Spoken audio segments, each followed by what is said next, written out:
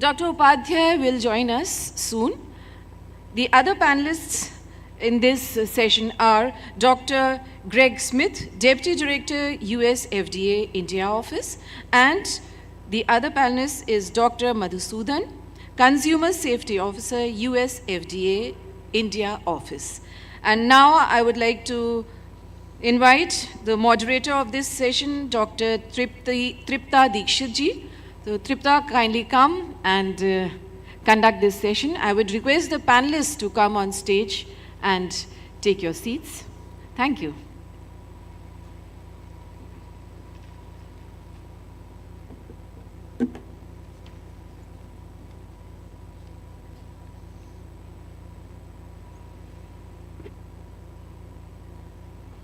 Namaskar, I am Dr. Tripta Dikshit, Senior Assistant Director, Ayush Export Promotion Council.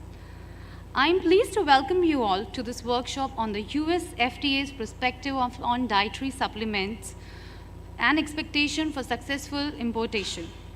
As the dietary supplement market continues to evolve, it is vital for manufacturers, distributors, and importers to understand the regulatory landscape overseen by the US FDA. Let's begin with a thought-provoking quote from Scott Gottlieb. He was former FDA commissioner. Consumers have a right to be protected from products that may not offer the touted benefit or, worse yet, may cause them serious harm. Yes, this underscores the importance of safety and quality in dietary supplements. Over the next 2 hours, we will dive into the intricacies of FDA regulations, but first, let's understand why does this matter. So here are a few compelling reasons which we feel that they should be understood first. So first is consumer protection. The FDA's primary role is ensuring the safety and efficacy of products within its jurisdiction. Understanding their standards protects consumers from unsafe and mislabeled supplements. Second is market access. The US dietary supplements market is highly lucrative. Compliance with FDA regulations opens up significant opportunities for your business. And lastly, global reputation. Yes, adhering to FDA regulations enhance your brand's reputation for quality and trustworthiness as you enter a market with discerning customers. And as we all remember what Hippocrates once said, let food be the medicine and medicine be the food. While dietary supplements offer valuable potential benefits, it is a shared responsibility to ensure they meet the highest quality and safety standards. For today, our goal is to empower you with knowledge, and from this session, we envisage to learn first key FDA regulations and what they mean for your business, global manufacturing practices that guarantee consistent quality, labeling requirements to ensure consumers have accurate information, and importation procedures, and the documentation needed for smooth entry. So let's embark on this day of understanding and compliance by working together and embracing the perspective of the US FDA. We can ensure a thriving dietary supplement industry that prioritizes both consumer well-being and market success. So with this, I invite our first speaker for the session, Mr. Greg Smith. Mr. Greg Smith is the Deputy Director of the India Office in the FDA's Office of Global Policy and Strategy. His FDA career spans over 12 plus years, working as the Director of CDER Special Project Staff in Office of Executive Programs, and as a Regulatory Project Manager in CVM's Office of New Animal Drug Evaluation. He specialized in complex and mission-critical scientific, regulatory, legislative, and operational issues, including user fee negotiation, supply chain assessment, legislative implementation, organization-wide governance, and portfolio management. His professional experience includes project management of clinical trials, risk evaluation and mitigation strategies, post-marketing and surveillance strategies for a global contract research organization. Mr. Smith is a certified project and portfolio management professional and graduated from the University of Maryland, College Park. With this, I invite our first speaker, Mr. Greg. Thank you.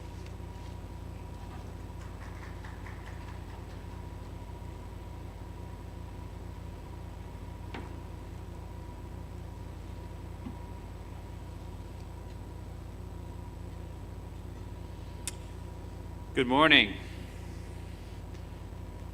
Everyone's out there? Good morning. It's nice to see everyone. Interested to hear what type of industries, maybe you can just call out what type of industries is everyone here from today? What is it? Of course, Ayush, of course. And what type of products? What is it? All right, well, the answers were given on stage. So as the introduction said, I'm the Deputy Director of FDA's India office. I've been living in India for the last year and a half, and our office is there in New Delhi. And I'd like to take this time to thank Tripta and the team, the whole team, to invite us and organize this event. Thank you to the Ministry of Ayush, and thank you to you, the audience, for coming to join this conference and listen to what we have to present today. Let's see if we can get our slides started here. Should I pull it up myself?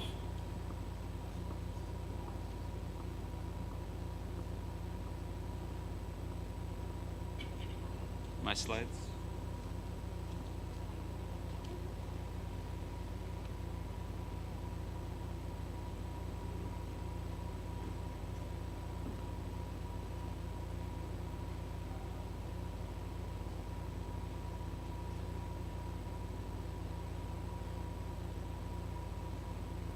So these are my views. There's a required statement that I have to read. It's my views and don't reflect necessarily.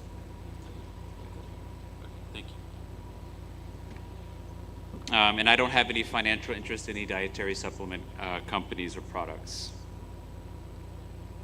So during this presentation, I'm going to give a brief summary of the FDA India office, the FDA overall, and our Center for Food Safety and Applied Nutrition, or CIFSAN.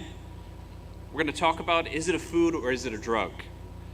We're going to give a general overview of our import operations and some regulatory authority and requirements. We'll give some data specific to India, and we'll go over some resources that are available. So, overview of FDA. FDA protects the public health by assuring safety, effectiveness, and security of medical products. The agency is also responsible for the safety and security of the nation's food supply, cosmetics, dietary supplements, products that give off electronic radiation, tobacco products. As you can see, FDA is responsible for a vast array of consumer goods. FDA-regulated products account for about 21 cents of every dollar spent by a U.S. consumer, or approximately $2.1 trillion.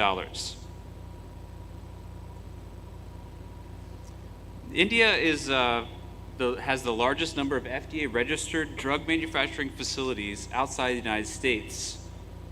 And India is one of the largest exporters of drug products to the United States and also leads in generic drug applications. India is often described as the pharmacy of the world because India supplies affordable therapeutics, contributing substantially to the global pharmaceutical production volume. The U.S., we look to India as an important source of therapeutics. They say that 9 out of 10 prescriptions dispensed in the United States are generics, and 40% of those products are coming from India. And so our relationship with India is very, very important. And here we have a list of the primary states that are producing pharmaceuticals and foods in India. So why does FDA have an office in New Delhi? We're here to develop a deeper knowledge of the regulatory environment.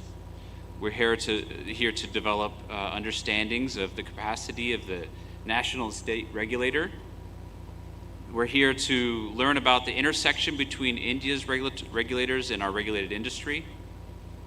We're analyzing emerging issues. We're assessing the general safety of India's medical products and foods exports to the United States. And then lastly, we're here to conduct inspections. And we have the privilege today of having Dr. Madhu, who is an expert investigator, inspector, and many, many years of experience. And you'll have the privilege of asking any questions. So please note down any questions from today's presentation. we'll have some time after his presentation to go through your questions. One of the things that we've done, and so our office in New Delhi opened in 2008. We just celebrated 15 years of having FDA in India, and one of the things that's very interesting is that in the last few years we've been having some engagements with the Ministry of Ayush and other stakeholders. In 2002 we had an introductory meeting, and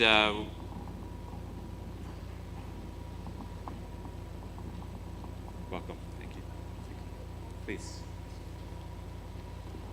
We have a chair for the session, Dr. Kaustuba Upadhyay, Advisor, Ministry of Ayush, Government of India. Welcome, and thank you for joining. I would request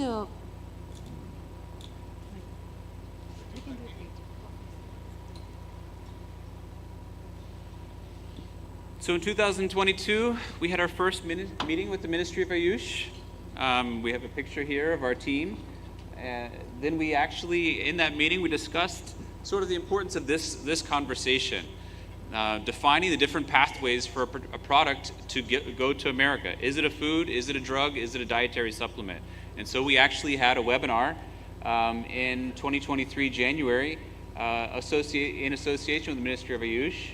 Mr. Kotecha was able to join us on that call, and we had 700 participants from across academia, research, and industry.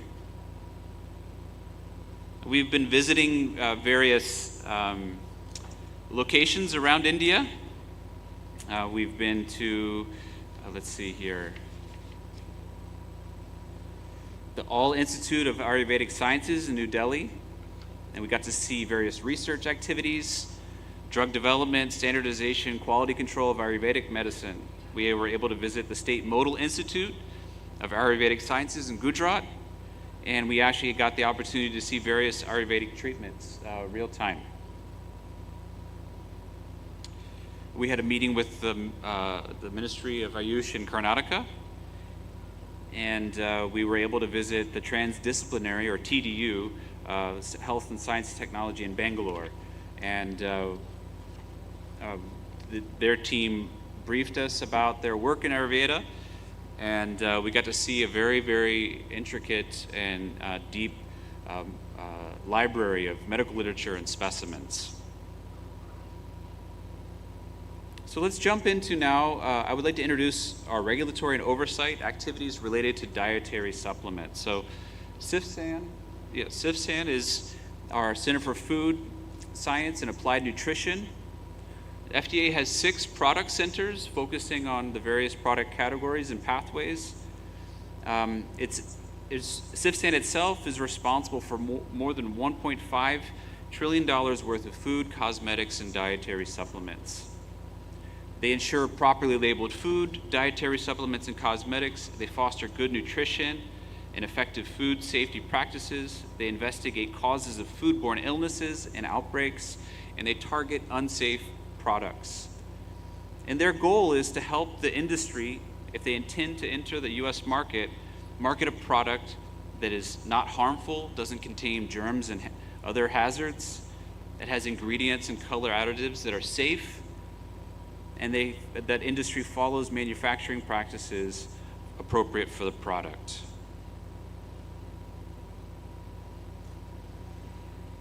So how does the United States view natural products? The FDA concept is slightly different than the traditional systems of medicine in other countries. In the United States, food products made from natural products can be marketed as foods, dietary supplements, and drugs or medicines, depending on the claims they make. And that's going to be the key theme today is the claims. The claim of the product is the major criteria for FDA to determine the classification of the applicable regulations. So here's a good example. So here we have capsicum or a pepper. It can be regulated by FDA as a dietary supplement.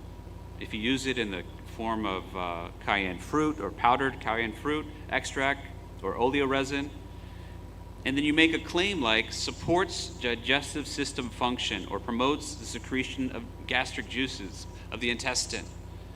So there's an example that the capsicum can be a dietary supplement. It can be a food used in the form of paprika powder.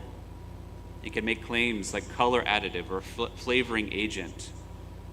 It can be a drug product if you use it in the form of capsicum oleoresin and make claims like for temporary relief of minor aches and pains of muscles and joints.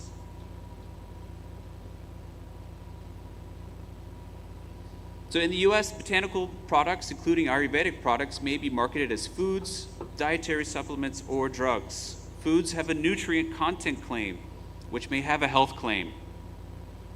They may be marketed as a food. Dietary supplements additionally have structure function claims that may describe the role of a nutrient or a dietary ingredient intended to affect the normal structure or function of the human body.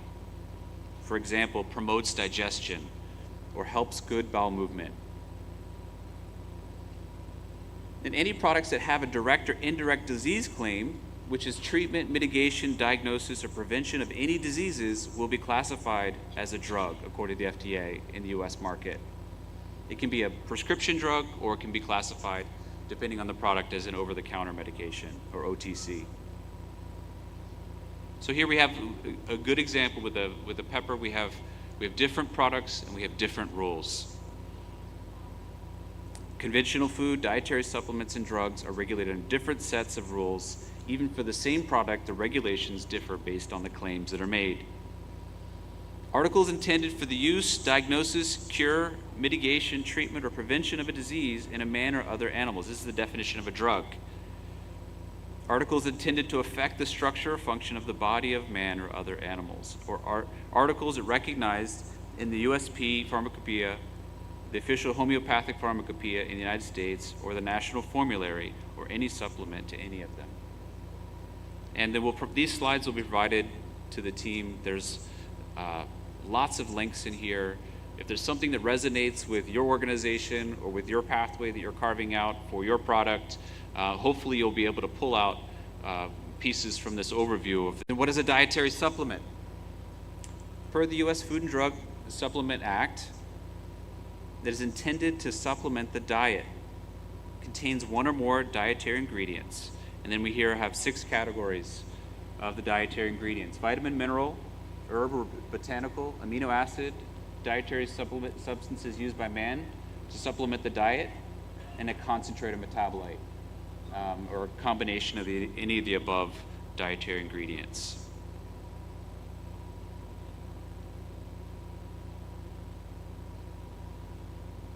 So key here, dietary supplements are intended for ingestion. They're not represented as a conventional food or a meal replacement or the sole item of a diet. It's very important that a dietary supplement on the label must be clearly labeled as a dietary supplement. And again, the key issue here is ingestion. And there's actually, I think Madhu will get into some more of the details of this, but it's not topical. A dietary supplement is not topical, and a dietary supplement is not sublingual, not something that you can use a dropper under the tongue. This is ingestion only. Okay, a little further digging into what is a dietary supplement. There are some exclusions. A dietary supplement does not include an article that is approved as a new drug, antibiotic, or biologic. So the ingredients can't be something that's previously classified as that.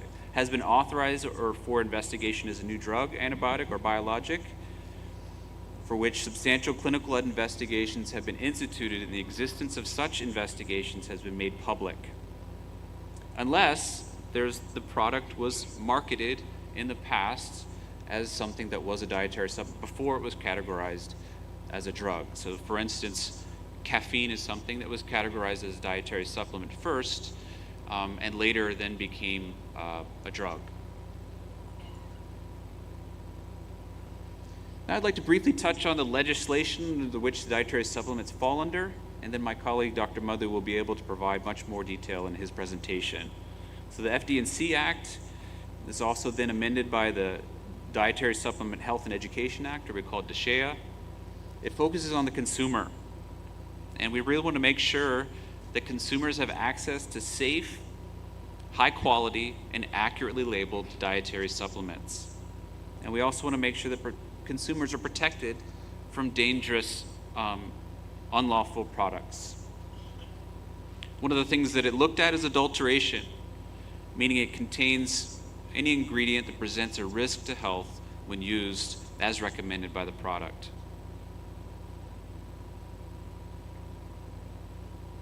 And we also guard against false and misleading labeling, so making a claim to cure a disease that is false and misleading. So how are dietary supplements regulated in the United States? First, firms are required to register their facility. And I'm going to have a whole slide on that. There's a whole website, there's a web portal that I'll be able to point you to a portal for registering your facility. You have to have, if there's a new dietary ingredient, there's a notification process. It's a lot of electronic as well to notify the FDA of any new dietary ingredients. There's an obligation for labeling, for good manufacturing, and there's also a commitment by the firm to report any adverse events. And then also by registering, you're also agreeing to allow the FDA to inspect the facility and to take post-market action.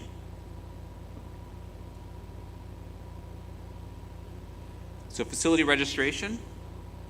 All food facilities must register with the FDA to enter the U.S. market, both domestic and foreign. Here's the basic information that is needed. And then there must be an acknowledgement of a pending or a potential FDA inspection. And then as well, it's important to note that the renewal process is done every 2 years on even numbered years. It's also important to note that FDA, there isn't a fee for this, and FDA does not require a third party or private company's certificate of registration, facility registration. Our portal is free and it's open, and there are no certificates required other than what your firm can provide. So I'd like to touch now on a little bit more on some of the new dietary ingredients. So after 1994, new dietary ingredients FDA needs to be informed of any new ingredient. And that notification process is 75 days prior to marketing. So there's an online portal as well for this to be able to submit new ingredients to the FDA. After that process of submitting it, there's going to be a 90-day time for the FDA to respond. And it's not an approval. The FDA does not approve dietary supplements. It does not approve new dietary ingredients. It will give an acknowledgement, or it will give an objection and give some. It'll give some criteria of how to rectify whatever it is that's been highlighted. Many people ask, is there an official list of new dietary ingredients or dietary ingredients? The FDA does not publish a list of dietary ingredients. You can go on to our web portal and you can go into regulations.gov and you can see a list of every notification that FDA has published on new dietary ingredients. So there is a full list of some interactions between FDA and certain firms, but it's not comprehensive. There are industry associations that put out lists of dietary ingredients. FDA does not authorize, they are not certifying that list. You're certainly welcome to utilize those lists, but it's not necessarily comprehensive or signed off by the FDA.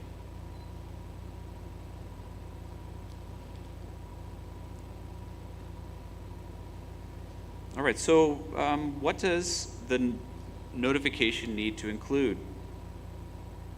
Actually, there's one more piece that a slide got left off, and I wanted to highlight.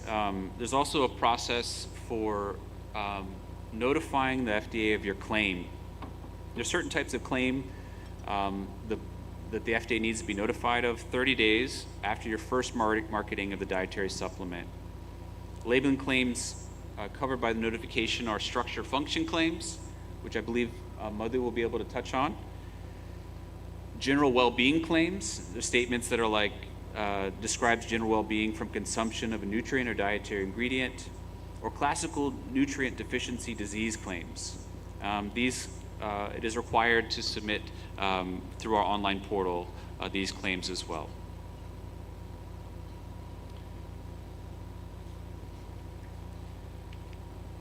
I'd like to touch, I would love an opportunity for our imports exports to help to give further criteria on our whole process. It's a very, very detailed process. And I may suggest that the next conversation we have with the Ministry of Ayush, we could maybe set up one of our experts to set up a webinar for any question and answer on the import process. But I'll highlight this video. It's a very good video. It describes the process. This link below, the YouTube link here actually has a great listing of all the requirements for importing products to the FDA. Today I will go over a very, very high level some of the key points on imports, but I do recommend as an action item for today is go and watch this 10-minute video, see what questions it sparks for you, and then follow up on the link below. So here we see some data on imports to the United States. You may not be able to see it from your seats, but the big orange color there is devices. And then the next big one that on the top is blue, and that's human foods at 30%. Now devices, this is according to entry lines. So devices sometimes is a bigger bucket, as you might actually have multiple pieces within one entry line. So you might have a dental kit that has a bunch of items in it, and so all those items are tracked, but it's still just one kit. So that's one of the reasons why the device numbers may seem larger than the human foods. And then we see the drugs and biologics there as well. This is over a period of time. It shows the total number of product lines imported to the United States by fiscal year. The beginning over here on the left is 2012 through 2022. And through 2022, it's 51 million. 51 million lines for import in just 2022 alone. And then we're seeing this increase, and it's really pushing FDA and pushing industry to really think about how we can use technology to play an important part in the safety of our products. So this is commodities coming out of India. This is a total commodities coming from India. It's actually still increasing.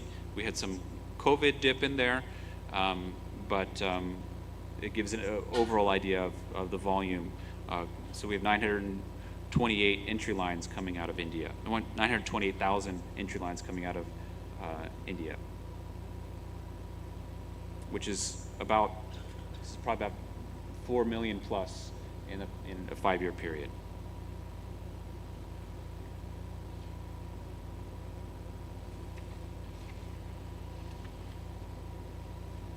And on the previous slide, about a third of these out of India. We see in India a large amount of food products. It's interesting to note that India produces 40% of U.S. shrimp production, or prawns. A lot of spices and rice are coming. And then we obviously have a lot of medical products coming from India. I can skip this. This is an overview of the human foods coming from India. And here's just I'm not sure you'll be able to read the words on the screen, but this is if you're able to see the slides later, this is an overview or a process flow map of what happens with an imported product. The middle is the entry review, So it's the product is screened. There's actually a system that we have. It's called the Predict system, and it's an advanced algorithm that's a risk-based approach to select a screening criteria for the products that are coming into the United States. And that system will then flag certain products or certain entry lines for our FDA imports team. And the FDA reviewer will then have the opportunity to then address whether a field exam is needed or sample collections are needed, whether additional information is needed from the industry firm or detention, or if the product can just proceed. If the FDA decides to gather additional information, it could be examined or sampled.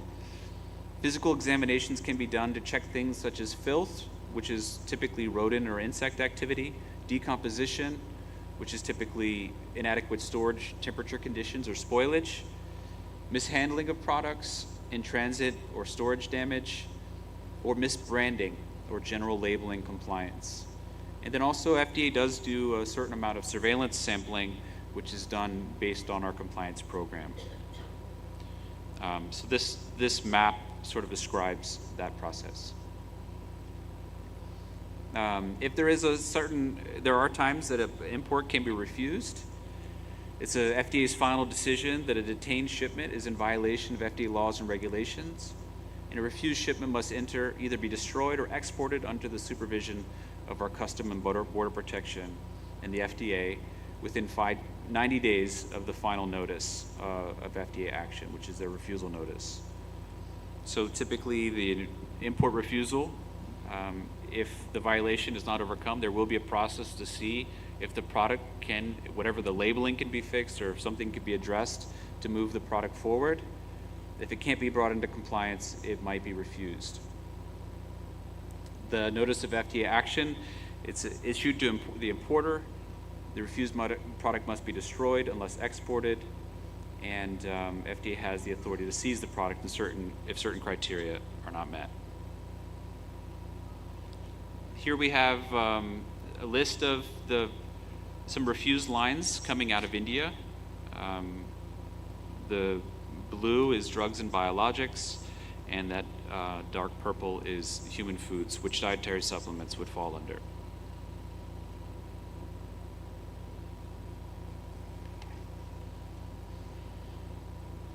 And then the top refusals in the food category will be salmonella, filth, unsafe color additives, whether it contains a poisonous substance, labeling, pesticides, and lead. And there's a whole list. You can actually sort and look through the different refusals. It's important to stay in touch with us. We actually have a website here on this link where we have listservs on product specific criteria for if you want to learn more about certain categories of information coming out of the FDA.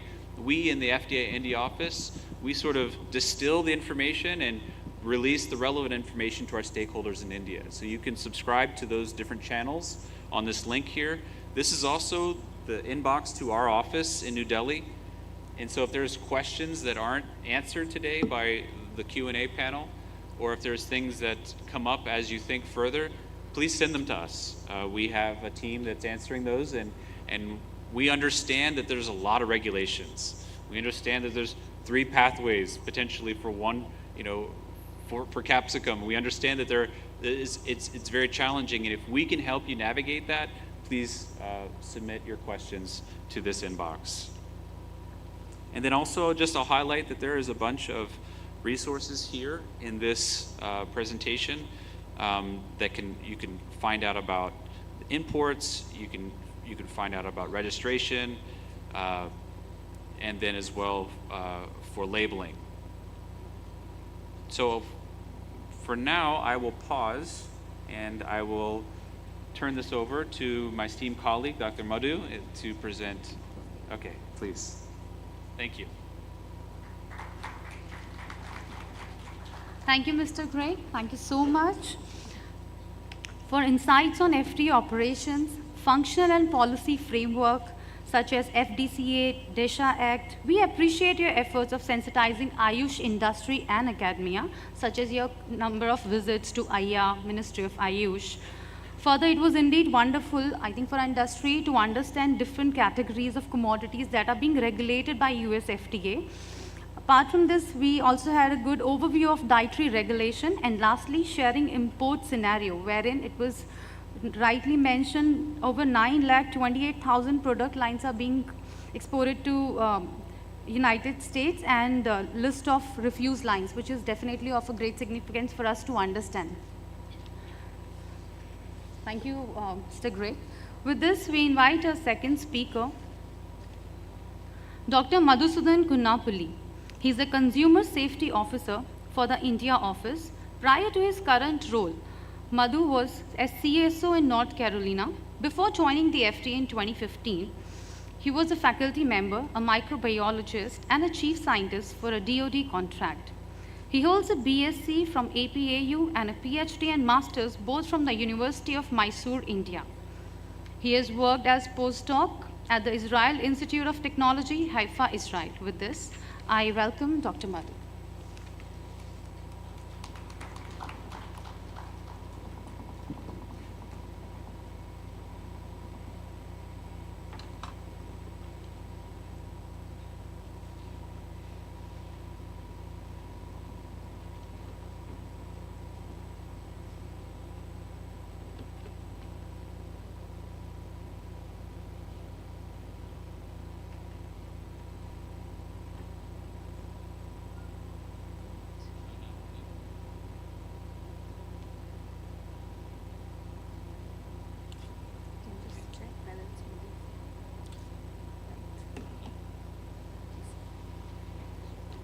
Thank you. Good morning.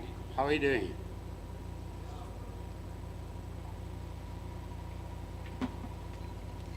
So, how many of you are manufacturers here?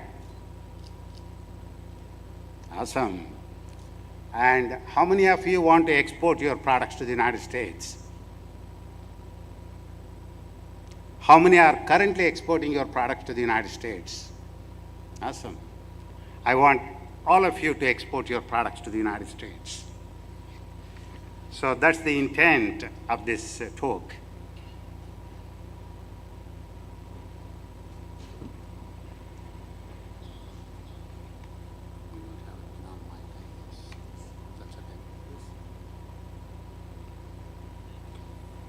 So, as you can see, the current size of the diet supplement market of the United States is approximately $51 billion, and it's growing approximately at the rate of 6% annually.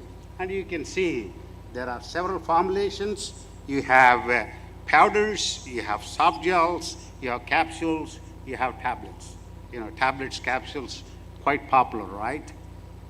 Those are the formulations some of you export your products to the United States.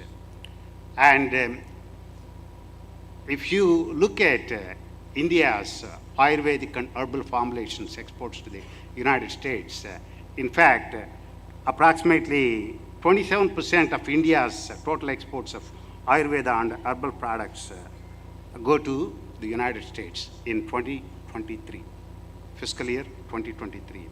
And other destinations of India's Ayurvedic and herbal products are Germany, Italy, China, and UAE.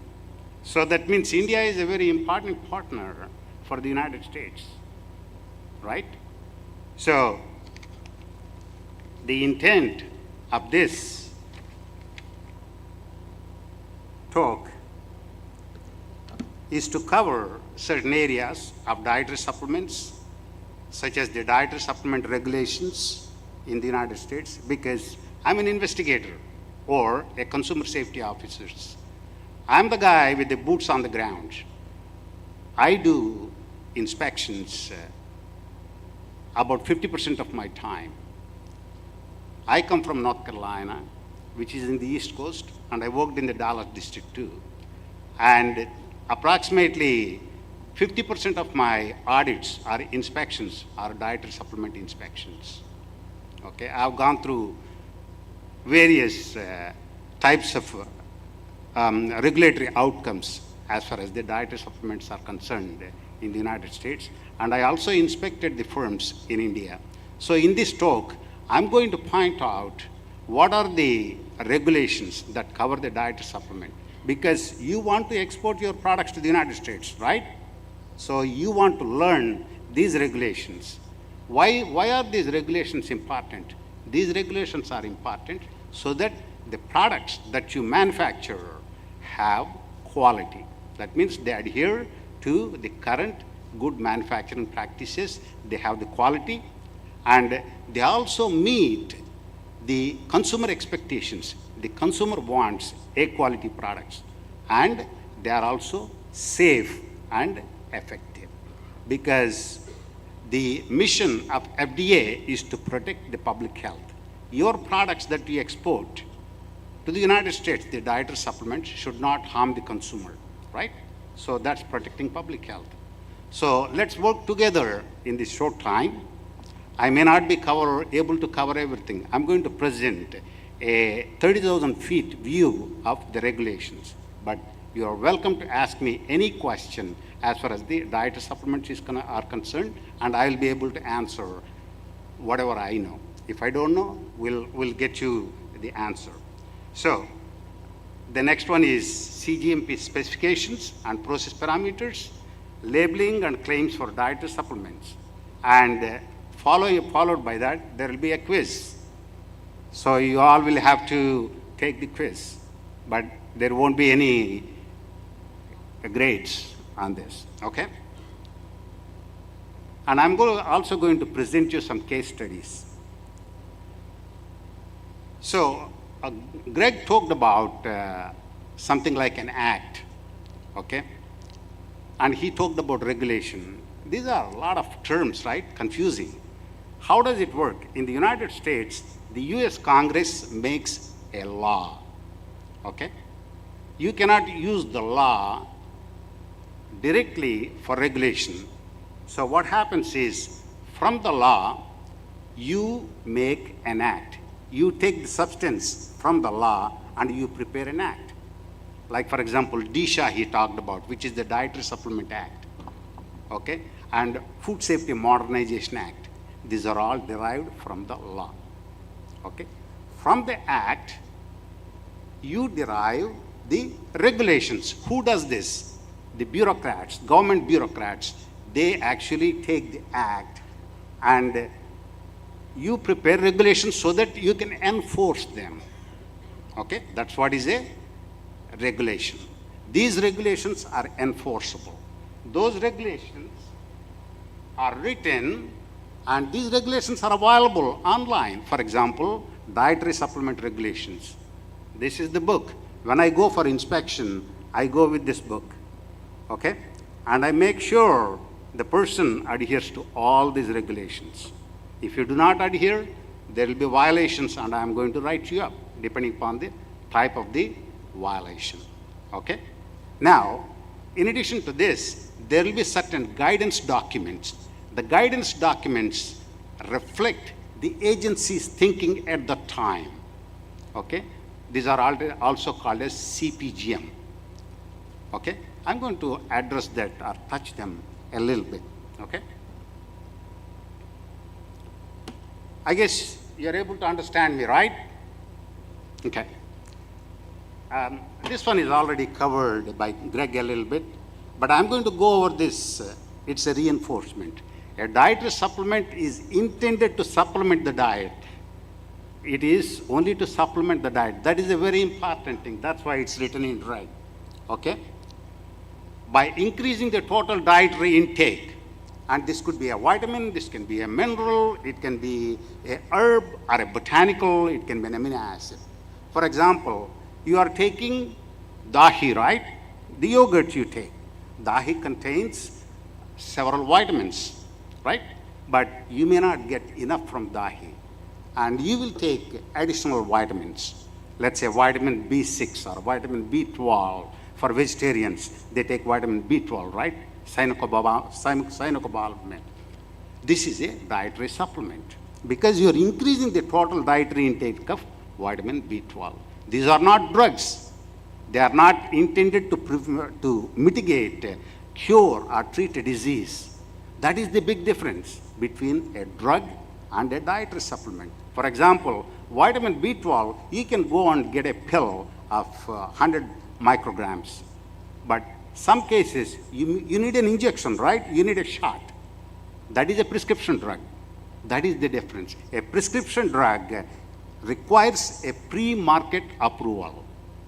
Okay? It has to be approved before you market that. Whereas a dietary supplement does not require a pre-market approval.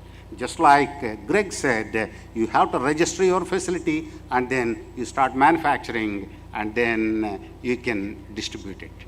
However, if there is an issue with your product, if it harms the customer, FDA is going to come and slap your wrist. That's why it is very important you understand the regulations and you implement them in such a way that you produce a high quality product, okay?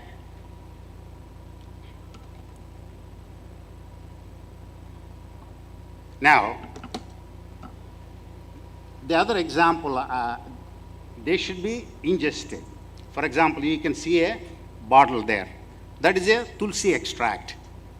The manufacturer has said you place 2 drops of this tulsi extract under the tongue, which is sublingual application, for cold. Does it qualify to be a dietary supplement? Great, you guys are good students. So it doesn't qualify to be a dietary supplement because it is a sublingual application. It is not ingestion. That is the big difference, okay? So they can be tablet, capsules, soft gels, powders, liquids, and so on and so forth. Now, when I go for inspection, this is what I do. Is it a really dietary supplement? The first thing is it intended to be ingested? If it is yes, then I go for the next question. Does it contain at least one dietary ingredient? What is a dietary ingredient? For example, ginger. Is ginger a dietary ingredient? Great, it's a dietary ingredient. Fennel, is it a dietary ingredient? Yes. So these are dietary ingredients. Pardon me, sir? Well, we're talking about dietary ingredient first, okay? We'll talk about those things later. Thank you. So, if you're talking about, let's say, picamelon, there is a chemical called as picamelon. That's not a dietary ingredient. We'll talk about that later, okay?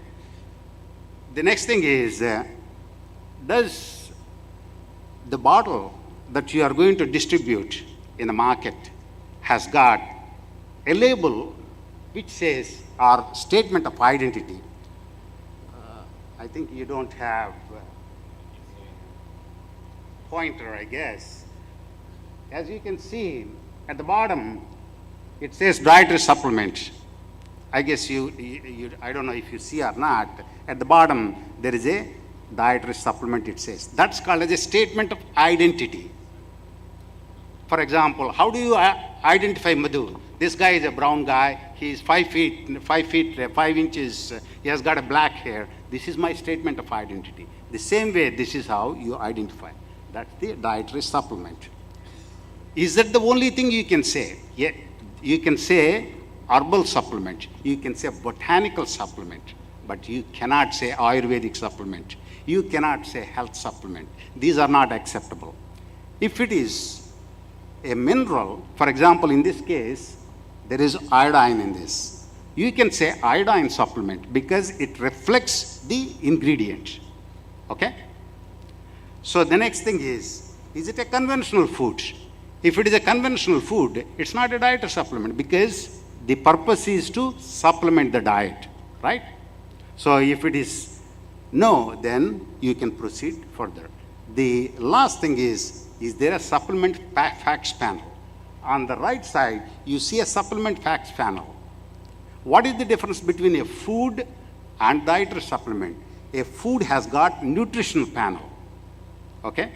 A dietary supplement has got supplement facts panel Okay, we'll talk about this a little bit as we go further. Okay, and dietary supplements which are shipped in the bulk form, okay, used in the manufacturing of the dietary supplements are exempted from the supplement facts panel. Now, what are the regulations that cover the dietary supplements? The issue with the dietary supplement is, compared to the food, the dietary supplements are considered as high-risk products. Why do you think dietary supplements are high-risk products? Anyone? Anyone in the audience? Why dietary supplements are high-risk products? Okay, I will tell you the answer. That's because dietary supplements are not subjected to any lethal treatment. For example, raw shrimp. Are you going to eat raw shrimp? As it is? You don't, right? You cook raw shrimp. Whereas dietary supplements are ingested without any heat treatment. These are called as ready-to-eat foods. Okay? So if there are any microorganisms associated with it which are pathogenic, or even non-pathogenic organisms in high loads, because these are going to be congested by children in addition to adults, and also people who are immunocompromised or immunosuppressed or geriatrics who have got a compromised immune system. Okay?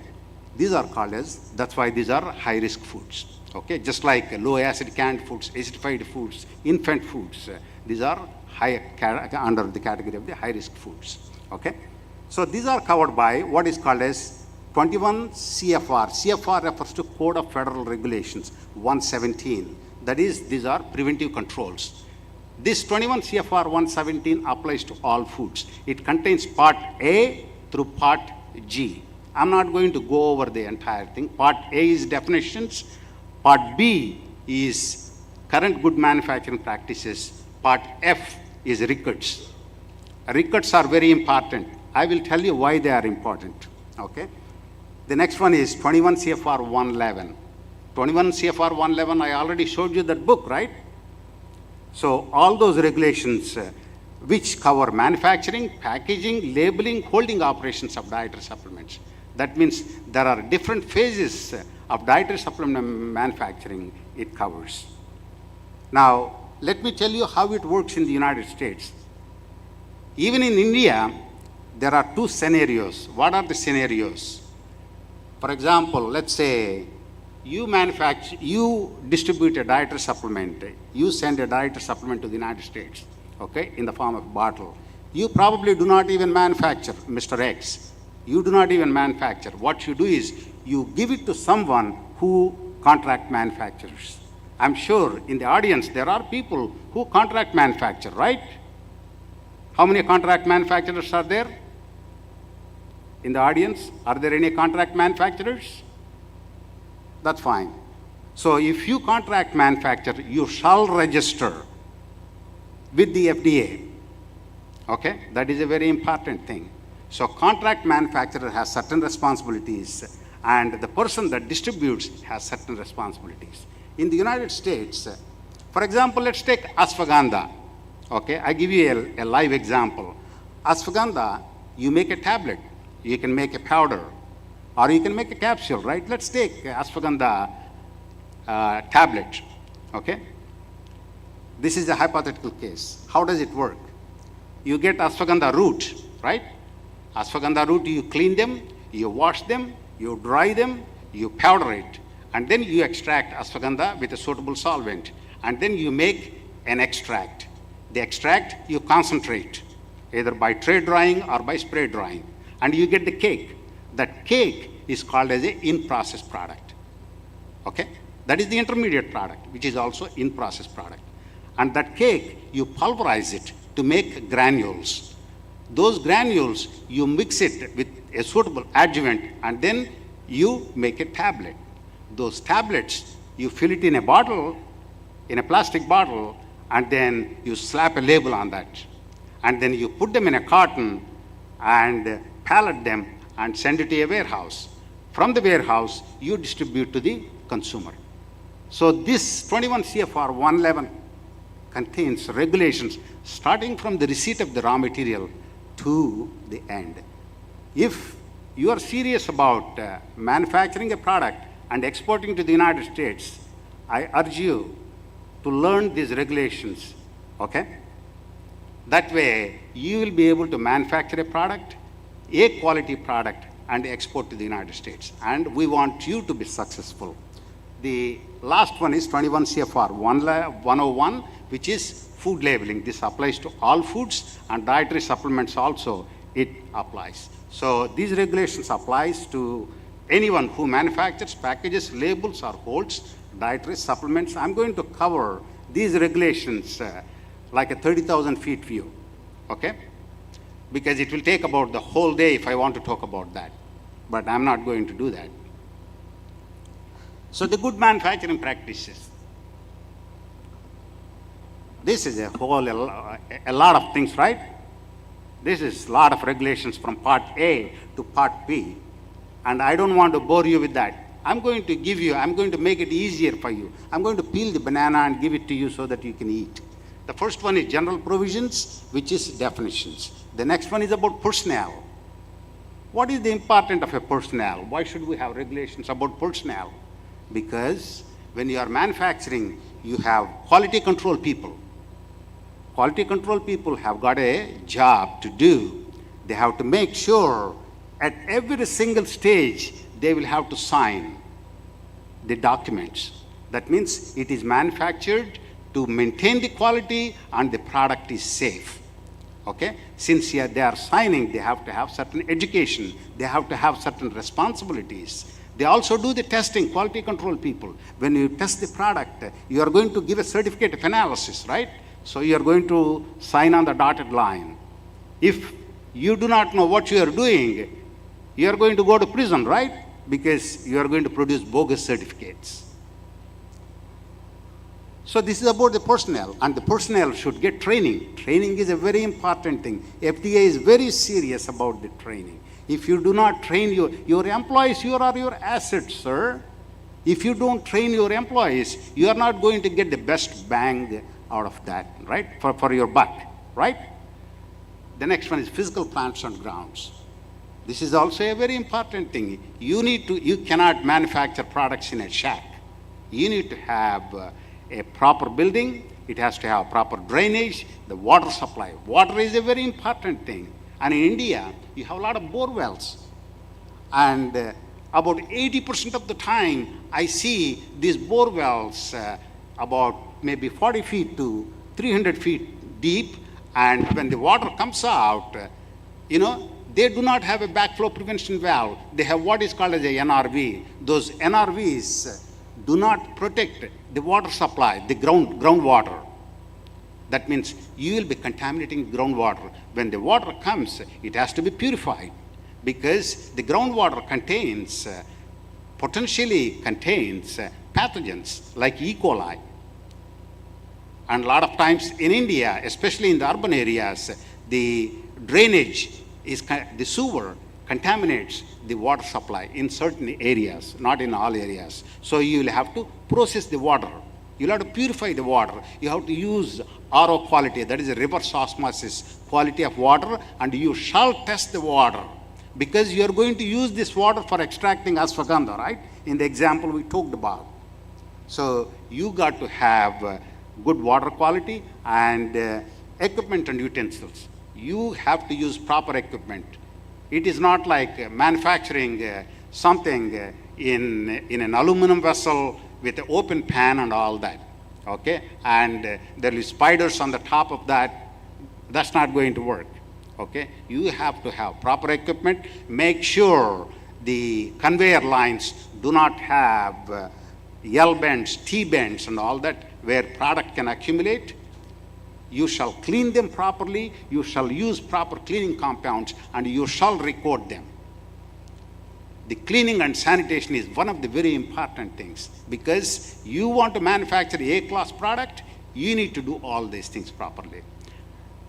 Then I will jump to part E through Part L, they all talk about production and process controls.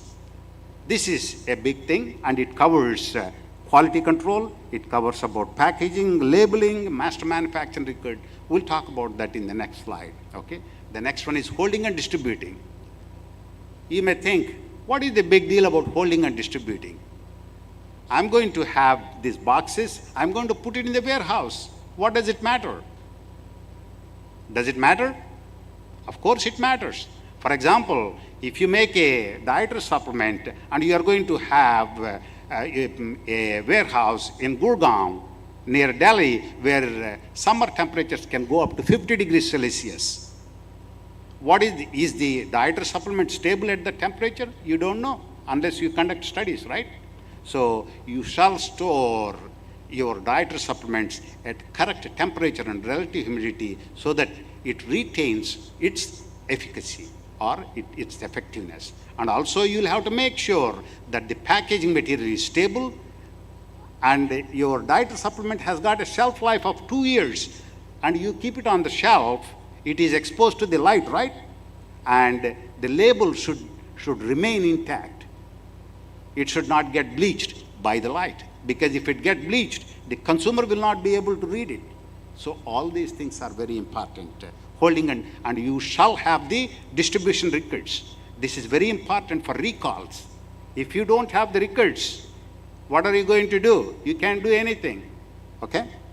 Next one is return dietary supplement. A lot of times you get the supplements returned, okay? When you receive the supplements back from the market, you shall quarantine them first, and then you have to investigate why they are returned.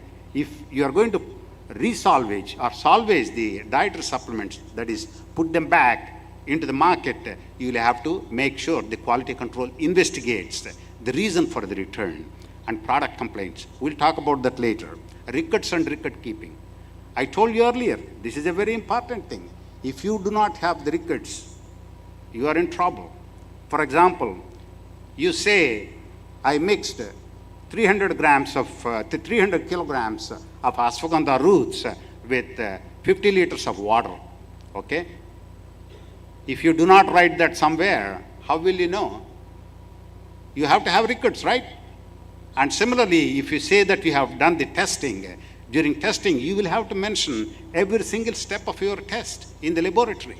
You have to have those records. This is one area I really get annoyed with the industry in India, because they do not have the concept of maintaining, not all of them, some of them do not have the concept of maintaining the records. And the other thing is they do not want to date after their signature. They just write, some signature is there. I don't know what the date is. When did you sign? Why is this important? For example, you tested the product on March 2nd, 2023. How do I know you signed on March 2023? You might have signed maybe in May or June. Will you remember the results that you have verified? No. So the date is very important. If you are buying a house, you are going to sign and date, right? The same way, if you are manufacturing a product, you shall maintain proper records. And sometimes they fudge records. This is something that we see outside the United States, fudging the records. They synthesize the records. That's not good. It really makes me very mad. If you fudge the records, then you are going to face the regulatory action. That means that is not ethical. I'm sure people here, you are all very good, you don't do that, but there are some people that do those kind of things. So please don't do that. And the other thing that we see in records is people forget to sign. There are observations, they write the numbers, but where is the signature? You'll have to sign, right? If you don't sign, who wrote those observations? Who wrote the temperature? Who wrote the relative humidity? Who wrote the vithamyl content of ashwagandha? So you have to have initials and dates. These are just some of the things, okay? Now, the production and process controls, I'm going to give you a big picture. Quality control responsibilities, This is very important because this is the number one violation that we normally see in outside India. They don't have written responsibilities for quality control and specifications. Specification is for identity, purity, strength, composition, limits on contaminants. You need to have specifications. Without the specification, you cannot manufacture, sir.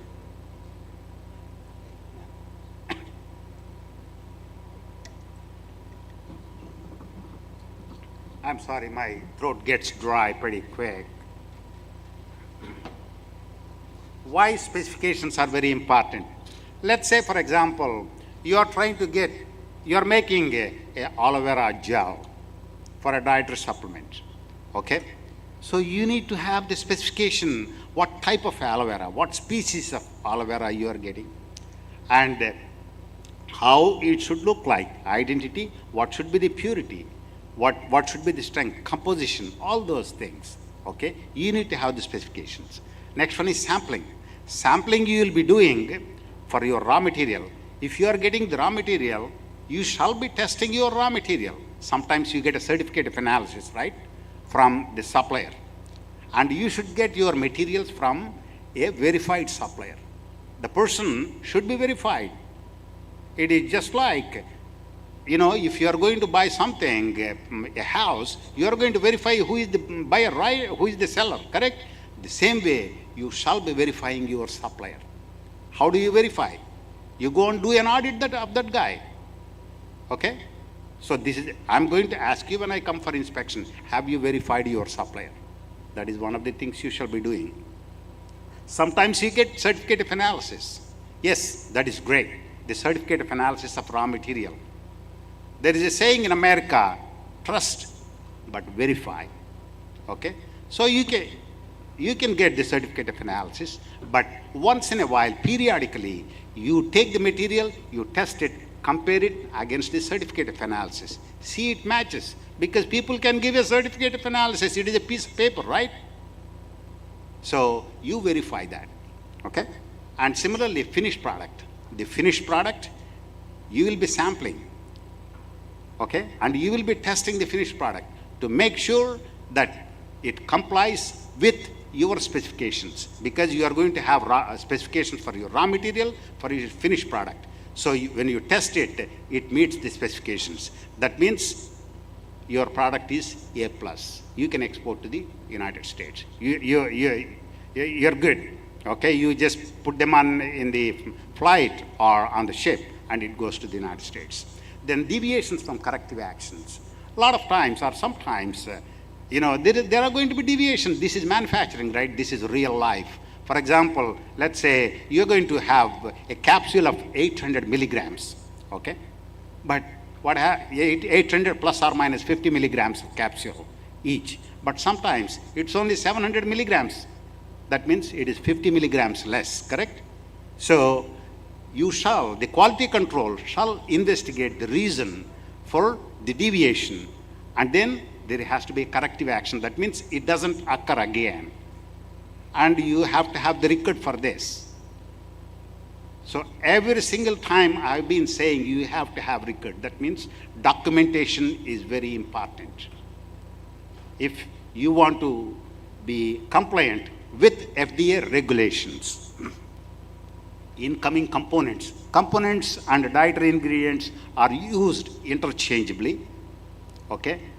And also sometimes you're going to use a filler, okay? You're going to use a filler. For example, starch is a filler, silica is a filler, okay?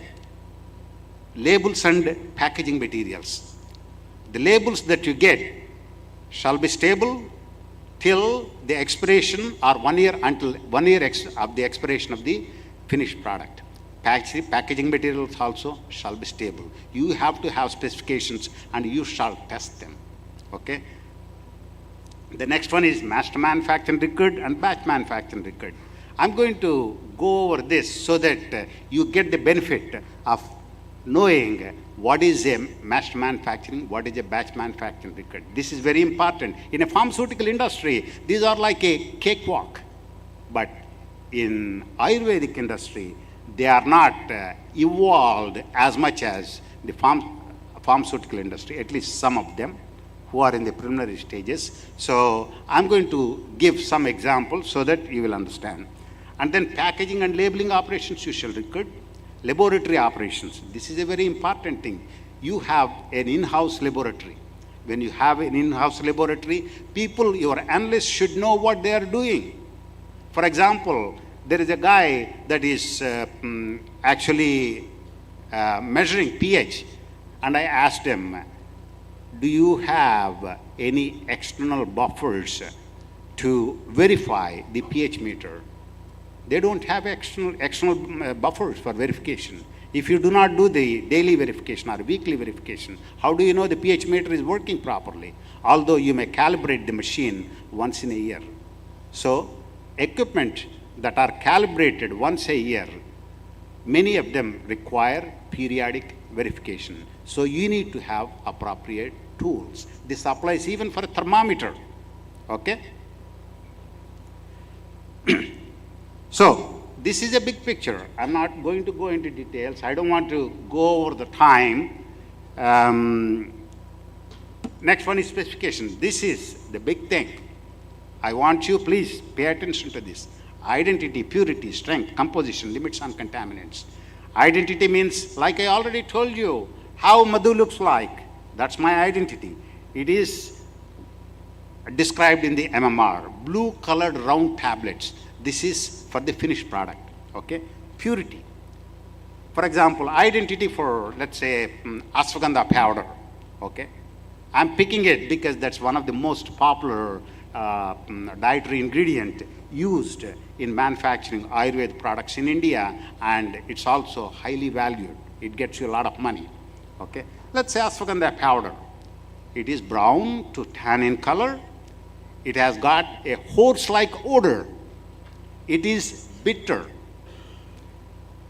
It is bitter in taste. It has got a sweet aroma. These are some of the examples of identity. And also, people do what is called as a FTIR, okay? That is Fourier transform infrared spectroscopy. You basically put it under the machine, it gives a pattern. You compare it against the FTIR of the standard. And you want to have approximately 95% compliance. Sometimes you use a HPLC. HPLC for methanolytes, you analyze. In the raw material, you got approximately 3.5%. In the extract, you may have about 15% methanolytes, okay? Anyway, this is at a higher level, I'm talking about purity. Purity means that portion of the dietary supplement which represents the intended product. Strength is the concentration, okay? Composition means what you are putting in your product. That is the composition. The last one is limits on contaminants. This is where dietary supplements, if you are not careful, gets into trouble. What is the trouble? Heavy metals. Why heavy metals are important, sir? What are heavy metals? Can you guys name some? I'm sure you know, you're all smart guys. There are some students here, Ayurvedic students, they know what heavy metals are.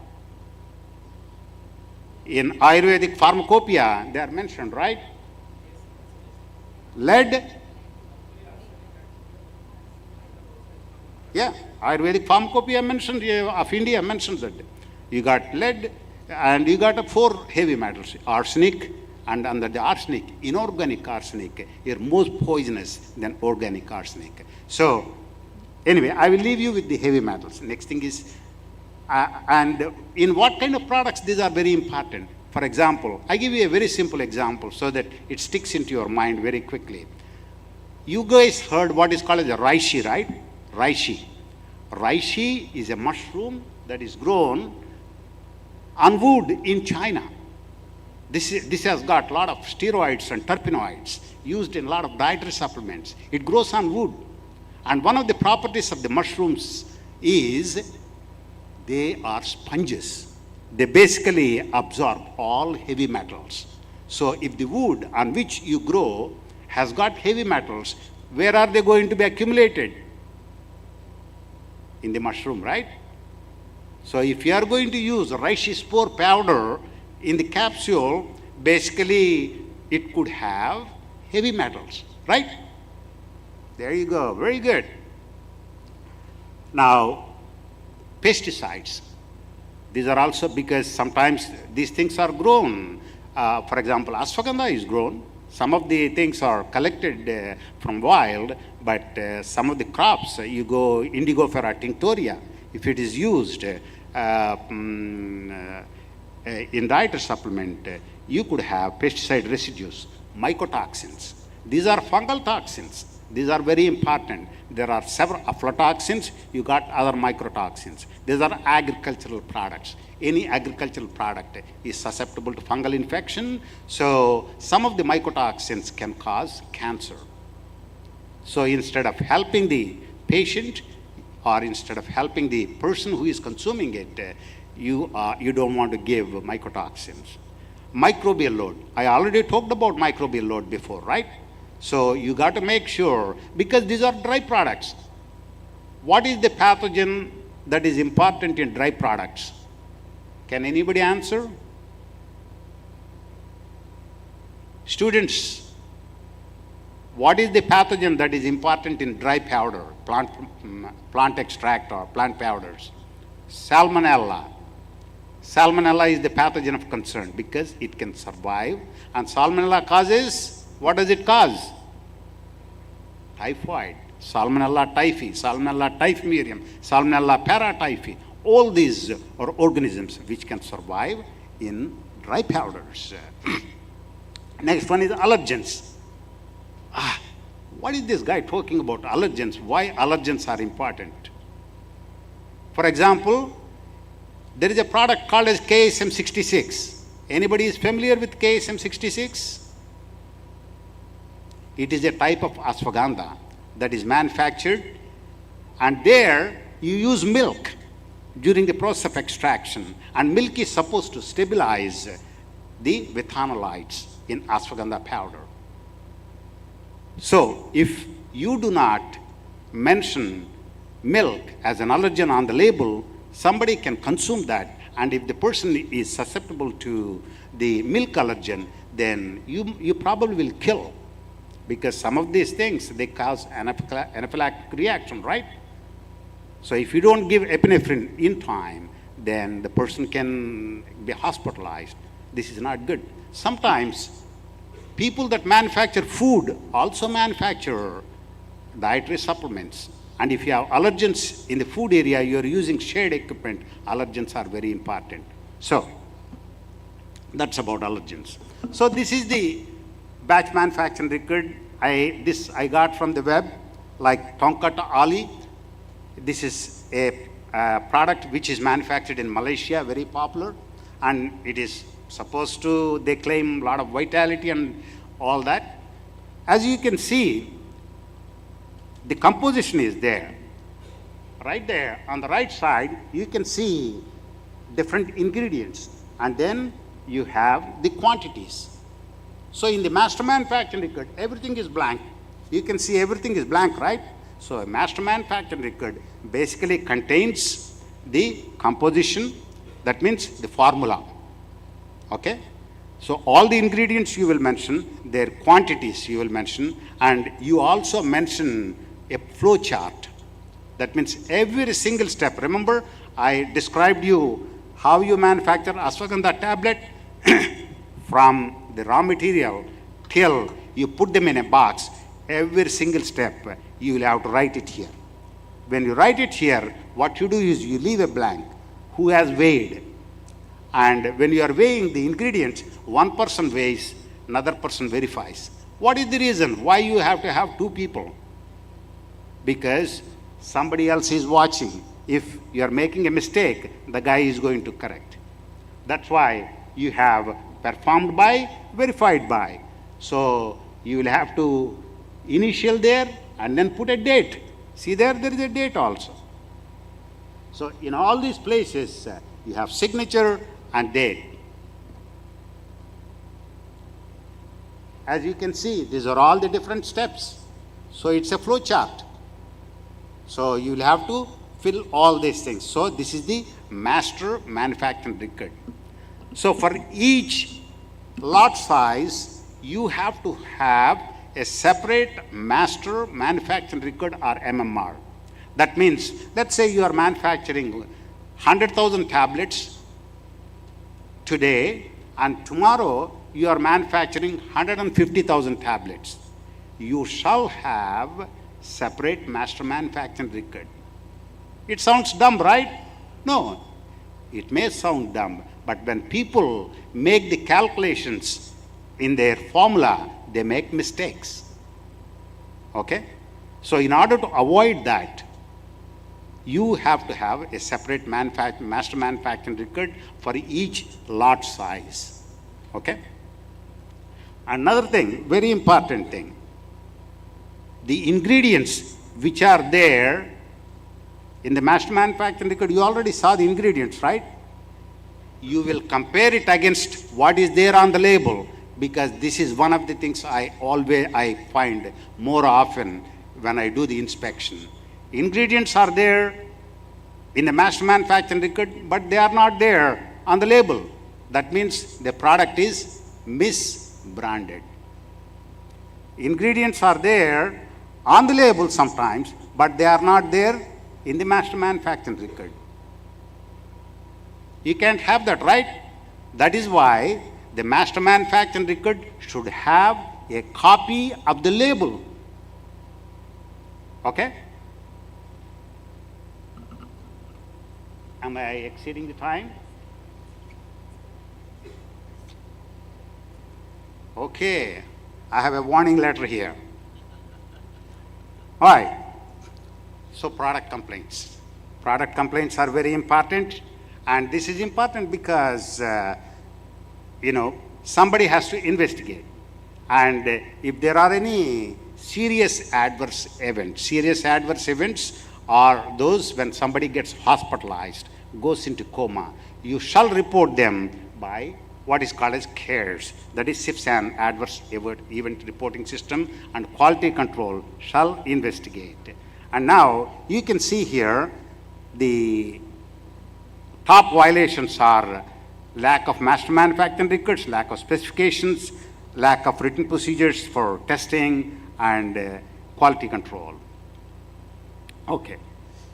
So, under the Dietary Supplement Act, FDA does not tell you how to do your business. They leave you alone. You don't even have to go through pre-market approval. They let you do the manufacturing as long as you register, you export. But if during the inspection, if we find a violation, or when they sample the products from the market, then they are going to slap your wrist. So that's why you need to learn these regulations. Okay? These are dietary ingredients of concern, and on the right side is the CPGM Compliance Program Guidance Manual. So the claims, I'm going to talk about claims. This is very important. And I've been through a lot of stalls here, and I was kind of elated to see the claims that some of the products you are making. Of course, it's a different, you consider them as medicines, but we don't consider them as medicines. So there are 4 types authorized claims. These claims are approved by the FDA after review, like calcium and vitamin D intake. There are qualified claims. That means there is not enough information to make a claim. The next one is structure function claims. And this also depends on how you write the claim. Fiber helps bowel regularity. That's okay. Glucosamine helps support healthy joints. That's okay. Disease claims. This is where a lot of people get into trouble. This product treats diabetes. There is no diabetes, okay? Diabetes is a disease. The minute you mention a disease on your, whether it is a cosmetic or whether it is a food or a dietary supplement, the minute you mention a disease, either in the form of a letter or even a vignette, that means it is considered as a drug, okay? Then there is an indirect claim, like people say it lowers blood sugar levels. That's not acceptable, sir. This is a sample label. very important for you. See, this is called as PDP, Principal Display Panel. You will write dietary supplement, you can write herbal supplement, you can write botanical supplement, but you cannot write Ayurvedic supplement, you cannot write health supplement. And number of capsules or weight or number of tablets, you shall mention there. And right side supplement fact channel is there. The name of the herb. The name of the herb shall be written in English. You cannot write Kala Mirchi. I don't know what is Kala Mirchi. I'm an American, I don't know. So you should write in English, okay? And acceptable. If you don't want to write, you can put in parentheses scientific name, okay? Indigofera tinctoria. You can, like that, you can have the scientific name. Then manufacturer's name, the country, US distributor name, address, phone number. The phone number or address of the distributor is important because if something happens, if there is a complaint, somebody can call, okay? On the right side, you can see there is a disclaimer, because when you are making a structure function claim, you have to have a disclaimer. That is required, and the storage conditions. So these are the labeling requirements for imported products. Here is the quiz. Can I have a quiz? Do I have time for a quiz? Yeah, sure. Why not? All right. I've been restricted now. Shall I stop? Shall I stop here? Okay. Thank you, folks. I enjoy talking to you.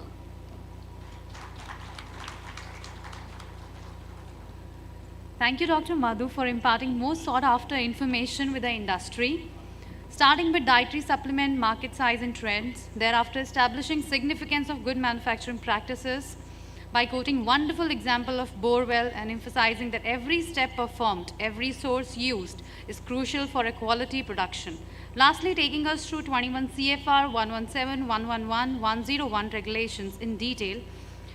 To be honest, this last session reminded me of your very enthusiastic lecturers at the college who really wanted their students to score the most and you pass through all the exams.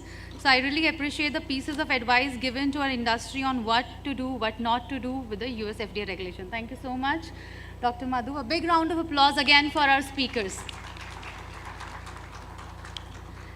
We do have a chair of the session, Dr. Kaustuba Upadhyay, Advisor, Minister of Ayush with us, and as per his suggestion, we would like to open the floor for the Q&A session, and thereafter, and we are here to take all the questions. Please feel free to reach out. We are here. Kindly issue 2 mics for the audience.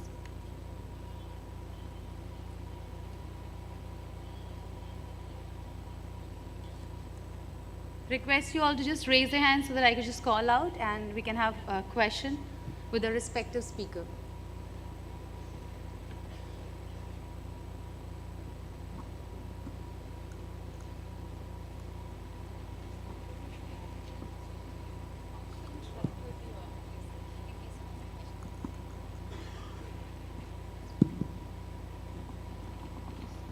So many regulations which were explained very lucidly from the DSHA Act, and they converge into what is known as pharmaceutical regulatory framework.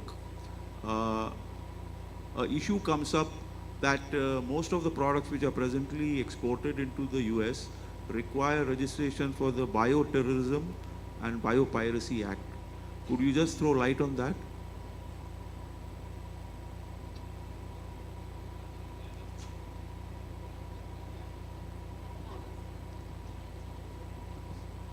Yeah, all the firms shall register with the FDA. This is under 2011. This is under the Bioterrorism Act of the USA. That's what you're talking about, I guess. Yes, but presently the registration doesn't happen directly with the US FDA. There is Register Corp which is mandated by the US FDA to get the registration. As far as I know, registration of food facilities, you do not have to go through a third party. You can, if you have an access to the computer, you know how to use a computer, go to fda.gov, and then there is a, on the right, yes sir, let me finish. On the right top, you have a search button, food facility registration, and you will be able to register. And there is also a telephone number, available for helping if you have any issue with the registration. But the only thing is the time difference. You can call them and they will walk you through registration.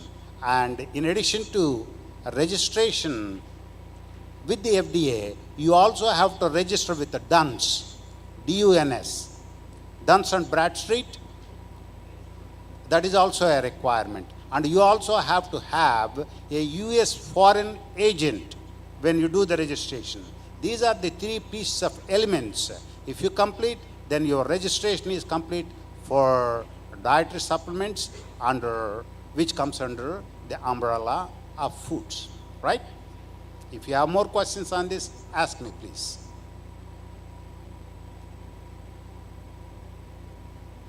Dr. Madhu, hello. Yeah. One question.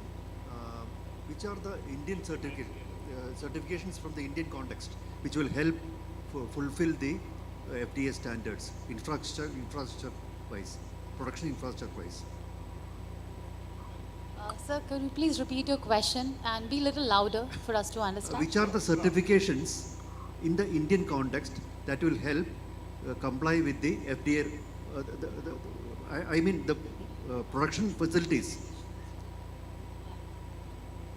Are you talking about dietary supplements? So let me rephrase your question. Food supplements, yes. Okay, Food supplements. let me rephrase your question and ask you. So you're asking me what regulations will satisfy, FDA regulations will satisfy for manufacturing dietary supplements you're talking about?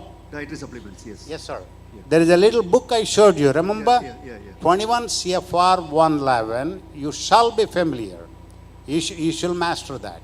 Okay, and if you don't have time, I know you have a lot of, you have a deep pocket, so you don't have time. So you can ask somebody. Means there are consultants who can help you with the dietary supplement regulations and food facility registrations. There are people who can do that for you if you don't want to spend your time.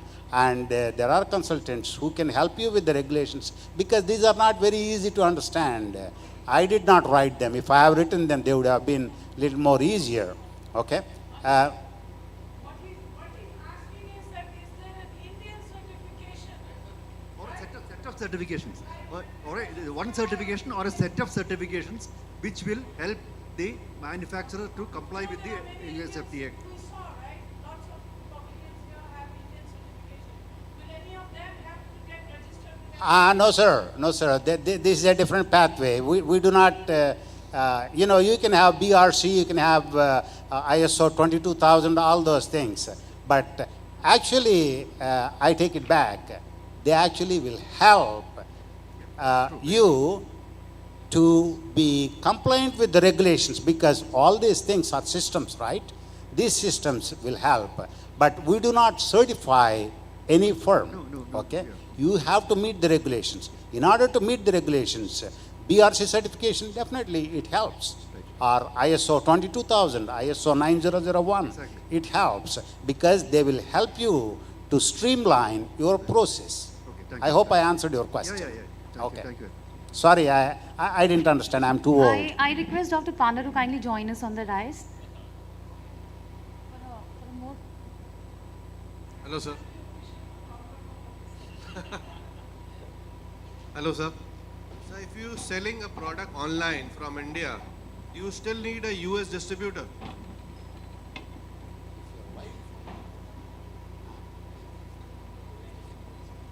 If, how are you going to sell your product online, sir? On our website, through our website.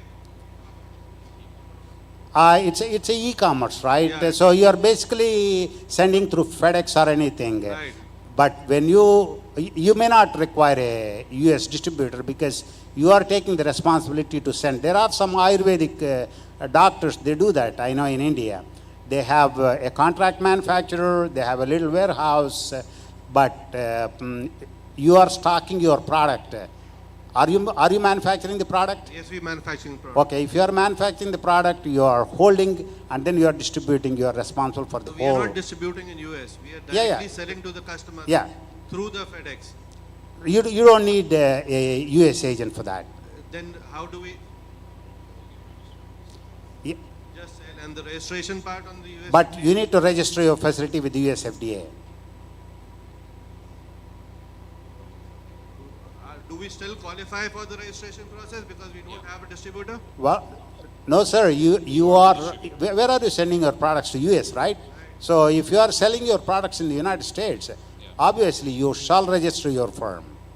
But the registration process needs a distributor. Well, You are the yes. No, US agent. It requires a US agent. I didn't Who say. shall be the agent in that case?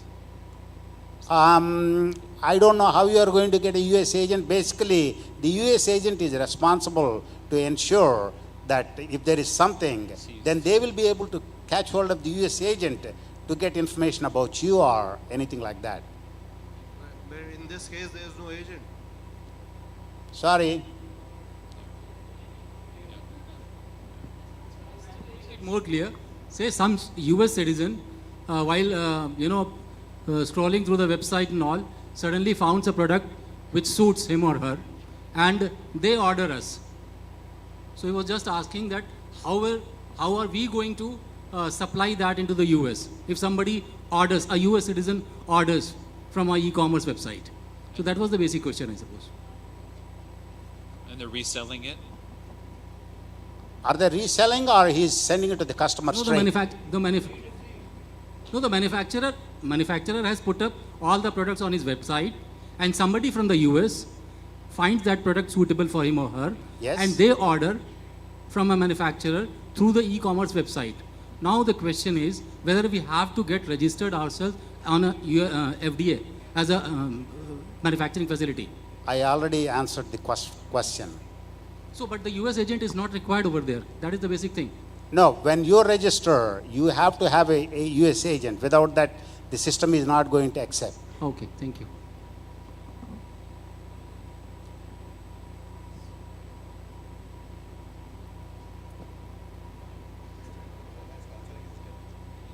So just to give the clarity, sorry for intervention. So I think, you know what exactly, there are two types. One is that what Mr. Madhusudanji is saying, if you need to send in bulk supplies, then you have to send the products in bigger quantities to the US. You need US FDA. You need a local American agent who is based in America. You need a warehouse certified by the US FDA. Then you can redistribute or resell your products within the US territory without any problem. But if you are selling or catering to direct customers from India, to US customers directly from India, then the quantities are generally smaller, and that is for personal use. Then you can directly send to the customers. Generally, US FDA don't take that into account unless if the quantities increases to a certain address, then they will come and intervene, or where are they coming from. But you have to be careful about the quality of the product that you are selling, because if that at some point they check in the laboratory and they fail the heavy metals or pesticides or microbiological testing, then they will blacklist you. Not only that, they will have a very serious consequences on the whole of Ayurveda in that sense. So that is the, I think, little communication that is needed. What Mr. Madhusudan is saying basically is that if you want to sell in the US in bulk, in mass scale, then you need a US distributor to sell the products. Otherwise, you cannot do it from India.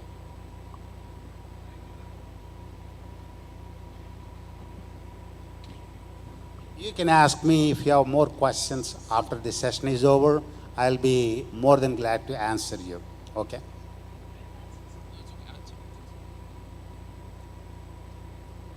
Yes. Any other questions, sir? So one question. Yes. Just one general question. In the beginning and throughout the session, we came to know that there is no defined list of supplements that we can manufacture. I mean, like, how do we go about it? Just what already has been selling, we count that as safe, or do we have any safe drug list?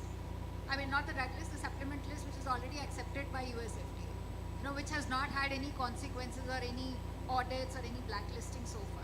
How do we go about that? There isn't, the FDA doesn't produce or maintain a list just because it's so dynamic. Lots of things coming and going. So that means it's risk and analysis, like what we think. I mean, if we want to suppose send across herbal tablets, even if, say an example, ashwagandha is very well known, if there's something new, some new herbal tablet we want to send across, which has not been sent to US so far. So how do we go about the risk analysis of that product? It's just going to be we can send it across, or there any some kind of. Okay, so you are asking me about what about a new ingredient which has not gone to the US before? So far. Okay, let me answer this. The NDI, new dietary ingredient definition is, like Greg said before, ingredients which are in use until 1994 are, they are not new dietary ingredients. Those that are used as dietary ingredients after 1994, which is the DISHA Act, are new dietary ingredients. Okay? So there is also called as a GRAS, generally regarded as safe. For example, salt. Salt is used as an ingredient in dietary supplements, right? And it has been there since times immemorial. It is covered under GRAS. So ingredients which are being used until 1958 are known as GRAS. That is generally regarded as safe. So if you understand these two, then that answers your question. And if you have a new ingredient, okay, which is used after 1994, like Greg covered in his talk, then what you do is you can collect information from this literature and submit a petition to the FDA so that they will review it, or if you have conducted any scientific studies in the animal models or in the in vitro or in vivo models, you submit the information to the FDA, they will evaluate and then they will give a decision whether you can use it or you cannot use it. Did I answer your question, ma'am? Kind of a sort of a? Okay.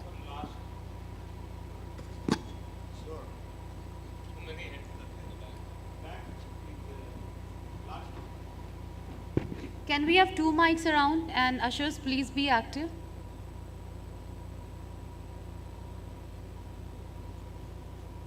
Thank you.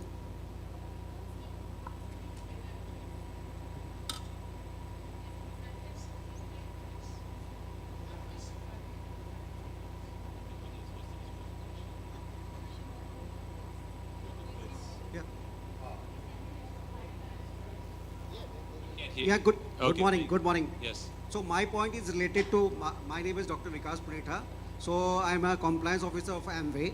So my point is only related to, you know that the dietary supplements come under the food umbrella and the Ayurvedic medicines comes under the drug. So if we are complying all the guidelines of 21 CFR, there are some issues. The port issues, there are some port issues. They are saying that you are claiming in India as an Ayurvedic drug because they are curing that diseases. But we are complying the labeling guidelines as per the requirement by the FDA. But they raise that you are selling your medicines as a medicine. Now you are selling these medicine as a dietary supplement. So there are some concern. So I need a clarity from the team. Yeah. Thank you. Yeah, the CFR that he was highlighting was for dietary supplements. It was not for the drug. So Ayurvedic products, if it has a claim, it can be a drug. If it has a claim, it can be a dietary supplement. It depends on what you claim on the label. So we are not claiming we are complying the claims. We are not making the health claims. My point is only that we are claiming in India as a Ayurvedic medicine, we are claiming as a health claim. I will clarify. See, in Indian Act, if medicine product is registered as a medicine under ASU category, Ayurveda Siddha Unani category, it will be considered drug.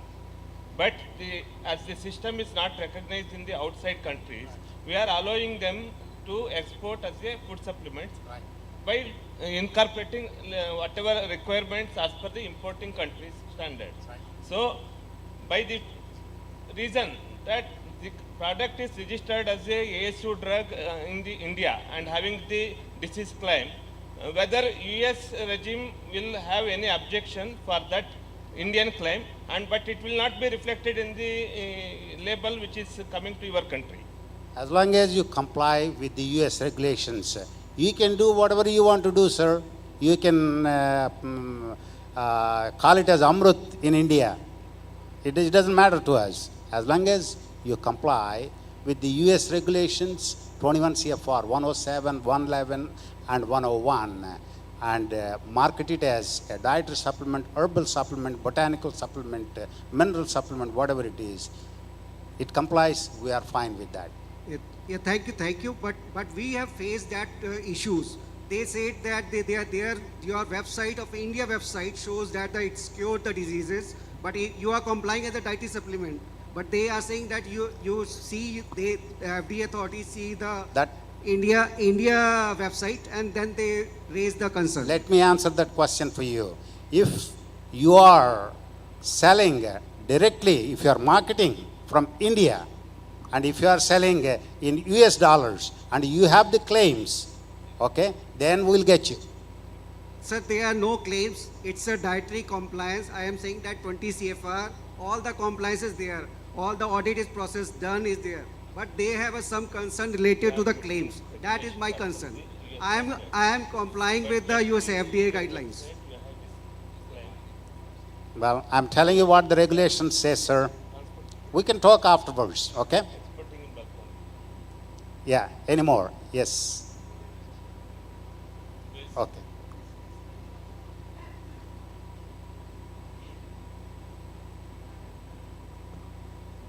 Thank you so much. I think the issue of regulation with products cuts across nations, regions. Yesterday we were talking about harmonization of regulation. How can we harmonize regulations concerning products, medicinal products or herbal or botanical across now? Let's use India and America, FDA, so that we don't duplicate research, we don't duplicate registration processes. It is at times cumbersome, so that whatever MOUs that will be written, when products from India go to America, it will stand the test of time. Is there any way out to harmonize?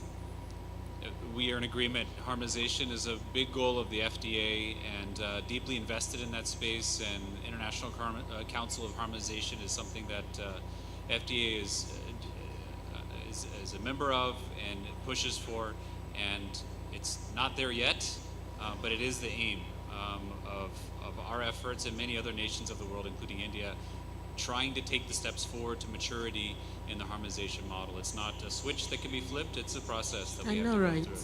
I know. Yeah. Okay, my second concern, for labeling, when you want to label your product and you are very sure that this product manages diabetes or lowers blood sugar level, and you want to label it as dietary supplement, don't you think it's risky?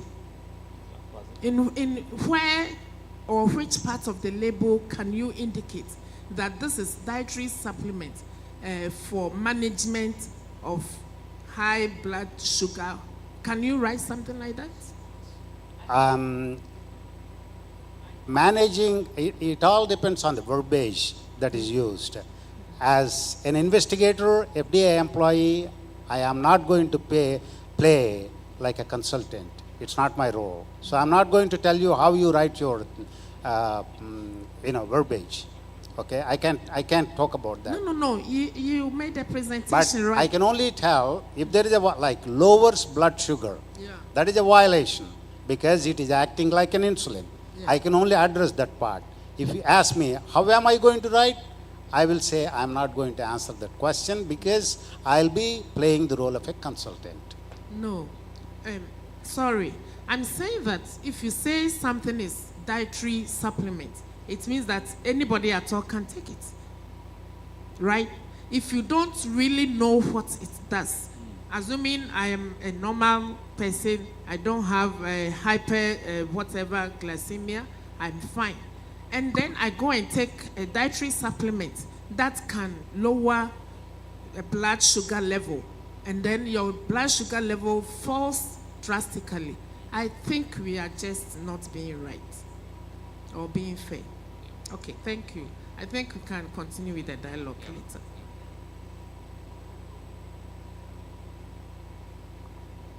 Yeah, hi, I'm Dr. Kriti. My question is that This in is case last of question. Yeah, in case of claim substantiation, like for example, if somebody wants to write that a product helps in maintaining or improving the quality of sleep, so what size of clinical trials are expected from a company in order to submit that claim in US? So what is a decent size of the patient population, or what kind of, how big a trial should be for submission? Yeah, so it's on the, now we're talking about it becoming a drug. Yeah, so that is something, we have a whole team. I have a botanical review team back in the United States that they help advise on building proper sample sizes and proper regime of safety and efficacy studies. So that's something that we can follow up on for you for that. But that would be going not on the dietary supplement track, but that would be going towards becoming a pharmaceutical.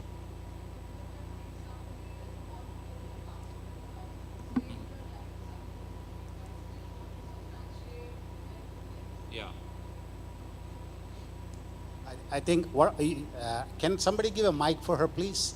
Yeah. So yeah, so the question is that even if, you know, a person is using all dietary ingredients, yet like wants to stay in the dietary regime itself, it's not a drug, but wants to substantiate the claims with numerical data. So what should be done in that case? I don't think we can answer on the appropriate study size, but I can point you to a team that could maybe help. Yeah, that would be helpful. Yeah. Thank you. So I have a small suggestion. I'm Dr. Gyaneshwar Singh Budoy from Mauritius. I think thinking in terms of America, Africa, Asia, or whatever, I think these are continental thinking. Much beyond that, there is a humanistic thinking where, whether in Africa, America, or Asia, etc. So I think, I do understand the personal business vested interest, but much more than that, like COVID came, now we have to think in terms of humanistic point of view. So in the same way, if medicines, drugs, if it is of useful to the nation, to the people, it's very high time that we come up with a harmonization of a protocol where we can import, export, just like a passport has a common format. So we need to give these data for everywhere in the country. So in the same way, if you want to import and export, it's very high time to have such type of protocol implemented. I would suggest from here, from the government of India, we have a WHO. WHO is responsible for world health. This is a main platform in the world to be I'm not telling FDA or in India or in Africa. WHO can, or through government of India, in the WHO National or International Assembly, where each country vote for a motion, we come up with an international export-import license, and every country implement it. When once this comes up, then when a pandemic or use, it becomes very much easy for those transactions. Then my friend from India wants to do something in US wants to do in Africa, and we have a bigger state, like we say, Vasudeva Kutumbakam. I think these are the implementing things. This is one thing, and I would also suggest the FDA. It's high time you must have an Ayurvedic expert sitting in your FDA, so that they understand rasa, guna, virya, vipak, doshas, dhatu, and this language is important because these are humanistic language. Right now, you have vata, you have pitta, you have kapha. Africa, he has vata, pitta, kapha. They have medicine there, rasa, guna, dravya. It is there. Thank you, sir. I understand your question, sir. So Let me answer your question. I understand your question. Every country has got the regulation. For example, let's say if you talk about tattoo inks, simple example of tattoo inks. EU does not accept any tattoo ink which are not sterilized. And EU does not accept any food which is treated with ethylene oxide. whereas United States accepts foods which are treated with ethylene oxide. So every country has got their own regulation. If you want to do business, you know what I understand your emotional talk, but if you want to export the products to the countries, you have to follow their regulations, just like anything else. Thank you so much. Yes, Thank ma'am. you, Dr. Madhu. Sir, I will answer you. Once the trade relations enhances, thank you so once much. interaction between the country to country enhances, then these harmonization will automatically come up. So first line, we have to interact, we have to export our products, they should be exposed to our product and they should have an impression on our product. Then any requirement of harmonization will naturally come in, and India as a country, we are interacting with every country in the world, and with US FDA, it is 4th or 5th interaction we are having, and we are proceeding ahead, and a lot of positive changes we have made. So it will be a goal, but process we have to follow.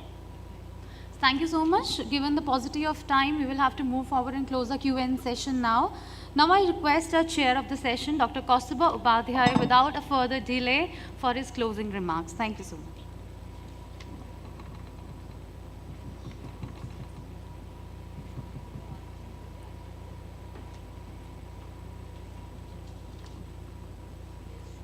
Thank you, Trupta. Mr.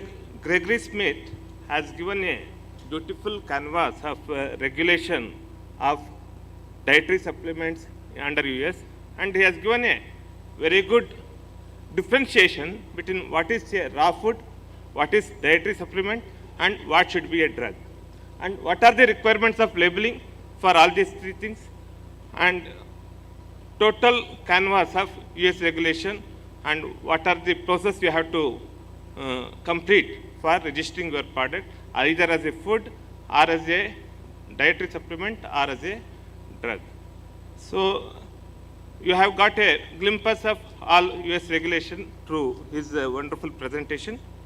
Second, Madhusudan had given a very lucid lecture, and I think he requires another half an hour to 1 hour to complete. He has got a very good preparations also. And he has given a very good guidance on what should be the GMP, good manufacturing practices, in your own factory premises. It's compulsory even under Indian laws, and we have WHO COPP also. There is no much differentiation between what GMP US FDA wants and what we are having in domestic regulation. But adherence to the rules, adherence to the parameters, that is the challenge, and I hope our Indian fraternity will meet this challenge and will involve US FDA personnel to be actively involved in inspection whenever they will go, and they will able to recognize WHO COPP, what we from the CDSCO and Ministry of Ayush and state government currently gives to our facilities. So these things, once harmonized, we can have that mutual acceptance of one's laboratories, one's facilities and all those things. We can move towards that direction. We have indeed very good interaction since past few years, and we are continuing this. I hope industry and stakeholders has got benefit out of this session. We will move ahead, and within next year, our exports to US should increase. That's what expectation from the government side. I hope we will do better. Thank you. Thank you so much, sir. A big round of applause to all the industry participation, to our US FDA officials, and to our chair. Thank you so much. With this, we are closing this session. And now I request all of you to kindly be seated here, because we are soon starting another session, advancing the One Health approach through the integration of Ayush systems, opportunities, and the way forward.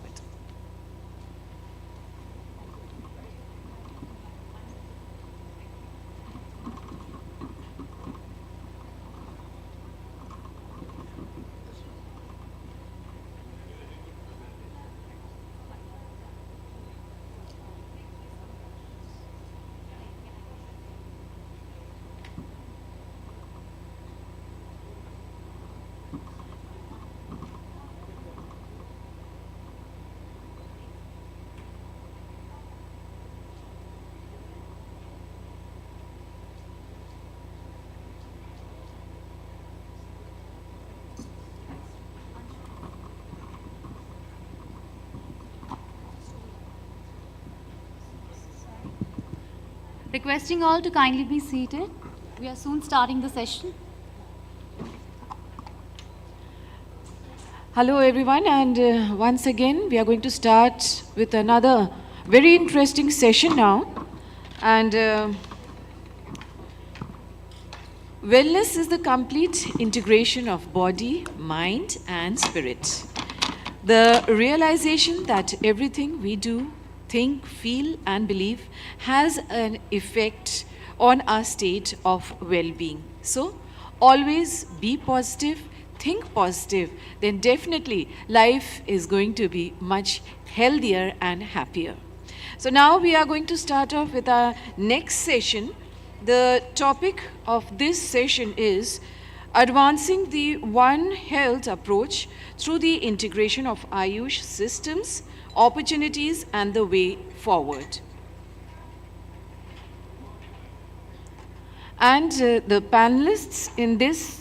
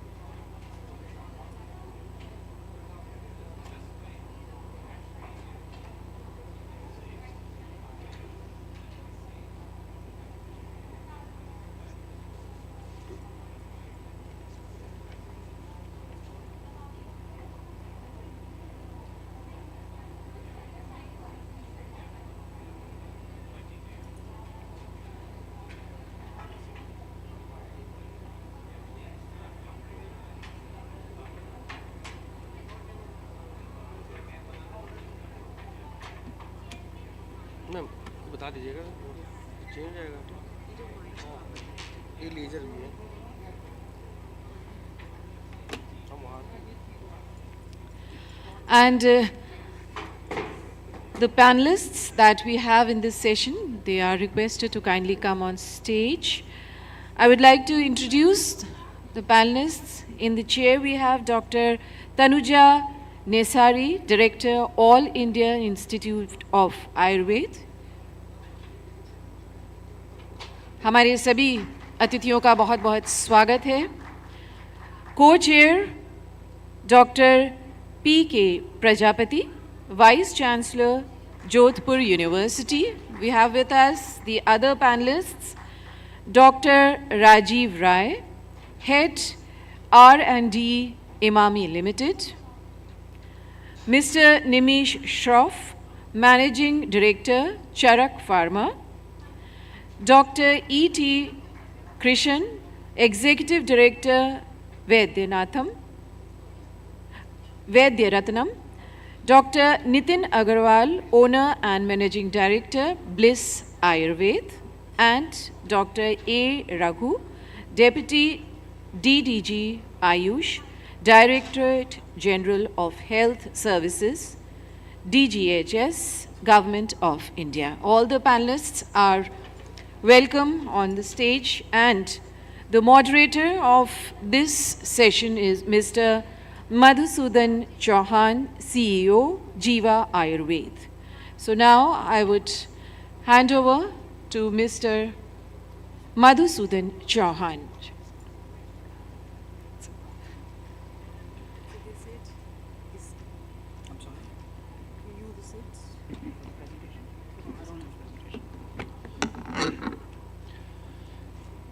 Namaskar and a very good morning. I'm very privileged to have such a luminary panel here with me today. What is interesting to note is the panel cuts across academia, regulators, manufacturers, exporters, doctors, and practitioners and services. So it's going to be a very elaborate and a multi-dimensional discussion that we are going to have to cover this topic of the panel.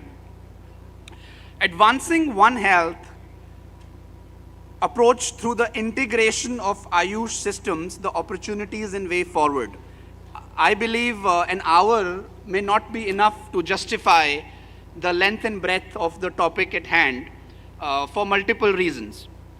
One, Ayush systems and the role that it has to play in both the preventive care aspects of healthcare as well as the therapeutic and the curative aspects of healthcare. That's one thread that we would love to discuss and touch upon as part of the panel today. Second, the integration of Ayush, and both types of integrations. One, integration of Ayush within the systems. So Ayurveda, Yoga, Unani, Siddha, Saurikpa, homeopathy, the opportunities and what we need to do to ensure that this traditional medical health stack that the country has is able to work in sync with each other.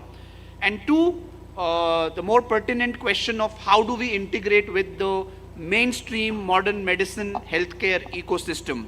What are the opportunities there? What are the potential pitfalls? And what would be the key steps we need to ensure we are taking both at the side of the industry and the academics, research, and as well as regulation in the government space to ensure we are treading towards creating a truly pluralistic, integrative healthcare ecosystem, which currently India, I think, is extremely well poised to showcase.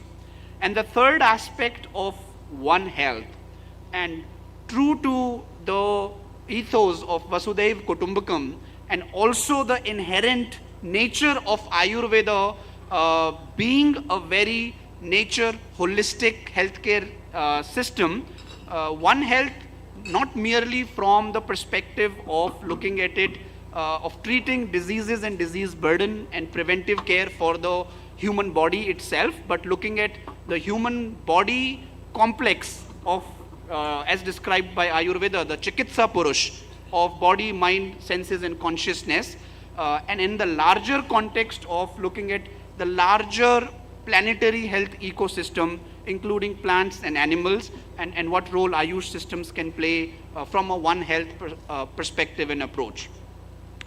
With that, I think the backdrop of the Ayush industry on a very strong growth trajectory, moving up from a $3 to $4 billion industry to now $20+ billion industries, projected for a very, very significant 17 to 18% CAGR growth, backed by developments such as the inclusion of Ayush terminologies as part of the ICD-11 framework is a big boost to in the direction of getting global acceptance for Ayurveda and Ayush ecosystem. The setup of GCTM, the first of its kind outpost by the WHO in any developing country in the world, has come into India, and we cannot thank enough the efforts that the current government under the leadership of Modi ji and our Ayush Ministry and Secretary have been putting in to ensure the long deserved limelight which Ayush systems deserve are coming well into center and mainframe. With that, I look forward to interacting with the distinguished panel here, and I'm sure there is immense knowledge and immense values that you have to add. Can we have mics, maybe, since we'll be doing a panel, we will be able to run it? It is, okay. So before we move forward, I would request Dr. Tanuja Nesri ma'am, who is the chairperson of the session today. She's a person who needs no introduction. She's been spearheading everything that we talk about in terms of making Ayurveda mainstream, be it research, be it education, be it specialized disease management. Tanuja ma'am has been leading it from the front with All India Institute of Ayurveda. I'm also very pleased to welcome our co-chair today on the dais, Dr. P.K. Prajapati sir. He is another luminary from the academic space who will be able to steer and conclude the panel today for us with respect to the key learnings and the key discussions that have come forth. Before I move on to the panel, ma'am, I would request you to please share your opening remarks with us. Thank you. Very good morning, good afternoon to all the distinguished guests and the audience and the the chair and co-chair, I must say now, so Professor P.K. Prajapati, who was supposed to be the chair, and he's also there with, along with, given me the opportunity, Invest India and the P.K. For giving me the opportunity to chair this session. Last moment maybe, but Professor Prajapati, who is a Vice Chancellor of the renowned university, the Jodhpur, and he is also one of our own family member of All India Institute of Ayurveda. Thank you, Dr. Madhusudan Chauhan ji. You have the excellent oratory skill, and you are leading a very accomplished group in the wellness sector, Jiva industry, and the Jiva wellness group across the leading the world, and all the accomplished panelists, starting from Dr. Nitin Agrawal, Nimesh Robji representing industry, Rajiv Raiji, who is also known for giving us the quality products in the industry. And this side, as Dr. Madhusudan mentioned, that we have the industry academia and also the regulators, Dr. Raghu and Dr. Moose. And all the esteemed members, welcome everyone. And as the topic itself, it's a very broad topic, starting from the One Health and how the integration of the Ayush systems really achieve this sustainable development goal of One Health, as our Honorable Prime Minister envisioned during G20 summit. The motto and the logo was Vasudhaiva Kutumbakam, and India being the Vishwa Guru for each and everything. So from this mainland, as we are enjoying medical pluralism, Ayush system itself is Ayurveda, Unani, Siddha, Homeopathy, Suvaripa, and Yoga. So how we can integrate entire Ayush force, which is the strength is promotion, prevention, and then holistic treatment. How we really utilize, and which is our greatest gift to the humanity. And as the theme of this panel is envisioned as Vasudhaiva Kutumbakam and planetary health. And during G20 also we had holistic planetary health and well-being was our theme, because Ayush itself is not only for the human being, but all living being, and not only all living being, it is Purusho Ayam Loka Sammitaham. So Purush is the entire universe. So it covers all fundamental elements, Akash, Vayu, Panchamahabhut, Tattva agar theek honge, if everything is healthy, then only whosoever is living and the part of the universe will be healthy. So this entire ecosystem, if we create harmony with all the environment and animals, plants, and with ourselves, and that it's very important as the Sustainable Development Goal during 2030 and 2050, the entire world, it is a UN has envisioned to have the zero carbon footprint. And we have 11,000, more 11,000 industries. So maybe our industry partners will definitely tell us how we achieve the green pharmacy of the future and minimizing the carbon footprint. That is one thing. And how we really are helping to achieve the planetary health, not only for the human being, only also for the animals, as veterinary is the niche untouched area for the Ayush, and also for the plants, as National Medicinal Plant Board is also doing. So for the plant rate as a Vriksha Ayurveda, as a Ashwa Ayurveda, and for all human beings, how all the systems can come together and really help to achieve this sustainable development goal as a planetary well-being.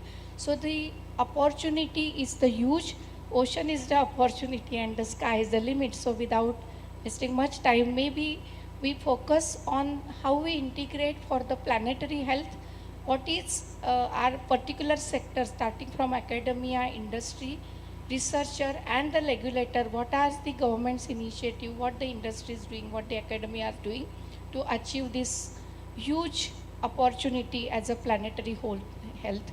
And as you are mentioned Madhusudan ji, about CAGR is growing 17%, but the opportunity huge in the market if we approach as a One Health, because the veterinary and the animal and the plants, I think that is untouched area. So what is the future, how we are progressing?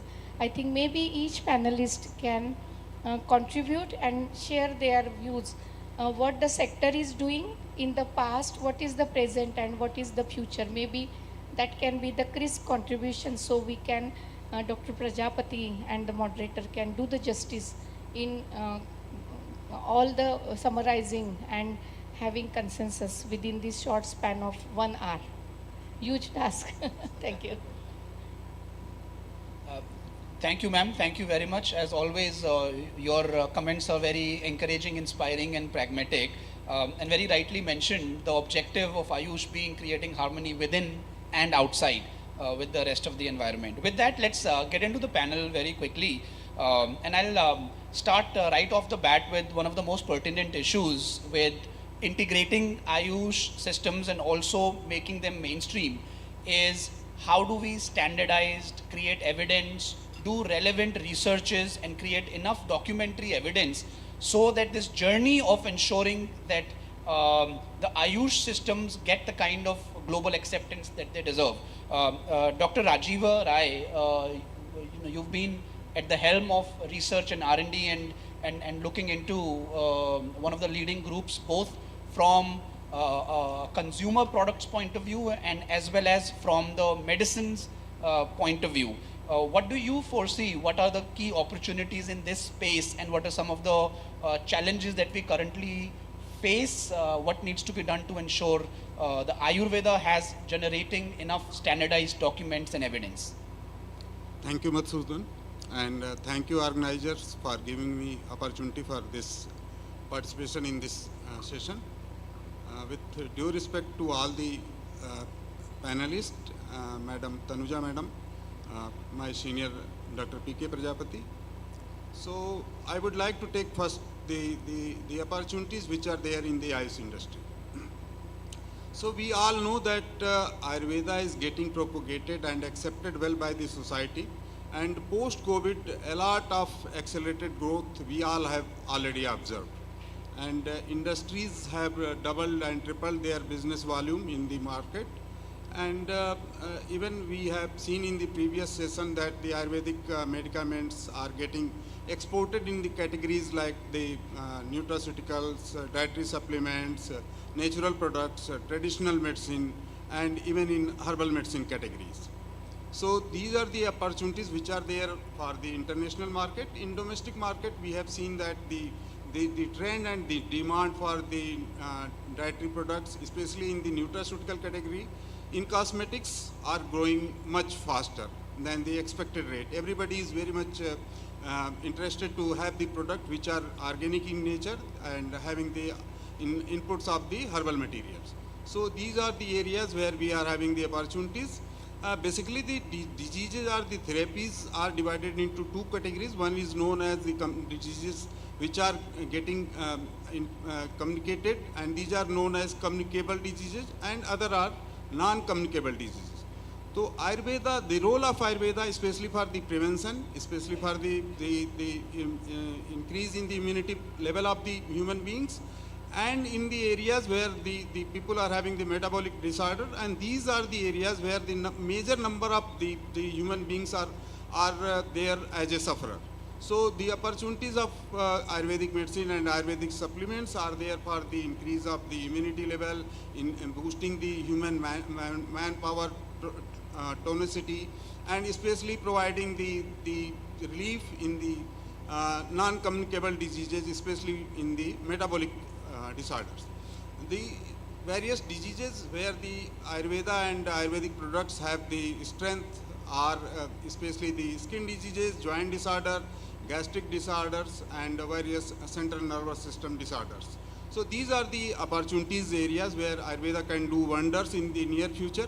The major challenges which right now I can tell you after having exposure of more than 20 years in the industry, one of the major challenges is there that the availability of the raw material. We don't have the proper availability of the raw material.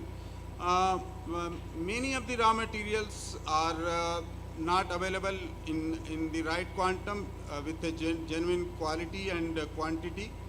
And another big challenge is there that the people are making all the claims, but the evidences are missing there. So industry part and various other research organizations who are involved with these researches in this area are required to do more research so that they can generate the evidences to substantiate the claims for which they are making on their products and in their advertisement. So this is one of the other challenge.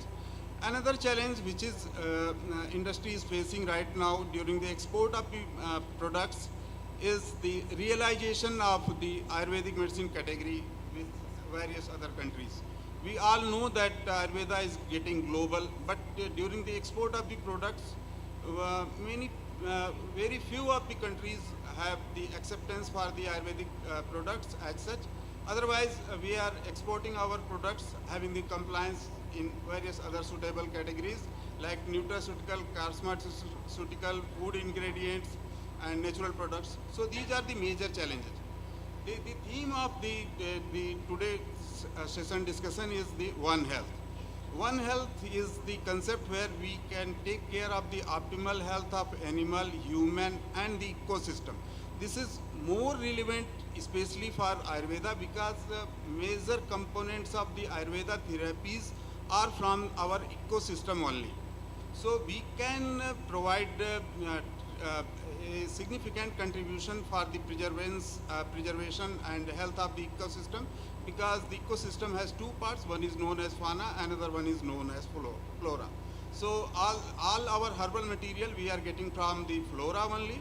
So if we are going to integrate the health in a holistic approach for taking care of human health, animal health and ecosystem, certainly by preservation of our flora we can achieve the motive of One Health. And another thing I would like to tell here that during integration of Ayush with the modern medicine, we can divide the areas where Ayurveda has its strength, and in these cases all the practitioner and physician and the treatment center should focus more on the Ayurvedic therapies where Ayurveda can do significant benefit to the ailing humanity, and in rest of the areas where the emergency medicines and we don't have any other option in Ayurvedic or Ayush system, there we can use the contemporary healthcare system which is right now there in the system. So with these words, I would like to pass on to Mr. Madhusudan for the next question. And Thank you very much, Dr. Rajiv Rai. I think one very critical component that you touched upon, and given that the larger overarching theme is on One Health and sustainability, how do we ensure continuity of quality and efficacious raw material for whatever that we are doing? And it is a bit of a catch-22 in the sense that we need, as the industry grows, you need more and more of the raw material, and the more the raw material that you need, the further pressure that it puts on the entire agri ecosystem, given that, like you rightly pointed out, most of the raw material is coming from the flora and cultivated and forestry driven compounds. With that, I would love to move on to Mr. Nimish Shroff.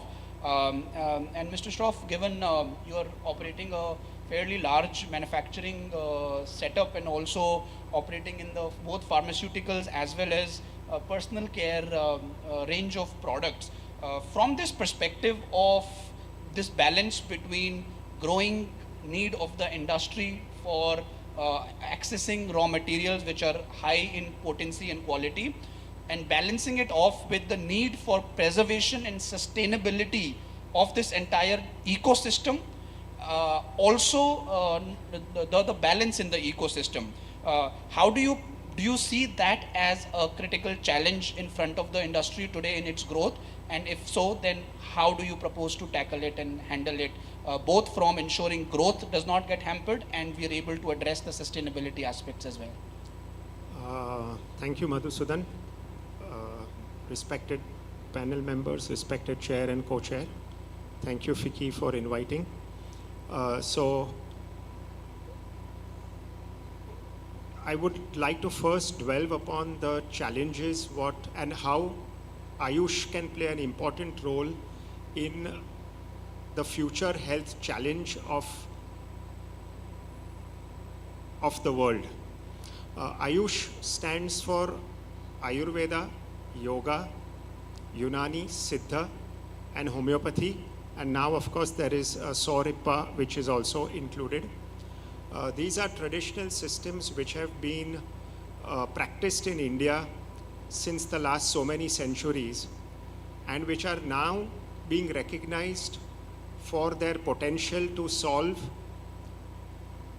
future health challenges, both in India as well as globally. How does Ayurveda help, or how would Ayush help? Ayush provides, they focus on a holistic approach, which not only takes care of the symptomatic relief of the patient, but also his mental,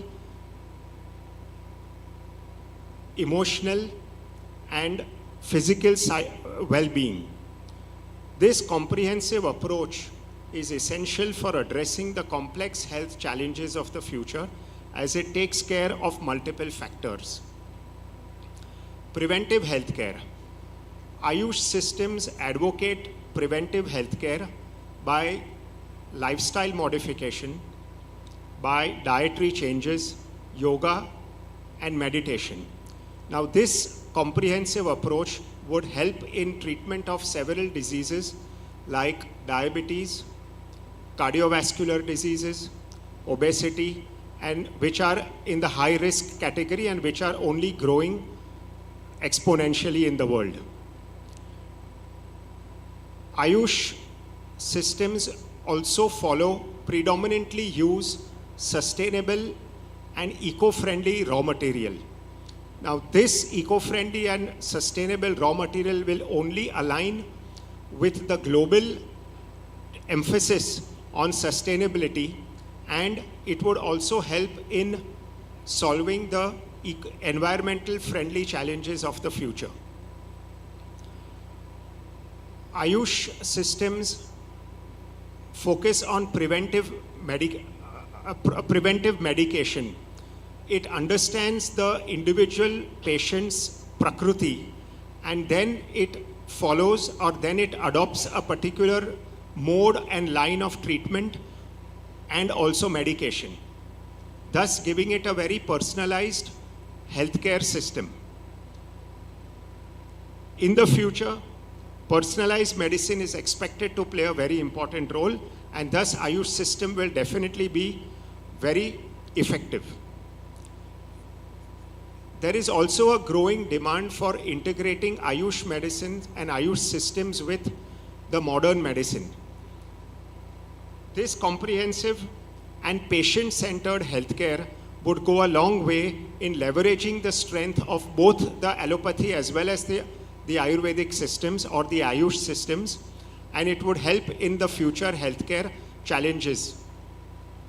Research and innovation. Ayush systems, now there is a sudden emphasis on validating the safety and efficacy of Ayush systems. Now, investment in research will definitely help in validating these systems and understanding the true potential of Ayurveda and the Ayush systems. And also the innovation, it will help in innovating new novel pathways for taking care of global future healthcare. Now, with respect to this entire use of raw materials, which my panel colleague Rajiv Rai has also mentioned, there are a huge set of challenges with respect to the raw material availability, both in quality and quantity, as well as in the usage for the Ayurvedic industry. Now, this I will dwell upon subsequently. These are the challenges which have to be taken up by both the stakeholders as well as by the policy makers, that is the Ministry of Ayush.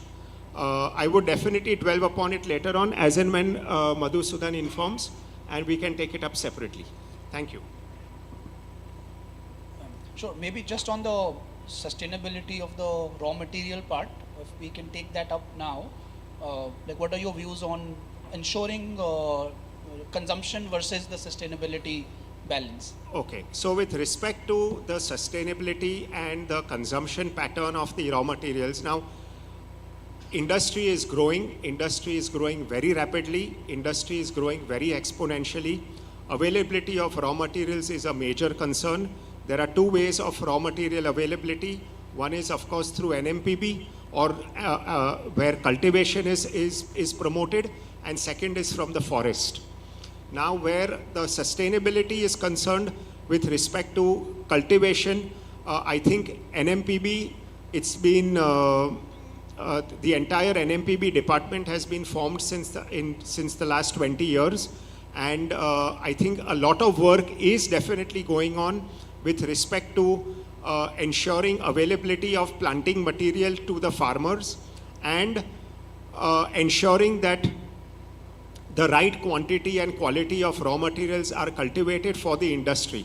However, unfortunately, in the last 20 years, the availability and the information to be given to the industry is not very forthcoming, in spite of several meetings between interactions between the industry and NMPB. There are hardly any raw materials that have been grown and cultivated, and which is in the domain of the industry. There is an e-Charak portal that has been introduced by NMPB, rightly so, but unfortunately the pricing of the e-Charak portal raw material vendors is not as competitive as what is available from the traders too in the market. So I would request a lot of more money, a lot of more finances should be provided to NMPB, and NMPB should in turn provide these finances to the farmers for cultivating aggressively and cultivating it in abundant quantity so as to benefit the industry. Sure. Thank you very much. I think pertinent points that investment needs to go equally downstream. As we talk of research and innovation, but downstream investment and innovation is equally important. Now, to zoom out a little bit, right, we've spoken of research, R&D, sustainability of the supply chain and sustainability of cultivation. If I were to zoom out and come to Dr. Raghu, since you sit in lead the DGHS from the Ministry of Health and Family Welfare, how do you look at, given the larger trends when we speak of, say, precision medicine, personalized medicine, gut health taking center stage, genomics and the intervention of that in preventing lifestyle and non-communicable disorders, that all being what's happening in the modern medicine framework, and very, very close ties to what Ayurveda does and says and propagates. Two, from the perspective of now the global landscape wherein the problems of the world and the health burden is shifting to the NCDs. We know today that McKinsey report had stated the most growing disorders in the next 20 to 30 years will be in the NCD category, right? The diabetes, kidney, and so on and so forth.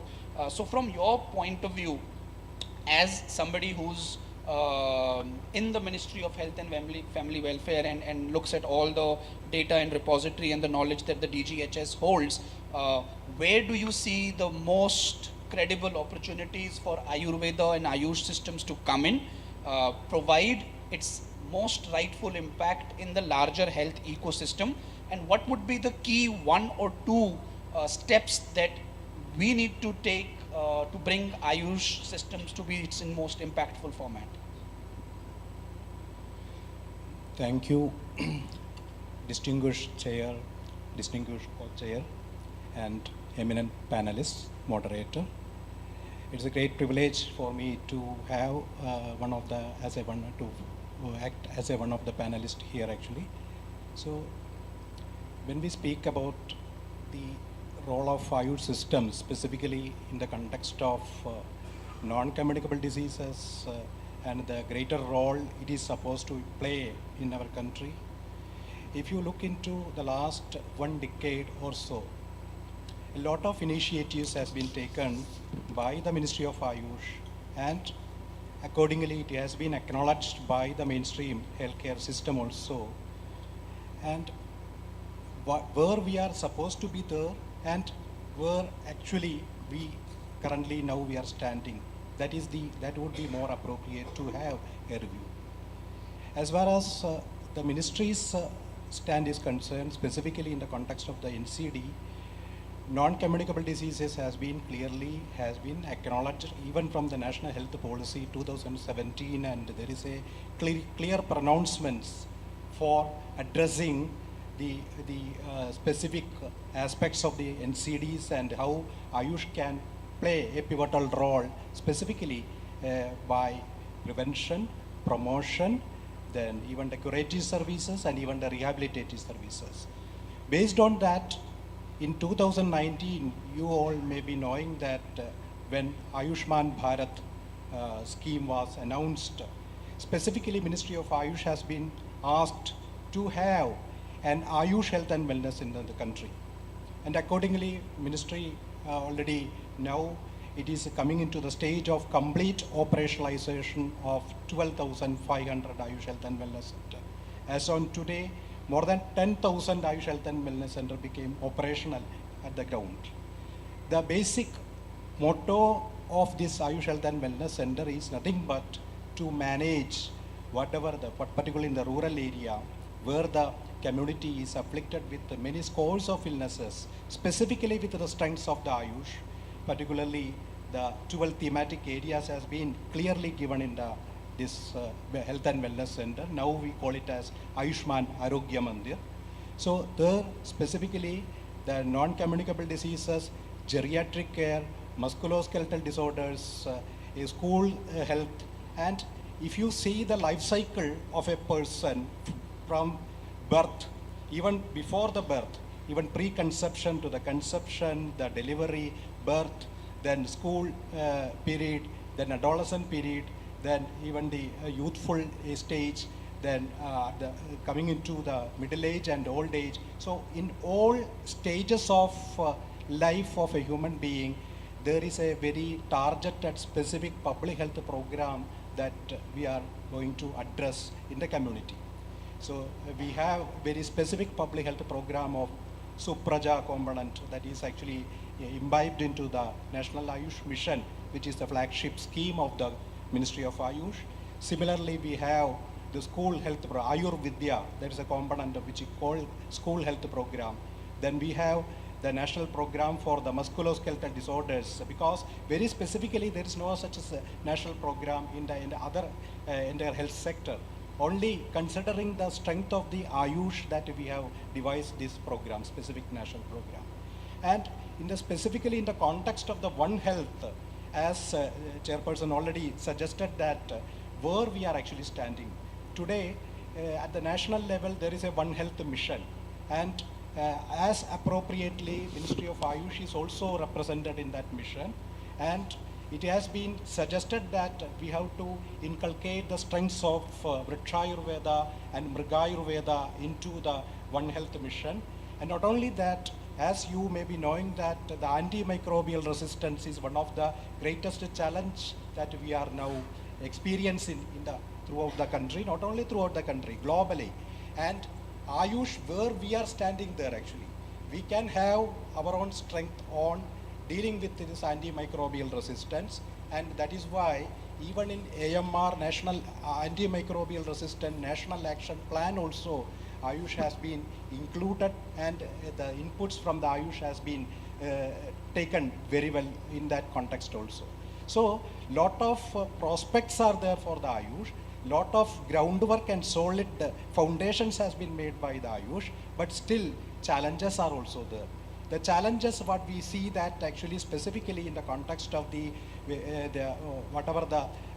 continuity of the standardization process, continuity of the research programs, specifically the formulation of the standard treatment guidelines and incorporation into the national health regime. So on that challenges actually, in convergence with the Directorate General of Health Services, we have started to work actually, and we have already bringing standard treatment guidelines, integrated standard treatment guidelines for various disease conditions. Similarly, Ministry is also contemplating on Indian public health standards for the entire healthcare facilities of the country.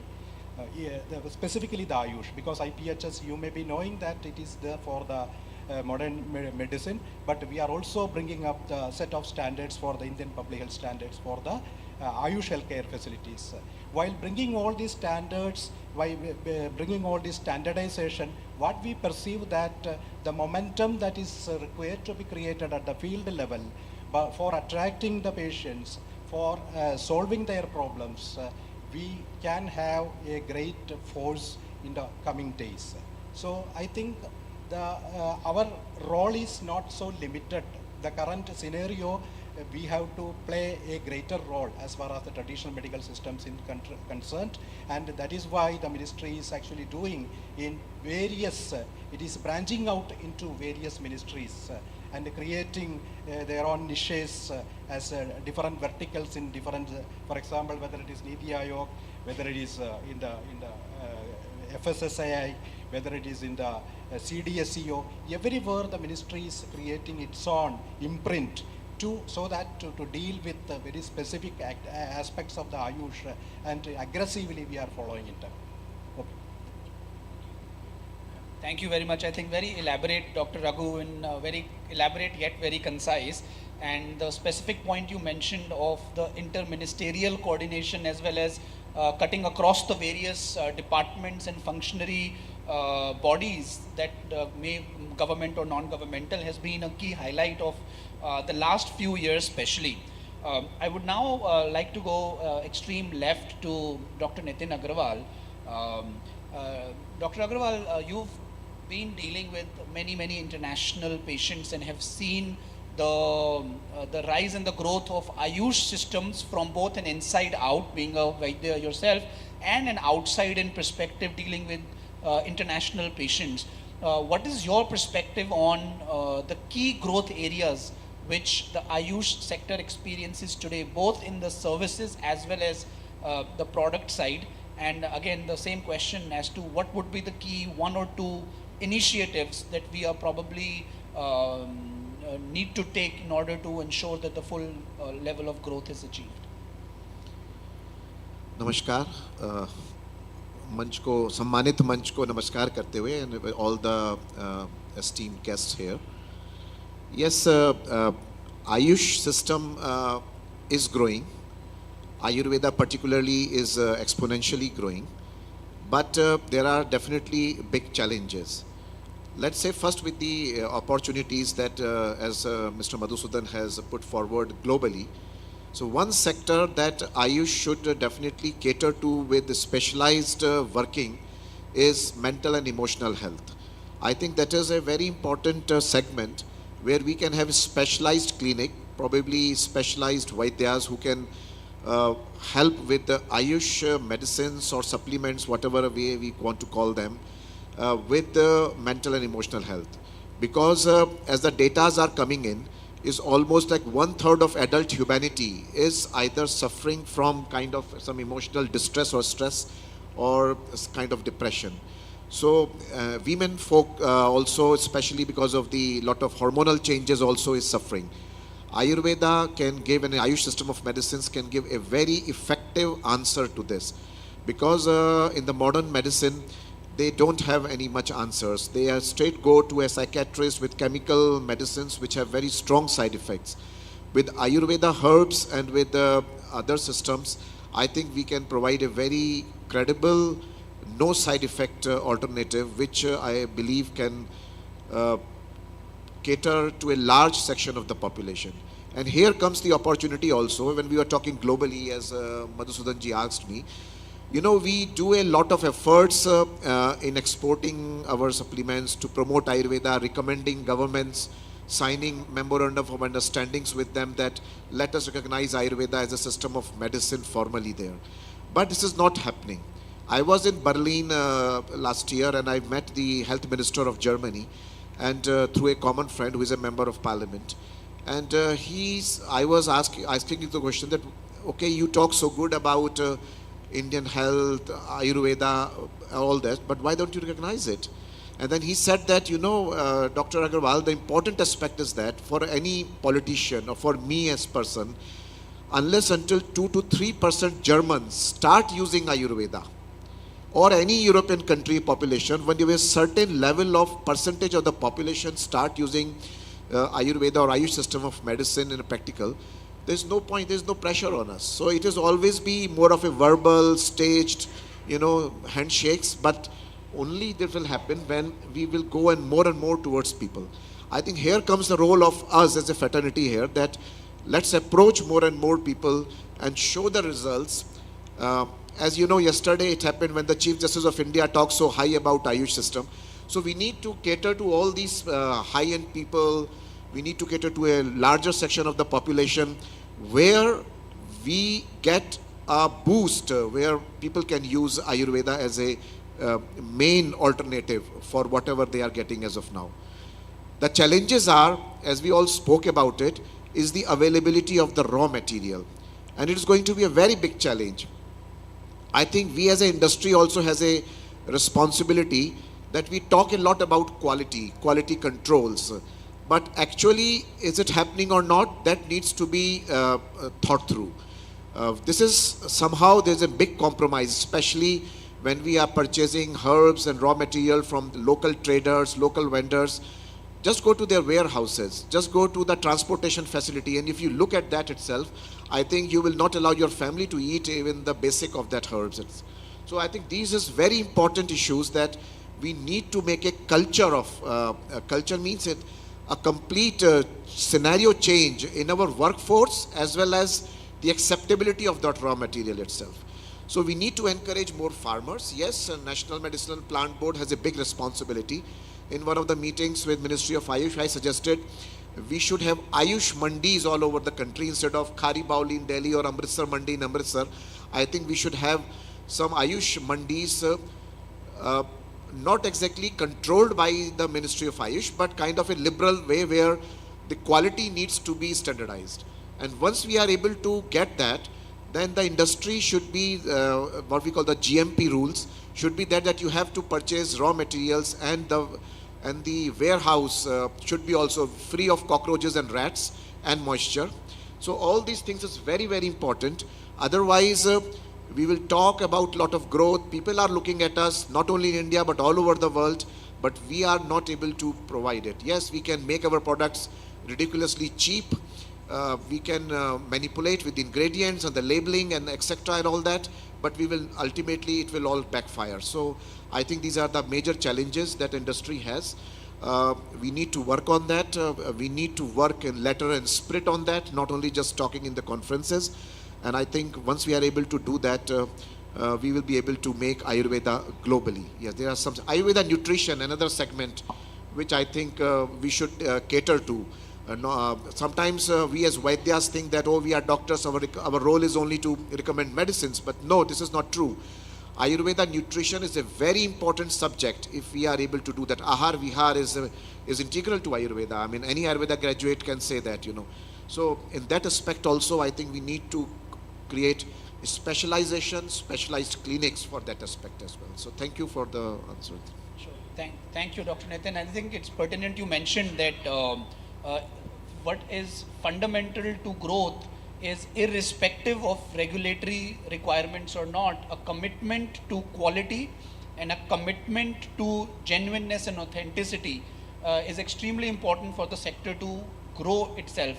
And the second point I think you mentioned is the need for the industry to do as much outreach as possible so that the adoption and the benefits can be sought, and thereby there is a grounds up movement in the respective countries for them to stand up and take a note of Ayurveda as well. Madhusudhan, with just one quick example, I can explain how the whole industry gets affected. In just 1.5 years before, some Ayurveda companies, they exported their products to Europe. And for microbiological contamination, what they used, it's a practice of using ethylene oxide gas, this ETO, and in the Italian port, they checked it and the samples failed. So, of course, they burnt the whole shipment for that particular company. But they basically blacklisted the whole of Ayurveda. All Ayurvedic companies now if they are exporting to Europe, they have to get their products tested with ETO. They have to get a certification from Cefexil, which is based in Kolkata. And then only you can export their product there, which increases the cost. Every product tested and get a certificate cost almost 10,000 rupees for every batch, every product. Which means if you are exporting 10, 15 different products, then 1.5 to 2 lakh rupees. And same your counterparts, they have to pay 4 times more because they will also check in Europe and they will charge the money in euro. So the cost on the industry is exponentially increased because someone made a mistake, and that is why we were not aware of the quality control. No, correct. So I think the point that there is a cost, there is a long-term cost and opportunity lost associated with not adhering to quality standards that the world expects us to have, specifically when we say we are dealing with health, wherein you need to be doubly sure. Coming to Dr. Krishnan, and Dr. Krishnan, Vaidya Ratnam itself has had a very wide presence across the different applications and delivery formats of Ayurveda, right? There is education, there is hospital, there is manufacturing of medicines and products.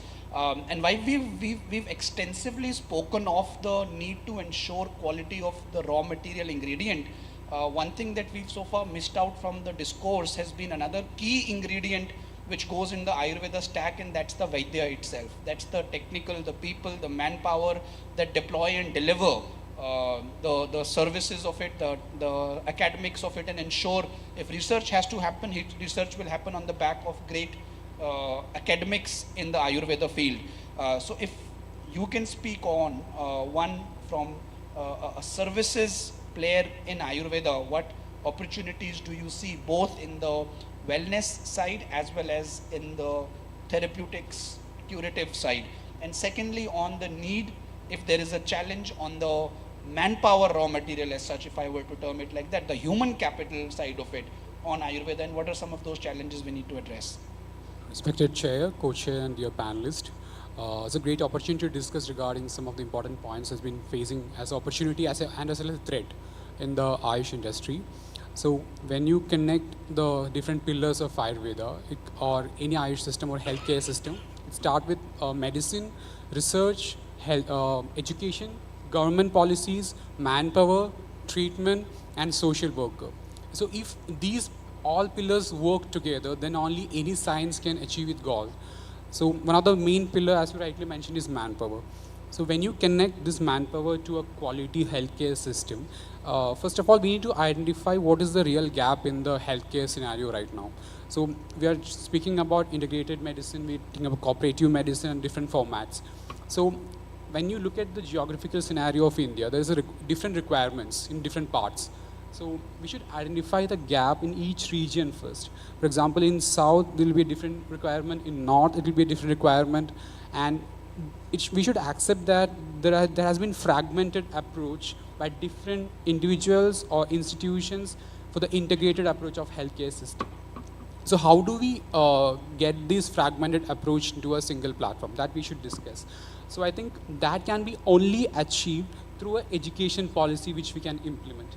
So imagine a student, young student, learn about integrated system from the BAMS or the undergraduation time, a different perspective.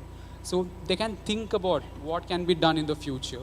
And when you speak about the manpower, we should also think about the nursing care and therapist. One of the main issue what the whole healthcare system is facing about the nursing care. When we want to integrate multiple healthcare system, as a doctor, we can appoint multiple doctors of different healthcare system. But what about the nurses? What about the cost of the patient? What the treatment cost will have a greater impact. We cannot appoint multiple nurses from multiple healthcare system. So we need to train the nurses who's well versed in multiple healthcare system so that treatment cost will not go so high.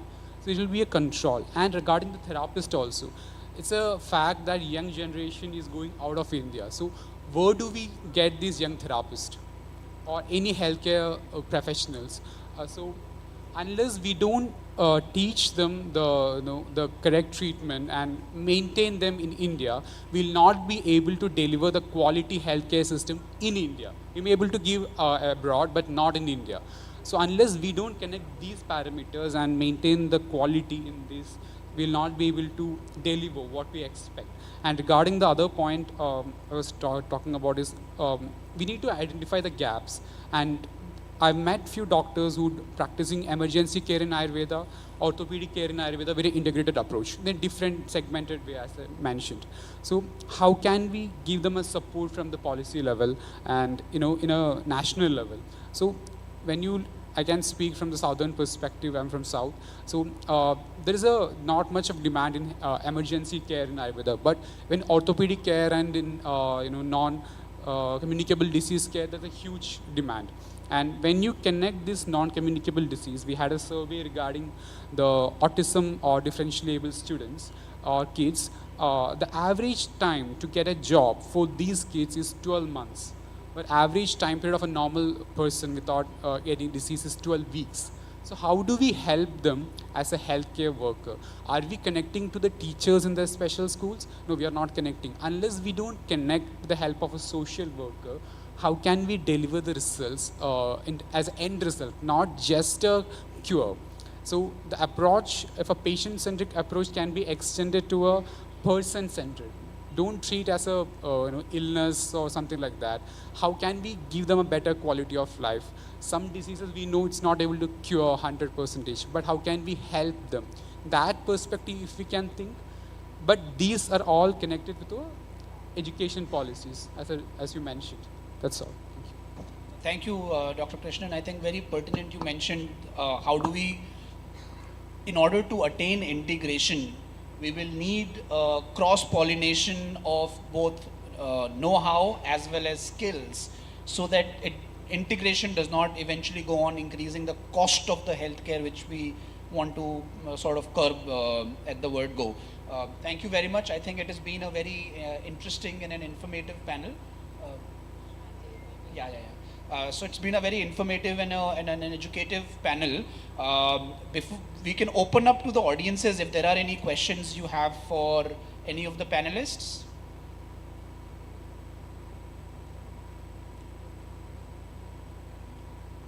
Okay.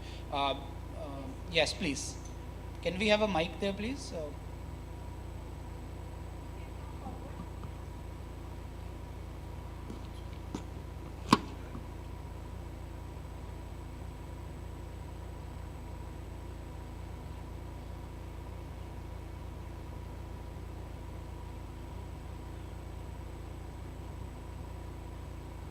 Maybe you can say we'll be able to hear you.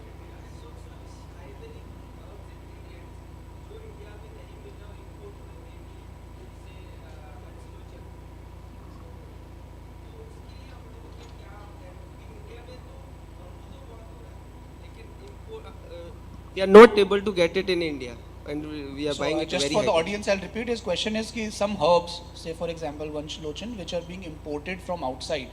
How do we address that issue as well? Maybe Dr. Rajiv or somebody would like to take this up. Dr. Rajiv or Mr. Nimish. So few of the herbs, one of the principal herbs which is known as muleti or Yashti Madhu is getting imported in total quantity. We are getting the gugulu in large quantity here. Ratan Jot is one of the other ingredient. Silajit is also getting imported from various Russian countries, including Nepal too. In case of Vanchlochan, the major problem is the quantum which is required to the industries. Even by getting all the quantities which is available in the internodes of the bamboo, we will not be able to manage the quantity which is required in the total productivity of the India. So it is getting imported, and by chemical nature it is silica. So fumed silica is another term which is given by the chemist, but currently we don't have the options to get it from the internal sources. So this only I can communicate here in reply to your question. Thank you.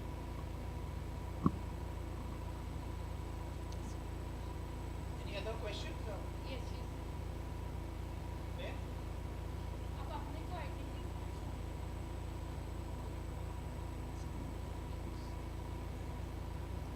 Okay, so I think if there are no, is there one? Okay, can we have a mic over there? There is no question actually, but I'm just congratulating to the panel for the points discussed. And when we are going for export of our Ayurvedic products in foreign countries, especially developed countries, to the doctor, I myself is a doctor, so when I talk to other doctors over there, they have really funny questions and they don't believe into our Ayurvedic preparations, the way we prepare the products. And as Mr. Nitin said rightly, our sourcing of the raw material is question mark. That really the products what we are sourcing is the quality product or not.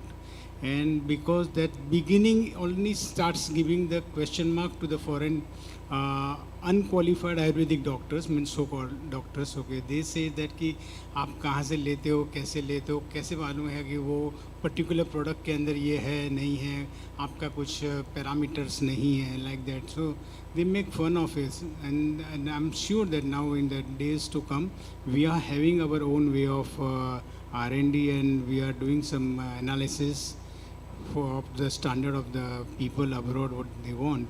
But still we need to have introspection on ourselves of selecting and getting the right source of raw materials, especially the herbs and shrubs and all these, articles. So I am congratulating you, all the people, what care you are taking to get the good quality products. Thank you very much.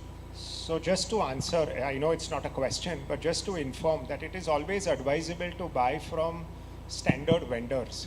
You know, there are now standardized extracts that are available in the market, and there are good vendors who are supplying good standardized extracts which we can even test it before we use it for our products.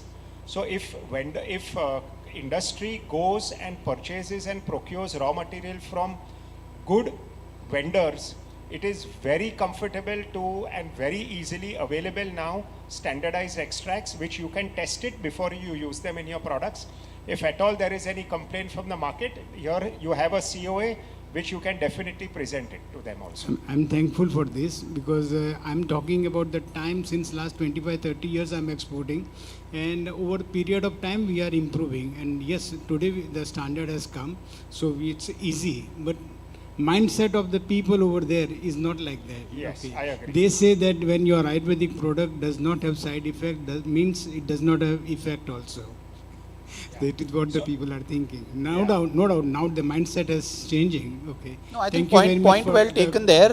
And I think whatever you're mentioning is a culmination of what has been discussed, that there are certain preconceived notions for sure. However, at the same time, there is a need for us to also create sufficient documentary evidence, research, and showcase in a manner that effectiveness and efficacy is established, one.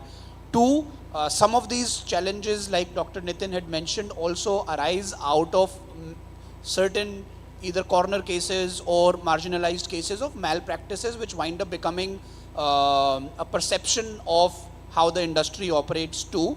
And three, also because, and this is one final remark I wanted to leave with, there may not be a straight-jacketed answer for it right now, but I feel Ayush and Ayurveda as such, one of the biggest disservices that we may wind up doing is if we reduce it to an ingredient as an industry, right? Ayurveda in concept, Ayurveda in principle is beyond the ingredients, it's beyond the herbs, just the herbs. So thereby, just in order to fit into the framework that the modern medicine wants us to do in terms of to prove the efficacy of an ingredient or a molecule, would extracts be the best way to go versus the whole herb thought that Ayurveda propagates? And between these two extremes, how do we reconcile both while ensuring that we are showing scientific documentation and evidence proving the efficacy, without compromising on some of these fundamental tenets that make Ayurveda and distinguish it from the rest of the herbal ingredients market or purely extract based nutraceutical markets. How do we establish that higher platform which can help us propagate not just the ingredients of Ayurveda, but the science and the practice and the principle of the science of Ayurveda itself. With that, I would request Dr. Prajapati. I know he's been absorbing everything and hearing patiently. I've seen him make extensive notes. So we look forward to your summarization of this discussion and the key takeaways. Thank you, Thank you Dr. very much. Madhusudan. I am listening, and good afternoon to all of you. How many from international communities? No? Yes, good. So there are so many things have been discussed till now, and we find the way of what is the solution. The question is also from your side, and we are discussing regarding the way forward for the integration and One Health. So many things is going on everywhere. One Health, no doubt, it is a requirement of this universe. Sometimes we found some questions. We have only 1/3 land and 2/3 of water in whole of the universe. When you calculate how much quality of the drinkable water, then there is a question mark. When this seawater evaporates, condensed, and again comes, then it is a drinkable water. So quality is changed. So likewise, so many things is going on everywhere. I think the best option is to disperse the knowledge of Ayurveda or Ayush in the public first. Awareness in public and in students of Ayush system, starting from nursing to PhD holders. Because many times we found that the quality of the education is also questionable nowadays. Being a head of the university, I know how they are running their colleges, whether it is a nursing college or graduation Ayurveda college or Unani college or homeopathy college. So it is a high time to think on that and what is the needed. Already spoken by many persons, starting from Nitish, Raghu sir, and Ayurveda Ratnam. Rajiv Rai is dealing from the industry since after getting the PhD, probably 20 years in industry, and we are also facing the same problems continuously. And since 2004, I have requested the government to create a cooperative society in different regions of India, 4 regions of India, for the quality drug raw material. But it is not happened till now. I think it is high time to give the MSP, not for farmers, for the agriculture products, but for the medicinal products too. Then you can find the source, quality, everything can be maintained. But it is in pipeline because Raghu sir and madam both are, we are also from the ministry. So I know the scope of the medicinal plants and the ministry also. It is now needed the price control for the raw drugs and drugs also. If it is happened, then probably the quality assurance is no matter. But many times on the demand of public and on the demand of ourselves, so many things going on. I have learned so many things during this panel discussion and find probably 26 MOUs from ministry to other countries, and in last year it is increased up to 40. So ministry has taken the lead to develop the awareness and everything in such a direction that it should be accepted as a whole in the universe, but it's our duty to maintain the quality of the product, quality of the manpower, and especially the awareness between the public of the different countries. No doubt, as Nitish ji is told, that if the demand of the public is there, then everything is going in right direction. So everywhere it is happens. If the demand of modern science is more, then certainly the budget of the modern science every time is high than the Ayush system. If the Ayush, because after the post-COVID period, the demand of the Ayush system is increased many folds. So the budget also of the government is increased. So many things is coming on.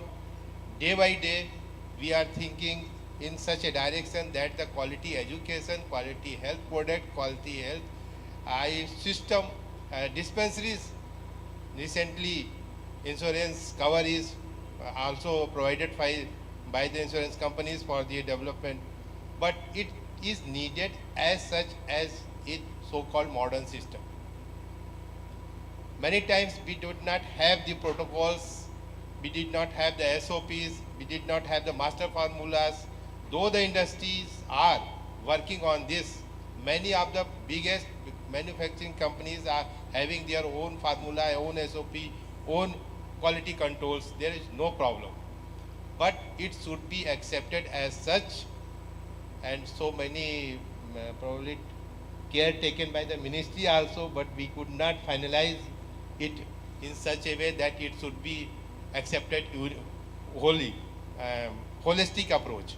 So there is so many things is going on everywhere, but I think, in my opinion, Madam is there.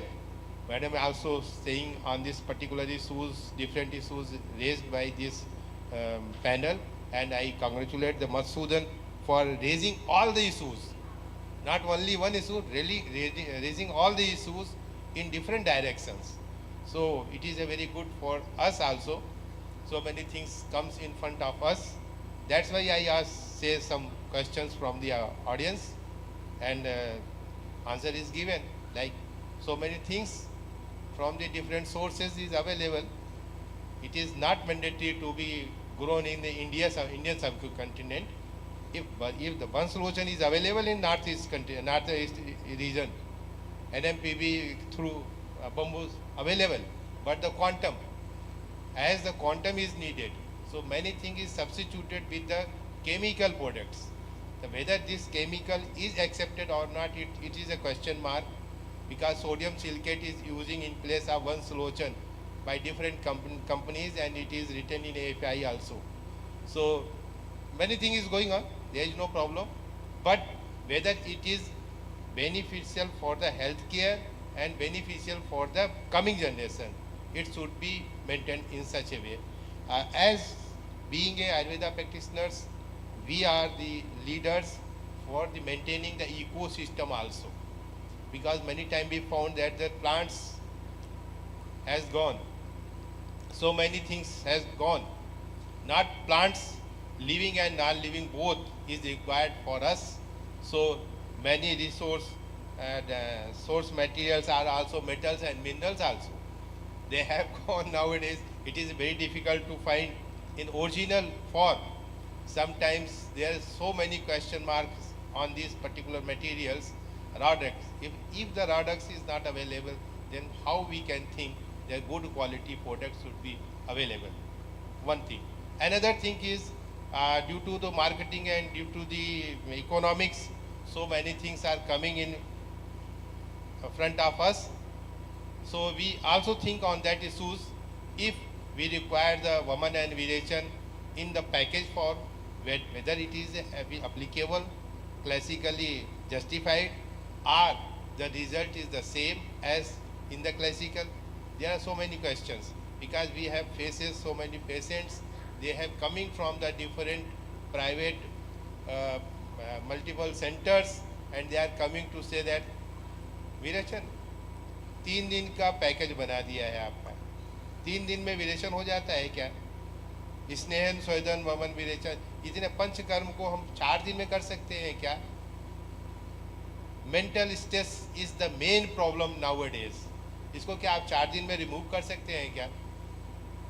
तो this is the question whether it has been accepted or not. So SOP, standard and protocol for each and everything is required nowadays for the scientific explanation, for the scientific evidence basis. We have to work. I think as Madam stated that in data it shows that 11,000 pharmacies are available in India. 11,000. And how many herbs we have? Only 3,000, 4,000. If one herb is taken by one industry, then why it should not be taken in the form of SOP and standard formulations? Many times I found that because we have dealt the pharmacy also, many times we found the queries from the farmers, those we have grown the medicinal plants, they have not find their original cost of the material. So how it can be possible? So, Madam, MSP is required for the herbal plantations because you are in the main force. So I request you to do something for this particular issue. Then we certainly found the good quality products and good quality healthcare. Thank you all of you. Finky, also thank you to take this opportunity to say something in front of you. Thank you. Thank you, sir. Thank you very much for your summarization, and I think you very rightly covered all the points that have been discussed on the subject matter. Now, I would request Dr. Tanuja Nesri ma'am to please provide her concluding remarks. Thank you. Madhusudan, at the outset, I would like to congratulate and thank all the esteemed panelists for their quality inputs based on their experiential wisdom. I am sure this really helped, and those are all relevant to the topic. Starting from Dr. Agrawal, you also added about importance of the diet.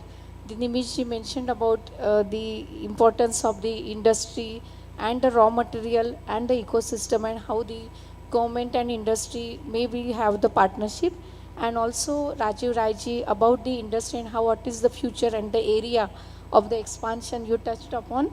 Dr. Raghu, you really covered all, expressed all the important schemes of the government and how the government is contributing to attain the sustainable health and towards the global health and various aspects. And Krishnan ji also mentioned about the what are the constraints of the service area and how we grow, and very importantly Dr. Madhusudan, as always he did excellent job role of the moderating and summarizing everything, bringing out the essence of each and every highly accomplished panelist.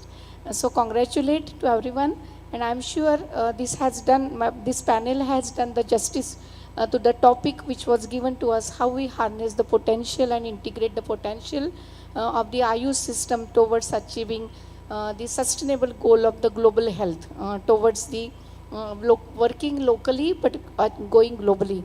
And to top of the icing, what we can say, my colleague, Professor Prajapati ji, who is a Vice Chancellor of Jodhpur University, very nicely summarized the agenda. Summarized is not only each Arag, but there are 104 agro techniques developed. Maybe industry can utilize this and maybe have backward linkage. And now, for the benefit of everyone, there is one scheme which is added by NNPB. Is backward and forward integration. So if it is a complete one solution, I think that would benefit to a great to the cluster of starting from farmers to the consumers. I think that was the one thing. Maybe from raw material to market, if we provide one networking for us, I think that we will be able to give quality raw material, quality products at the reasonable price to our consumer. That's the future so that we will not have a big question mark about Q factor. efficacy factor because it is doing by one cycle cluster. I think that is the one solution. And for the service sector also, as my colleague from Vaidyaratnam mentioned, for the best service, we need to have the best paramedical force also. Along with Vaidya, we need a nurses, therapists. I think putting all together, I must conclude with the example of All India Institute of Ayurveda. Now what we are doing under Ministry of Ayush, that yesterday you might have read about Supreme Court judge statement about appreciating the role of Ayush, entire Ayush, that represents entire Ayush sector, and the opportunity is given to All India Institute of Ayurveda to establish holistic Ayush center at Supreme Court. But what we are doing, why it is COVID gave us the best opportunity to prove ourselves. But we are doing exactly the same thing. Put together two things, like all the products we are taking from IMPCL government. So sourcing, manufacturing, packaging, labeling is done by one unit of the government, and where we are distributing to our patient. That is from the product side. And from the service side, we have the doctors, where we have the, as Dr. Prajapati mentioned, SOPs, very closely monitored, the best doctors. But not only that, we have our paramedical force, Panchakarma technician, capacity building done by our own institution, the therapist, nursing, and all put together there. So I think there are the solutions. There are 100 problems, but there are 101 solutions. If we all come together, not only that this is my job and this is not my job, if all together come together as a team, as a PP mode, if one government can does this sustainable solution, maybe all industry can come together, all service sector can come together, so that this model we replicate all across country and overseas as well. So thank you very much.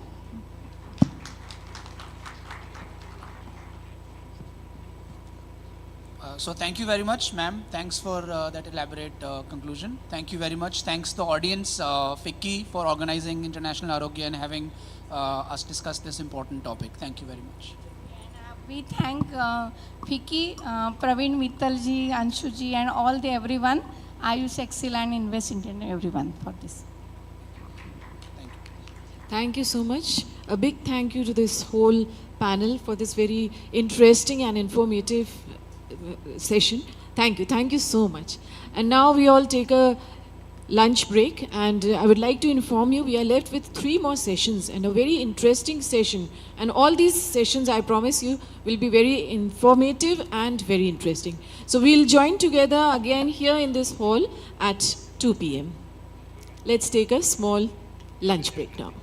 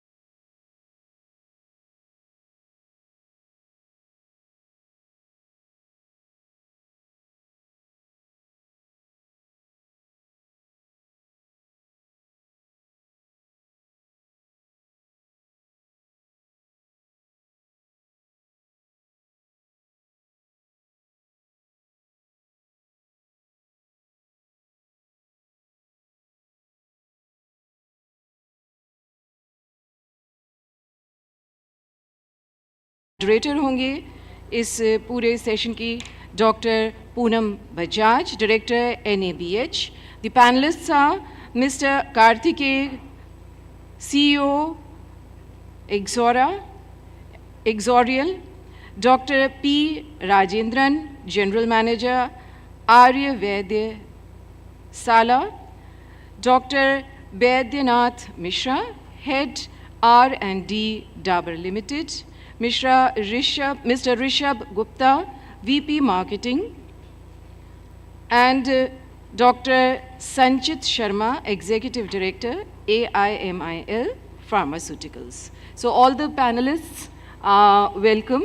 And now I would hand over to the moderator, Dr. Poonam Bajaj ji, Director, NABH.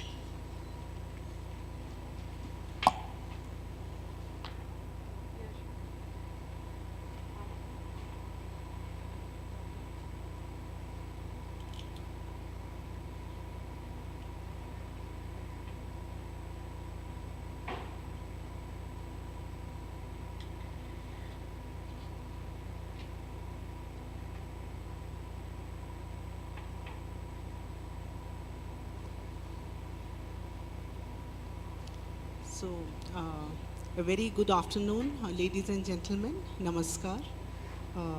So we are here for the post-lunch session. Post-lunch is, you can understand from the size of audience. So we are here for the post-lunch session on globalizing and standardizing Ayush products and services, evaluating India's export for traditional products. So I'll be moderating the session. At the outset, I would like to place my congratulations to Ministry of Ayush and FICCI for organizing such a wonderful event for 4 days. And I also place my thanks to Ministry of Ayush and FICCI for giving us this opportunity to be part of this panel. So I'll be moderating the session and I'll just introduce myself. I am Dr. Poonam Bajaj. I'm Director NABH. NABH, you would know, that is National Accreditation Board for Hospitals and Healthcare Providers. NABH runs 27 schemes under the heads of accreditation, certification and empanelment. And we have a scheme, accreditation scheme as well as certification scheme for Ayush facilities and Panchkarma clinics. Almost 300 Ayush facilities have been accredited and 100 facilities have been certified under the programs of NABH. So NABH is a constituent board of Quality Council of India, which runs the quality movement. So Quality Council of India is into all the spheres wherein quality is ensured, and Quality Council of India is under the Department of Promotion of Internal Trade and Industry, and the nodal ministry is the Ministry of Commerce and Industry. So I'll introduce my panel. So we have with us Dr. Professor A.K. Singh. He is Vice Chancellor, Mahayogi Guru Gorakhnath Ayush University, Gorakhpur. He comes with a rich experience of over 35 years. He is the chairman of Devi Ahilya University, Indore also. He has more than 67 papers to his credit, and he is involved in trial processes of more than 80 medicines. He has been a PG guide for more than 50 students and has organized multiple national seminars. Welcome, sir.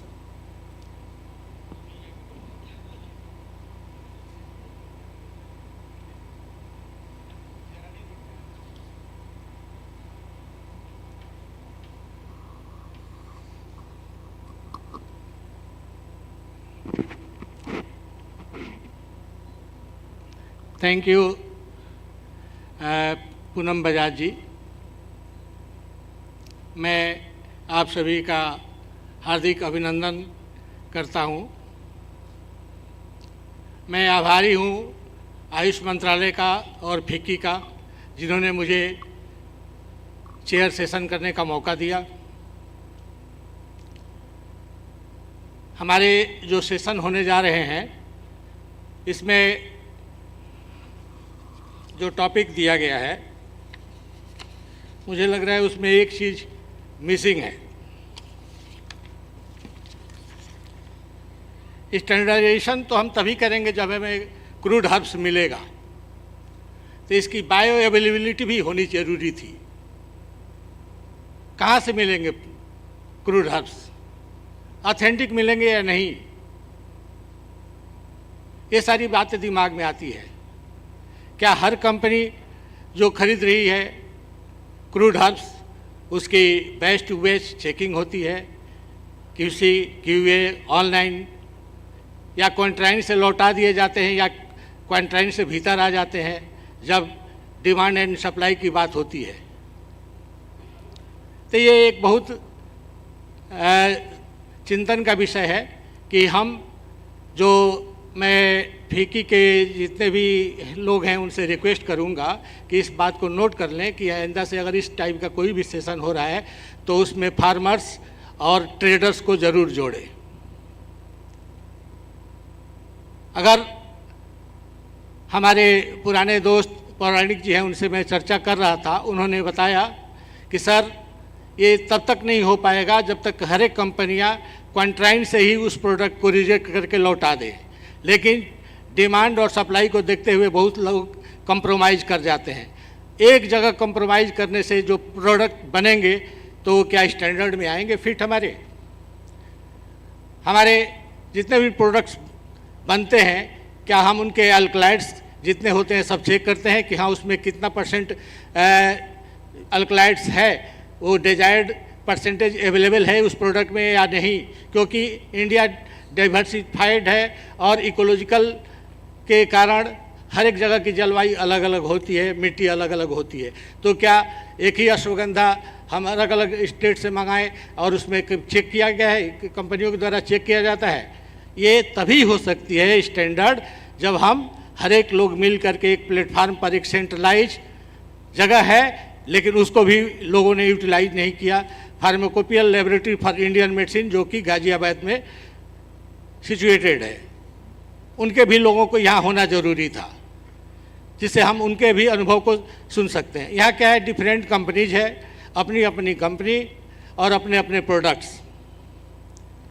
अभी जो हमारे यहाँ starting में madam ने बताया कि Ayush health सबके लिए और हमें उसे पालन करना चाहिए, तो उसके लिए मैं सबसे कहता हूँ कि आयुर्वेद की स्वस्थ रहने की SOP है।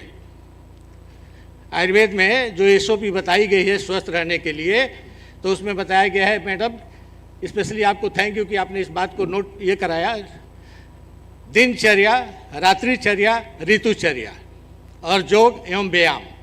This is the SOP of Ayurveda to become healthy. Everyone have to note that. Dincharya, Ratricharya, Ritucharya, Yoga and Vyayam. This is the SOP to live happily.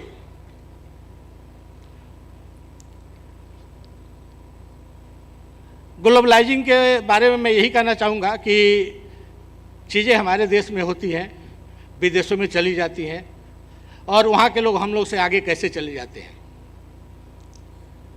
Korea का जिनसेंग या USA अमेरिका का gotu Cola क्या है, हमारे अश्वगंधा और ब्राह्मणी के ही एक प्रकार है। मैं 99 में लास वेगास में न्यूट्रास्यूटिकल के ऊपर लेक्चर देने गया था, तब मैंने देखा कि वहाँ बोतल में करके ब्राह्मणी का यानी गोटू कोला का जूस पिलाते हैं। क्या हम नहीं तैयार कर सकते? कोको कोला और स्प्राइट और इनको हटा करके क्या हम ब्राह्मणी का, शंखपुष्पी का बच्चों को शेक नहीं पिला सकते? हम उस लेवल पे काम करें, जितनी कंपनियां यहाँ हैं उसको करें। अभी आयुर्वेदिक मेडिसिन छोड़ करके कॉस्मेटोलॉजी के ऊपर ही सबसे ज़्यादा है कि कैसे हम बेच लें। आयुर्वेद तो बहुत पीछे चला गया है। सॉरी, मैं माफ़ी मांगता हूँ ये कहने के लिए, क्योंकि आयुर्वेद में हम लोग जो चिकित्सक हैं, हम लोग को बताया गया था कि भाई बात पित्त कफ जो प्रकृति होती है उसके हिसाब से चिकित्सा भी होती है। तो यहाँ तो टकेसर भाजी टकेसर खाजा की बातें हो रही है कि एक ही प्रोडक्ट सबको देना है, जो भी पेशेंट आया। बाहर के लिए, विदेशों के लिए ये कंपनियाँ, बड़ी बड़ी कंपनियाँ हैं जो पीपीएम लेवल तक देखती हैं कि हाँ 1 ppm लेवल अलाउड है, 2 ppm अलाउड है, 3 ppm अलाउड है। इंडिया के लिए कितना ppm अलाउड है हैवी मेटल्स? कंपनियां जो बैच टू बैच आपका क्वालिटी कंट्रोल करती हैं, तो क्यों नहीं उस जो डब्बा हो तो उसमें डालती है कि हमारा हर एक बैच का ये इंग्रेडिएंट का ये परसेंटेज था। स्टैंडर्ड तब होगा जब हम सख्ती करेंगे। पेशेंट जो जाएंगे वो लेने देखना चाहेंगे कि हाँ भाई इसके लैब रिपोर्ट है कि नहीं इस ड्रग के। जब तक हम अवेयर नहीं होंगे, एंड यूजर हम लोग हैं, हम लोग ही सफ़र करेंगे। आयुर्वेद को आगे बढ़ाने के लिए, आयुष को आगे बढ़ाने के लिए ज़रूरी है स्टैंडर्डाइजेशन करने के लिए। कितनी कंपनियों के पास एटॉमिक ऑब्जर्वर है जो हैवी मेटल चेक करे? कितनी कंपनियों के लोग क्वालिफाइड हैं, बहुत ज़्यादा क्वालिफाइड हैं? 2-4 नाम गिनने चुने हैं। हजारों कंपनियां यहाँ हमारे सामने बैठे हुए 5 लोग या 7 लोग बड़ी बड़ी कंपनियों के हैं। उनको कौन ये रेगुलेट करेगा? मैक्सिमम तो वही दवाई बेच रहे हैं जगह जगह। हम आयुर्वेद के लोग जब तक पुराने वही पुड़िया पे नहीं आ जाएंगे, हर एक इंडिविजुअल के लिए अलग अलग दवा नहीं करेंगे, और तब तक हम सफल नहीं हो पाएंगे। कंपनियों को भी चाहिए कि विदेशों में तो बेचते हैं बाता टी, पिता टी, कफा टी, इंडिया में क्या बेचते हैं? वहाँ बात पित्त कफ को ध्यान में रखा जाता है विदेशों में, और हमारे इंडियंस के लिए कुछ भी नहीं कि हाँ बात के लिए दवाई। तो आप भी बनाओ भाई लिव52 या लिवोमाइन या जो भी बनाते हो, तो ये बात के लिए है लिवोमाइन या लिव52 या जो भी है आप बना रहे हो, कफलेट या जो भी, तो बात के लिए अलग बनाओ, पित्त के लिए अलग बनाओ, कफ के लिए अलग बनाओ, तब तो हम आगे बढ़ेंगे। आप लोग तो एक ही चीज़ बना रहे हो, क्यों नहीं आप उसमें काम करते कि हाँ इसके लिए ये इंग्रेडिएंट होना जरूरी है। टैबलेट वगैरह जो बनाते हैं एक्सपीरियंस कितना डालते हैं? कभी मेंशन करते हैं हाँ 0.5%। क्या होता है उसमें? एंड यूजर को उससे काफ़ी नुकसान होता है। मैं बहुत सारी सीक्रेट बातें यहाँ शेयर नहीं करना चाहता, क्योंककि अगर आप गोल्ड मेडिसिन दे रहे हैं तो 125 mg लिखते हैं, तो उसमें पता लगा कि 25 mg एक्सपीरियंस है या 5% या 10%, दाम तो पूरा लेते हैं। बुरा नहीं मानेंगे, आप लोग बैठे हुए हैं, मैं थोड़ा उल्टा सीधा बोलता हूँ, प्रैक्टिकल आदमी हूँ, ज़मीन से लगा हुआ हूँ, इसलिए मुझे तकलीफ़ होती है कि बड़े बड़े स्टेज पे हम बड़ी बड़ी बातें करके चले आते हैं। हमारा यहाँ आने का मकसद क्या है? केवल हम बताएं कि हाँ हम ऐसे स्टैंडर्ड करेंगे, वैसे स्टैंडर्ड करेंगे। हमने किया क्या ये बताए ना कि हाँ हमने नया ये डेवलप किया है। हर एक प्रोडक्ट का अगर आपके पास स्पेसिफिकेशन है, तो गवर्नमेंट ऑफ इंडिया की फार्माकोपिया है, उसमें अभी 500-600 से ज़्यादा ड्रग्स के बारे में 7,000 ड्रग्स हैं, नहीं बताया गया। तो आप लोग करो ना काम, कौन मना किया है? खेती भी कराओ आप लोग। गवर्नमेंट ऑफ इंडिया से हमारे प्रधानमंत्री जी, माननीय प्रधानमंत्री जी काफ़ी कुछ हम लोग को आगे बढ़ाने के लिए जी जान से लगे हुए हैं, लेकिन वहाँ भी एक त्रुटि रह जा रही है कि बहुत पहले छत्तीसगढ़ को हर्बल प्रदेश बनाया गया था, यानी वहाँ सब्सिडी दी गई थी कि आप अश्वगंधा, शतावरी और ये सब उगाएं। क्या हम लोग फिर से दोबारा से वही काम नहीं कर सकते? हर एक स्टेट को 4 साल 5 साल दे, और उस एरिया में जो ड्रग्स या हर्ब्स निकलती हैं उसको बढ़ावा दे कि हाँ भाई उसका आप ज़्यादा से ज़्यादा खेती करो, हम उसको MSP देंगे। हम भी किसानों को MSP ही देने की बात हो रही है ना, तो उसको आप ये करो कि हाँ आप ये उगाओ, आपको देंगे। जब दाल के लिए बात हो रही है तो आयुष प्रोडक्ट्स के लिए क्यों नहीं हो सकती? कि अश्वगंधा उगाओ, शतावरी उगाओ, गोखरू उगाओ, जहाँ जो संभव हो। ये नहीं कि हाँ राजस्थान का गोखरू बोले कि हाँ यूपी में उगाओ। तो इसको बढ़ावा देना चाहिए, हर एक स्टेट को बारी बारी से मौका देना चाहिए 2-2 साल का, कि भाई आपको हर्बल स्टेट या आयुष स्टेट आपको घोषित किया जाता है, आपको अपने किसानों को ये चीज़ करवानी चाहिए। तब उसके बाद एक स्टैंडर्ड आएगा हर जगह से, अगर हम करते हैं कंपेयर तो। और ये साइंटिफिक टीम बैठी हुई है, ये लोग गाइड करें किसानों को। कहाँ है किसान? किसको हम गाइड कर रहे हैं? किससे हम दवा खरीद रहे हैं? किससे क्रूड हर्ब खरीदेंगे? कहाँ से खरीद रहे हैं? कौन बताएगा? 10 कंपनियां बैठी हुई हैं बाजार में, वही हर्ब खरीदती हैं जो भी आया। मेरा खुद का एक्सपीरियंस है कि 10 मूल जो होता है च्यवनप्राश में डाला जाता है, 10 मूल में आधे से अधिक जो मूल बताए गए हैं वो रहते ही नहीं है, कोई दूसरा आपका एडल्ट्रेशन होता है। अब एक एक इंग्रेडिएंट हम चेक करेंगे तभी पता लगेगा। अगर 10 का करेंगे तो उसका तो हम जेनेटिक मार्कर या क्रोमेटोग्राफी अगर करेंगे तो नहीं पता लगेगा। सबके एल्कलाइड्स अलग अलग तो नहीं जाएंगे, तो हम अलग अलग करते हैं क्या कि हम केवल 10 मूल बनाए, 10 मूल का काढ़ा बनाए, उसका पीएच देख लिया, उसका ये देख लिया, सारी चीज़ देख लिया, हो गया, ठीक है। पहले के ज़माने में जो बनता था लकड़ी के बनते थे आपके आसव, और उसको फर्मेंटेशन के लिए 3 महीने टाइम दिया जाता था कि वो फर्मेंटेशन के बाद सेचुरेशन हो जाए। अभी कंपनियां 10 दिन 15 दिन में आसव बना करके बेच रही हैं प्रिजर्वेटिव, और इसके दोबारा फर्मेंटेशन होगा नहीं, कोई कंप्लेन भी नहीं आएगी। तो स्टैंडर्ड किसका करना है, पहले तो हम तय कर लें। क्या हमारे इंडियन कंपनीज का स्टैंडर्ड करना है? अपने को खुद जब तक हम नहीं सुधरेंगे कुछ नहीं होने वाला है। मैं ज़्यादा कुछ नहीं कहूँगा। हमारे यहाँ इमामी के राजीव राय जी हैं, निमेश सराफ जी हैं, मैनेजिंग डायरेक्टर चरक फार्मा के, ये के कृष्णन मोस्ट जी हैं, डायरेक्टर वैद्या रत्नम, नितिन अग्रवाल मैनेजिंग डायरेक्टर हैं ब्लिस आयुर्वेदा। अरे ये तो दूसरे हैं, सॉरी ये मैं इधर पढ़ गया। डॉक्टर अरविंद वाचस्पति जी हैं, पी राजेंद्रन जी हैं, वैद्यनाथ मिश्रा जी हैं, ऋषभ गुप्ता जी हैं और संचित शर्मा जी हैं। संचित शर्मा जी कौन है? आप हैं। जस्ट 1 मिनट, मैडम ने इंट्रोड्यूस कर दिया ऑलरेडी, वैसे मैं दोबारा से कर रहा हूँ। ये शायद संचित शर्मा जी आपके फादर हैं, शर्मा जी। इनकी मदर और फादर हमारे साथ फिल्म में ट्रेनिंग की है 15 दिन तक। एमिल से है ना? हाँ, आपके पिताजी और मदर दोनों हमारे साथ ट्रेनिंग किए हैं, ये गाजियाबाद में फार्माकोपिया लेबोरेटरी मेडिसिन में, standardisation of AYUSH drugs. Kartikeya Baldaul ji CEO हैं। मैं आपका अभिनंदन करता हूं कि आप यहां आए हैं और हमें कुछ दे के जाएंगे। मिस्टर अरविंद वर्चावी हैं, मैनेजिंग डायरेक्टर हैं श्री तत्वा के। डॉक्टर राजेंद्र जी हैं, जनरल मैनेजर हैं आर्य वैद्यशाला कोट्टाकल के। कोट्टाकल तो खैर काफ़ी मशहूर कंपनी है और प्रोडक्ट्स भी अच्छे होते हैं। वैद्यनाथ मिश्रा जी हैं, हेड R&D के। ये भी काफ़ी दिनों तक विदेशों में रहे हैं, तो वहाँ से जो कुछ भी एक्सपर्टीज लाए होंगे मैं समझता हूँ कि हमारे साथ शेयर करेंगे कि हाँ कैसे स्टैंडर्ड किया जाएगा। ऋषभ गुप्ता जी हैं। वैसे दूसरा मैं परिचय दे दूँ कि हमारे 10 साल जूनियर भी हैं, कलकत्ता यूनिवर्सिटी में ये 99 में पास आउट है, मैं 89 में पास आउट हूँ। और ऋषभ गुप्ता जी हैं VIP marketing कैलारी Ayurvedic group.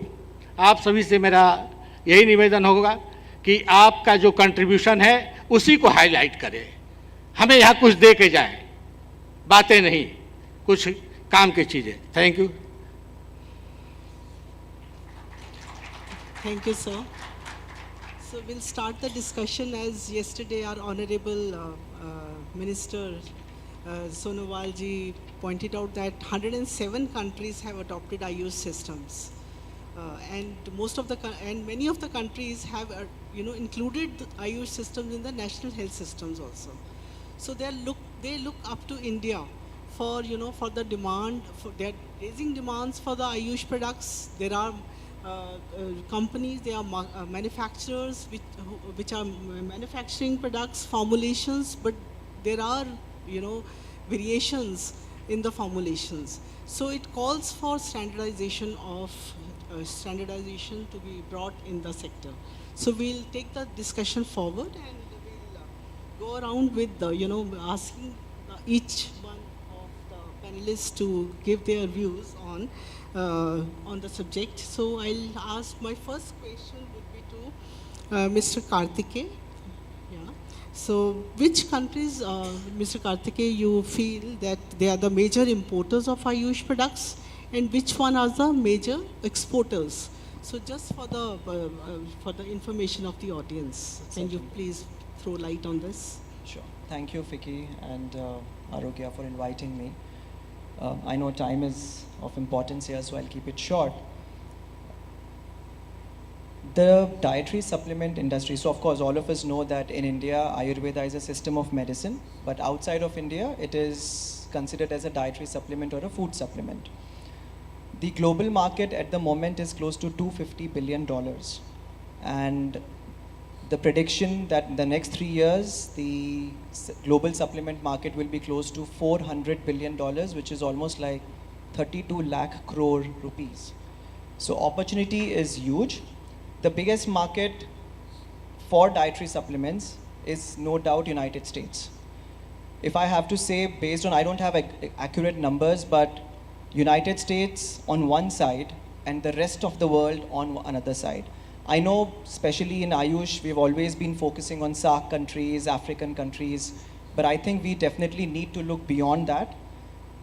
US is the biggest consumer of dietary supplements. 7 out of 10 Americans consume some kind of supplement, either in the form of a botanical or prebiotics, fish oil, various forms. And followed by Europe, which is again the second largest market, EU all put together. So developed part of the world is where the entire approach is more towards preventative healthcare than curative approach. And of course, the other markets are evolving, Asian markets, GCC, Latin America, but no doubt US and Europe remains the largest market. And what about India? Like, where do we place India if it comes to exporting? In the US market, from an import perspective, Ayurveda used to be 5% until 2015, and TCM had a market share, traditional Chinese medicine. Although Ayurveda is the oldest system of medicine we know of on the planet, our share was meager 5%, which has now increased to 8%, whereas TCM still lingers around somewhere close to 32 to 35%. So I think there is still a lot of scope for us to grow. There are certain, of course, the topic today is very relevant, standardization and quality in manufacturing as well. So there's a lot of scope for India to grow. Although I do believe from the consumer market perspective, the next decade is going to be Asia. Maybe we are where US was in late 90s and early 2000. But I think the coming 10, 15 years, the awareness is building up. And of course, Ayurveda has gained a lot of prominence, especially post-COVID.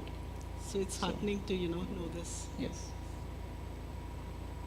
Kartikeya ji, ऐसा है कि FDA के जो rules वगैरह regulations वगैरह हैं, जहाँ हमें फूड सप्लीमेंट्स वगैरह के बारे में कहा जाता है, तो ये आपका यहाँ से नहीं, ग्लोबल लेवल पे इसकी मॉनिटरिंग होती है और लॉबिंग होती है.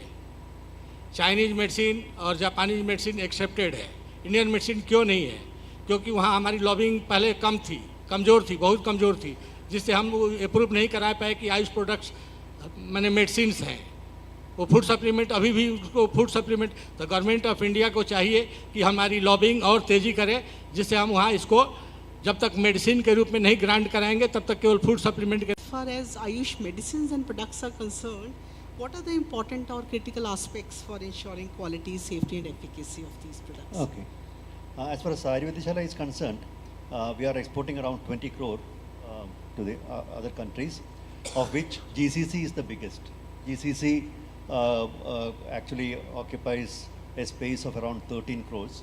UAE is the biggest, 10, 11 crores.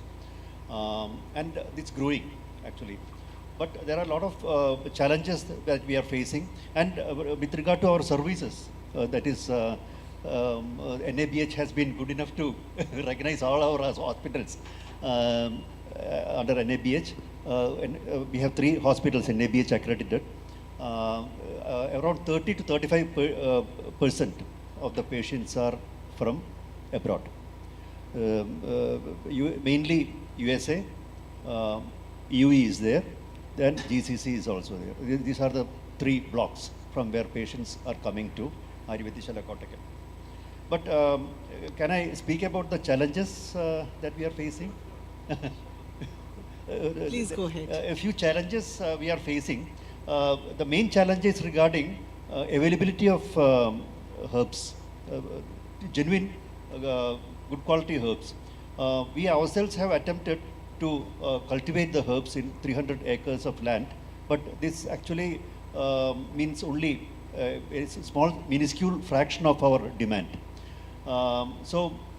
My request is that all the governments, including the government of India, in the previous session, Prajapati sir has been speaking about cooperatives to be formed in all the states to harness the degraded and peripheral forests for cultivation of the herbs using tribal and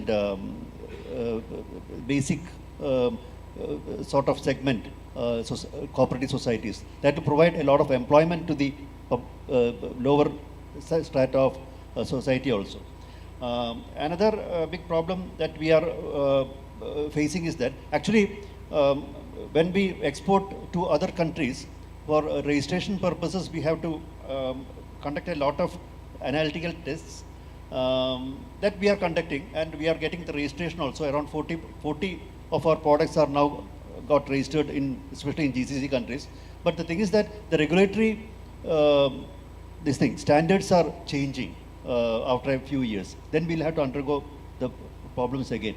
So my request is that if the government of India under Ayush Ministry and Commerce Ministry forms an Ayurvedic coordination committee and educates the industries about the changes in regulation in the premium segments, that will be of help to us.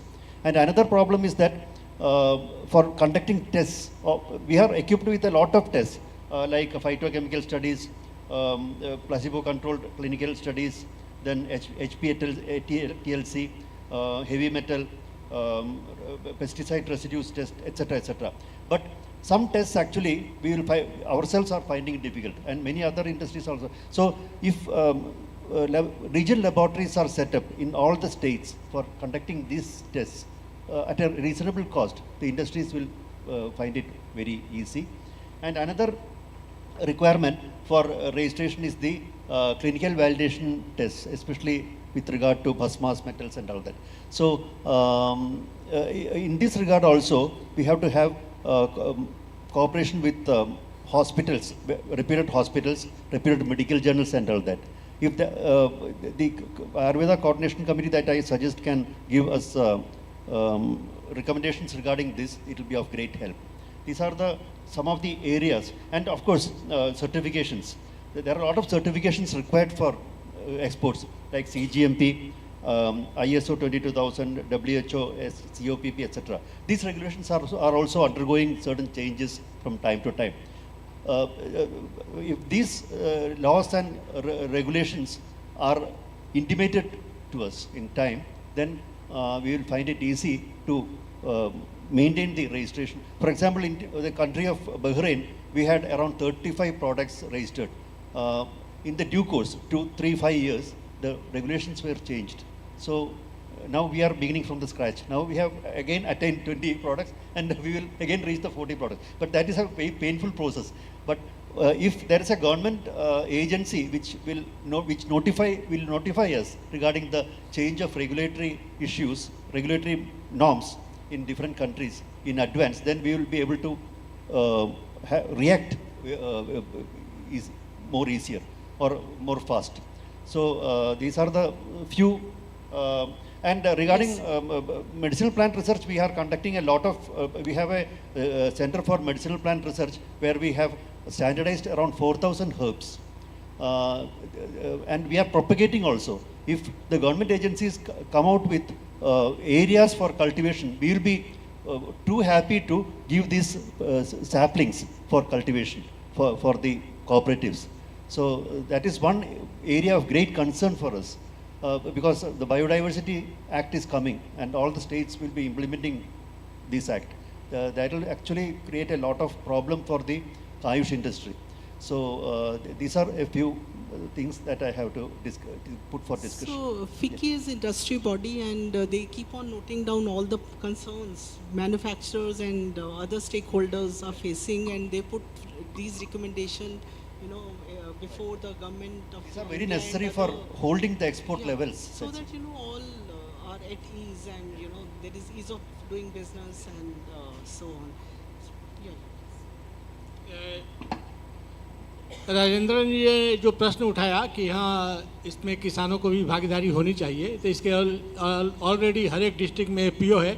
Ayush department को केवल वहाँ के concern district को केवल initiate करना है कि आप उनसे बात करें और हर्ब्स उगाने के लिए प्रोत्साहित करें।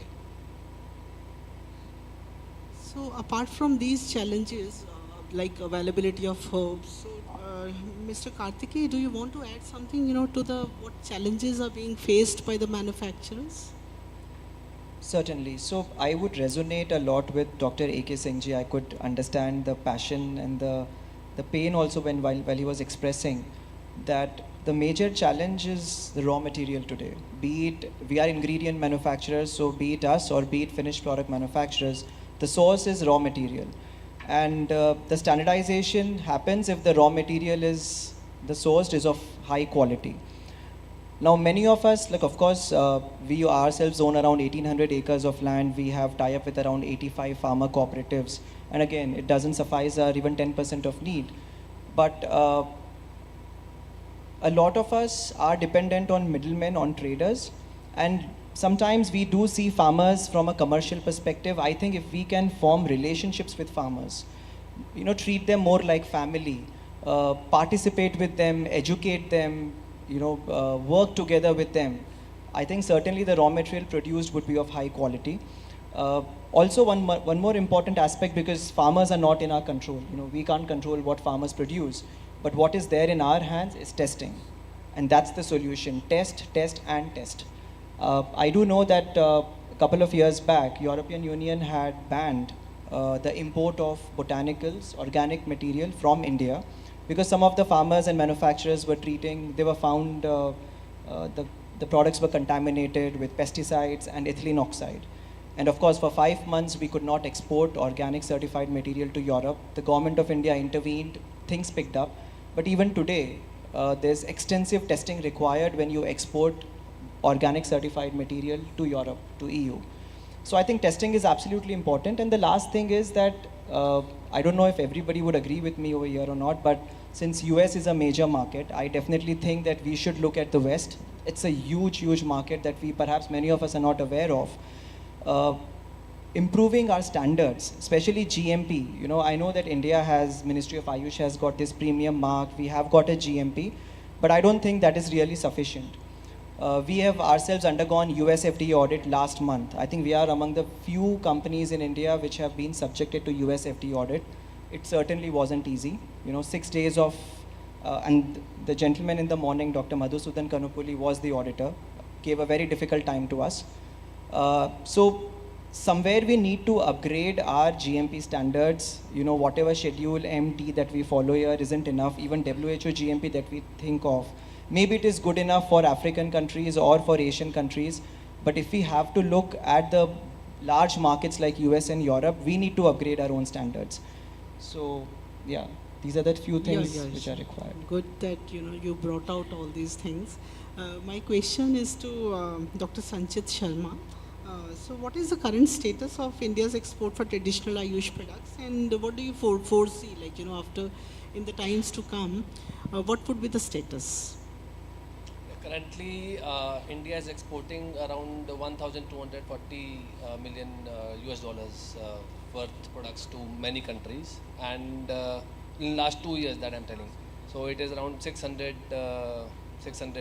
million dollar, which we have exported to different countries, and I think it is expected to grow at a rate of 15 to 20% in the coming years, and we have a huge potential that we can capture the whole of the world, because as Karthik was talking about the traditional Chinese medicine, they have the major market share as of now, and we are just, I think, not much, I think it is less than 5% it is, and majority is with the traditional Chinese medicine.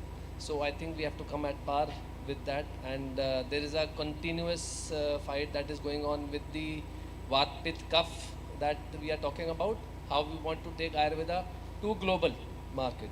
Is it with that way, or is it with the modern way? Because this is something I think the modern youth or the countries or the delegations in the different countries, academicians and regulatory authorities don't understand that kind of a language. So we have to decide that, and Ministry of Ayush, I think they are doing their bit to regularize that. I think they have signed more than 13 MOUs where we have Ayush academic chairs in different universities abroad. So Ministry of Ayush, since its inception in 2016, they have been doing a lot of MOUs, but I think last 8 years of MOUs have been signed, but on ground not been implemented. The implementation, I think a lot is required. And along with that, Ministry of Ayush has signed, I think, 23 MOUs with country to country MOUs have been signed. And they are also, Ministry of Ayush are also having some MOUs where we are providing fellowship to the students coming from abroad, whether they are doing for undergraduate or postgraduate or PhD, where they are, I think, more than 100 fellowships have been provided.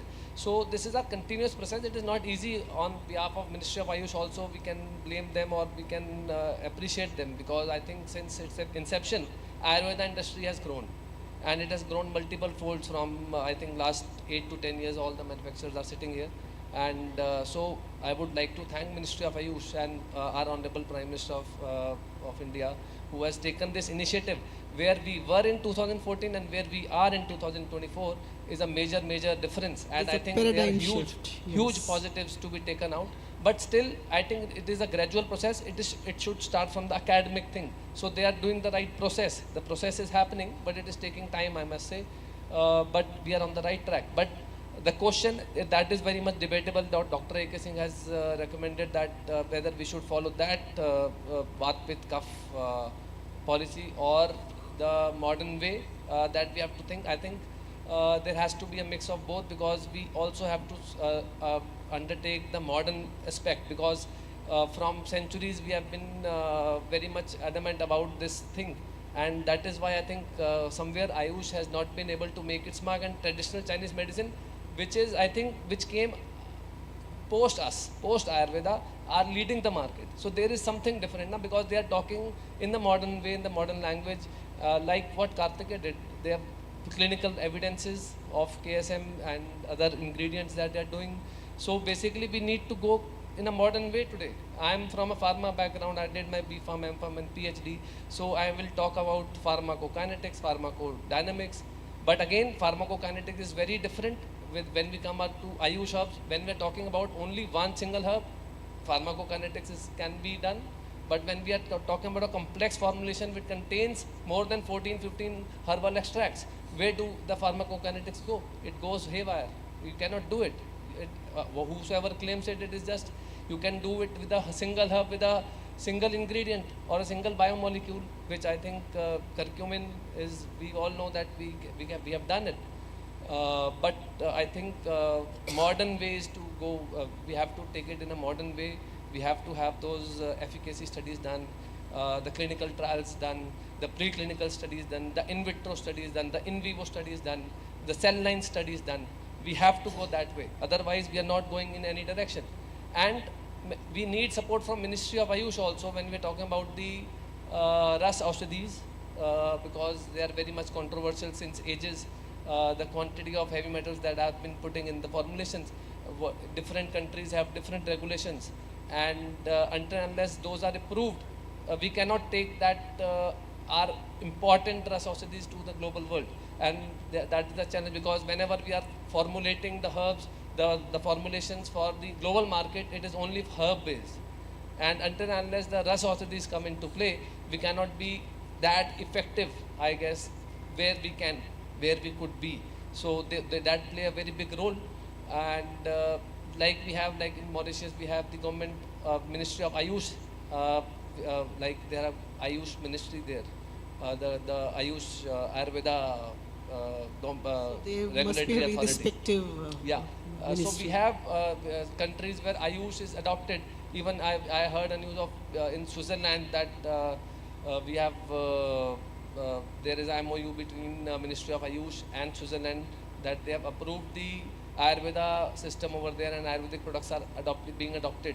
So these initiatives by Ministry of Ayush will take Ayurveda to the next level, because these Rush Aushadhis play a very important role in the treatment, but we have to go in the modern way, because when we present all the studies, only then we can do our bit. And with Dr. A.K. Singh also suggested about what we can give, he was talking about Brahmi. And Brahmi again is a very controversial herb when we come to export, because it has okra toxins and the major aflatoxins, which are not good for the mental health. And many countries have totally, it is not allowed even a bit. And when we go to procure Brahmi, it is a big problem, okra toxin. So we have at AML India Research Foundation, we have developed a method which we're going to patentize, that how we can remove okra toxins from Brahmi when we procure Brahmi, but we can remove okra toxins. So also when we are talking about this initiatives by Ministry of Ayush, that the challenges that Karthikeya suggested, Rajendran sir suggested, that the quality, the quality of herbs that we are getting, that is a big challenge. And in 2017 also, we suggested in the CEO roundtable that there should be repositories made by Ministry of Ayush, similar to how Government of India does for rice or sugar, or like there is a fight between farmers and the government that there should be MSP. So we recommend that there should be repositories made where the manufacturers can purchase from, there should be quality standardized herbs which Ministry of Ayush can do, I think, and they can form the repositories in different parts of the country where we can get the raw material from. Maybe it is for the farmers cooperative or the forest collection that they are doing. So there are a lot of initiatives that we can take, but I think this is point which the industry has been raising from last 8 years, and there has not been done, nothing much has been done significantly. But I think we can do. This is one point which all the people have been sharing again and again. So Brahmi is again one thing, that okra toxins I was talking about. So there are multiple things, multiple challenges, but I think this is the top industry that is sitting here, the majority. What about the Ayush manufacturers? There are multiple Ayush manufacturers which are very small. What they would be doing? We are having our This research. is why we are here to, We are having our R&D centers. All the companies, how to manufacturers, standardize. they are having their labs. They are testing the products. But what 80% of the manufacturers are also there, which are small manufacturers. They don't have that infrastructure. They don't have that kind of labs where they can test the products. So that where is the, I think Ministry of Ayush should come, where we can purchase standardized herbal products, herbal ingredients, and that I think can bring a change. Thank you for your valuable inputs. Yeah.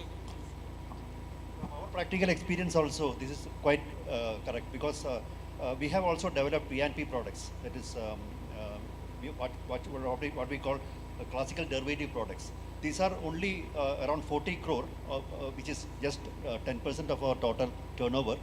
But this is fast growing, madam. This particular segment is fast growing, because the modern day physician as well as the modern day patients want this type of that Sharmaji mentioned, the new products, classical derivative products. So I think we should give a lot of stress on development of P&P products, which are really efficacious, and it should be tested both on the analytical front and the clinical validation front. And then it should be exported. The export will be much easier, because the analysis part will be much easier. So that is our experience also. I quite agree with what Sharmaji told. Thank you for your inputs. So, संचित शर्मा जी ने बताया कि हम लोग quality और testing ये सारी चीज़ें करते हैं, और जो मॉडर्न मेडिसिन के लिए हम लोग अल्कलाइड्स का जो एक्सट्रैक्शन करते हैं, तो इस बहुत बड़े 1952 में हिमालय ड्रग कंपनी ने सर्पगंधा से रिसर्पिन बनाया, और उसको जो आपके हाइपरटेंशन के पेशेंट हैं उनको दिया, तो काफ़ी लोगों को तो फ़ायदा हुआ, लेकिन काफ़ी लोगों को उससे दूसरे सिम्टम्स डेवलप होने लगे, तो फिर उसको उन लोगों ने ड्रॉप कर दिया। तो और वही चीज़ जब सर्पगंधा घन बटी के रूप में दी जाती है, तो आज तक कोई भी उसका साइड इफेक्ट नोटेड नहीं हुआ। क्या आप इसको क्लियर करेंगे?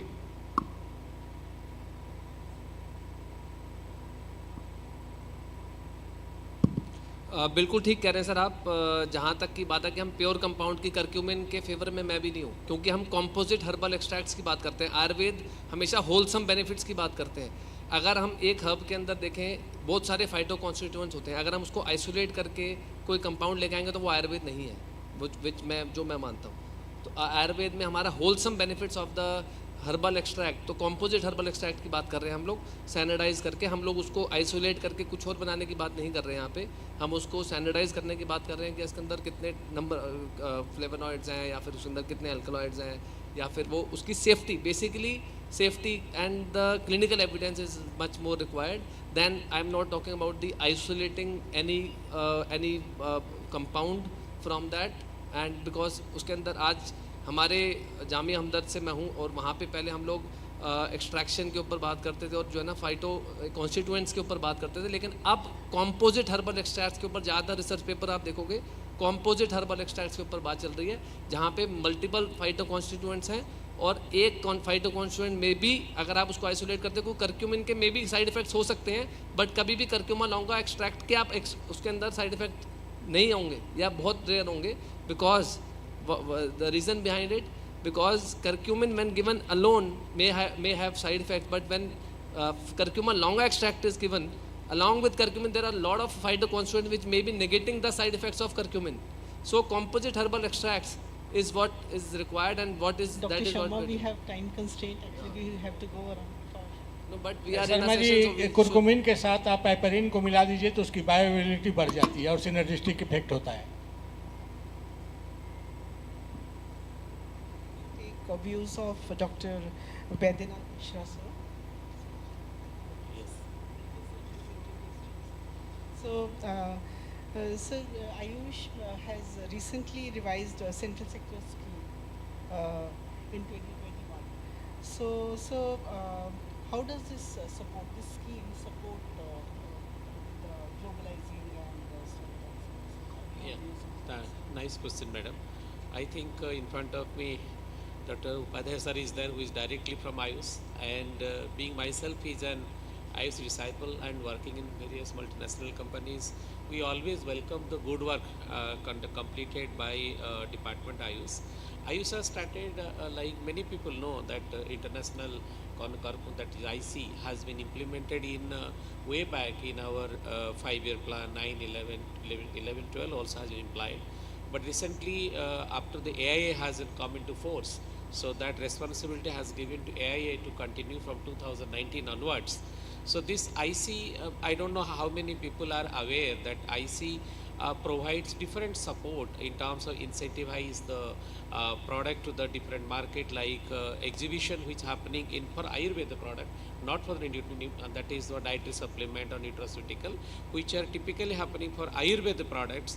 For those conferences, workshop happening in different parts of the world, is intimated by the Ayush department to the members of the by different types of associations there. Through them only the notification goes. This is one type. They provide air fire and they provide subsidized display, like for trade fair displays, whatever space required they provide.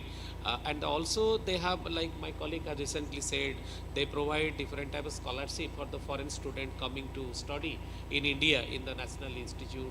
They also has different chairs which are already happened, and for my knowledge, if I there, so around 14 institute has been taken a call by IC having the chairs like Germany, US, UK, Canada, Australia also recently has opened.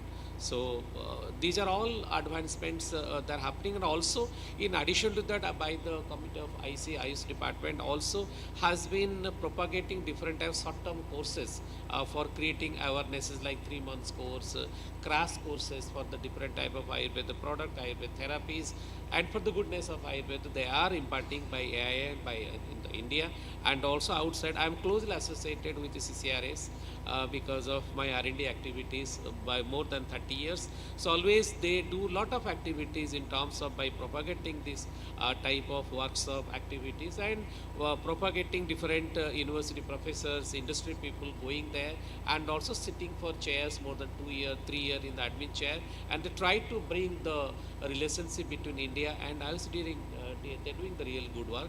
And industries also we are supporting in terms of by attending the conferences, attending exhibitions. Like Madam, as you said, many people, I don't know, like my senior is also sitting here from Dutpapeshwar and other good companies like Dabur also.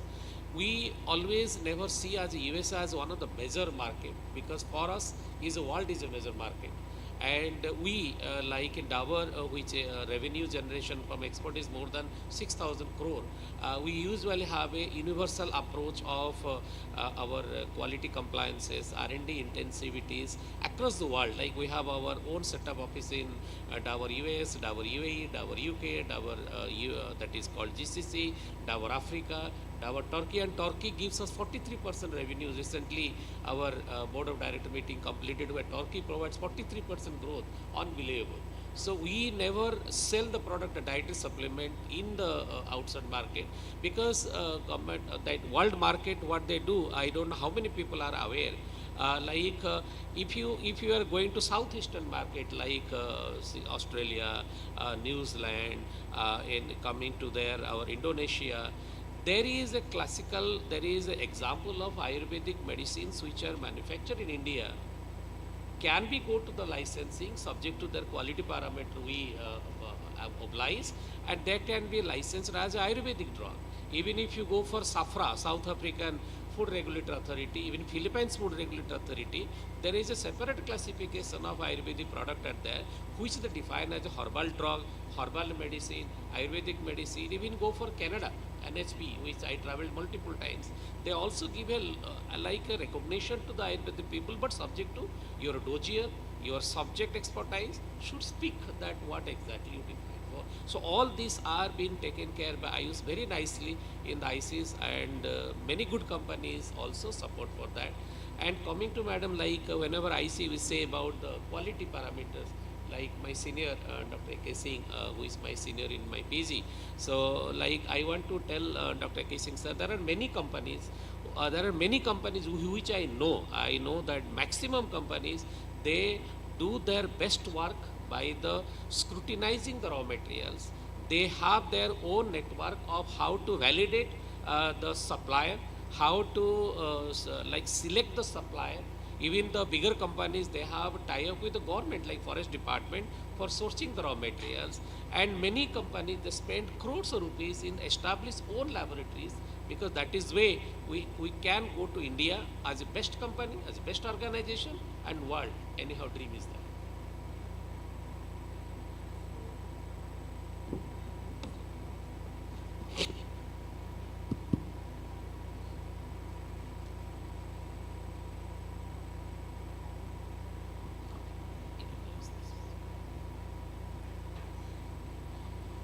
What, according to you, are the key steps taken by manufacturers generally for qualitative production and standardization of Ayush medicines? So are there any government guidelines to keep a check, or any other regulation? Yeah, hi. So we also have our own manufacturing unit, and what policies and what stringent conditions we also follow. We also follow GMP practices. We follow like GLP. So what we have studied like GMP, good manufacturing practices, good laboratories practices, and also a couple of certifications which we ISO and we follow, so that we manufacture the product in the most stringent condition, in the most effective manner.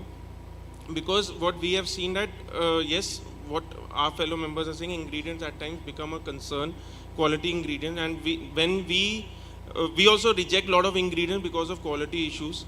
And while following stringent practices and seeing the effectiveness of the products when the quality medicines are procured through these practices, the GMP, GLP, safety, and the WASH certification, we have seen good results. So similarly, I believe every manufacturing unit, I'm sure everybody follows it, but these are some conditions that we use, and government has also applied all these practices to follow, like the GMP thing, the APIs, and the ingredient list. So these are the things that we used to do, and we should follow all these things.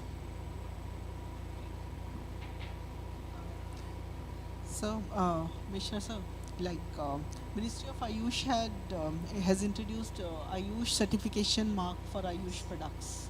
It's in collaboration with Quality Council of India. Yes, yes. So almost 6,000 products have already been awarded Ayush marks. So what are the criteria for getting this Ayush mark? Just for the knowledge of all the. Okay, thank you, Dr. Poonamji. I remember my old days when I was in Himalaya, like in 2008. That time, the QC IUS department, again, once more thanks, they have tried to bring certain harmony like that, okay, what we can do for building the confidence among the consumers.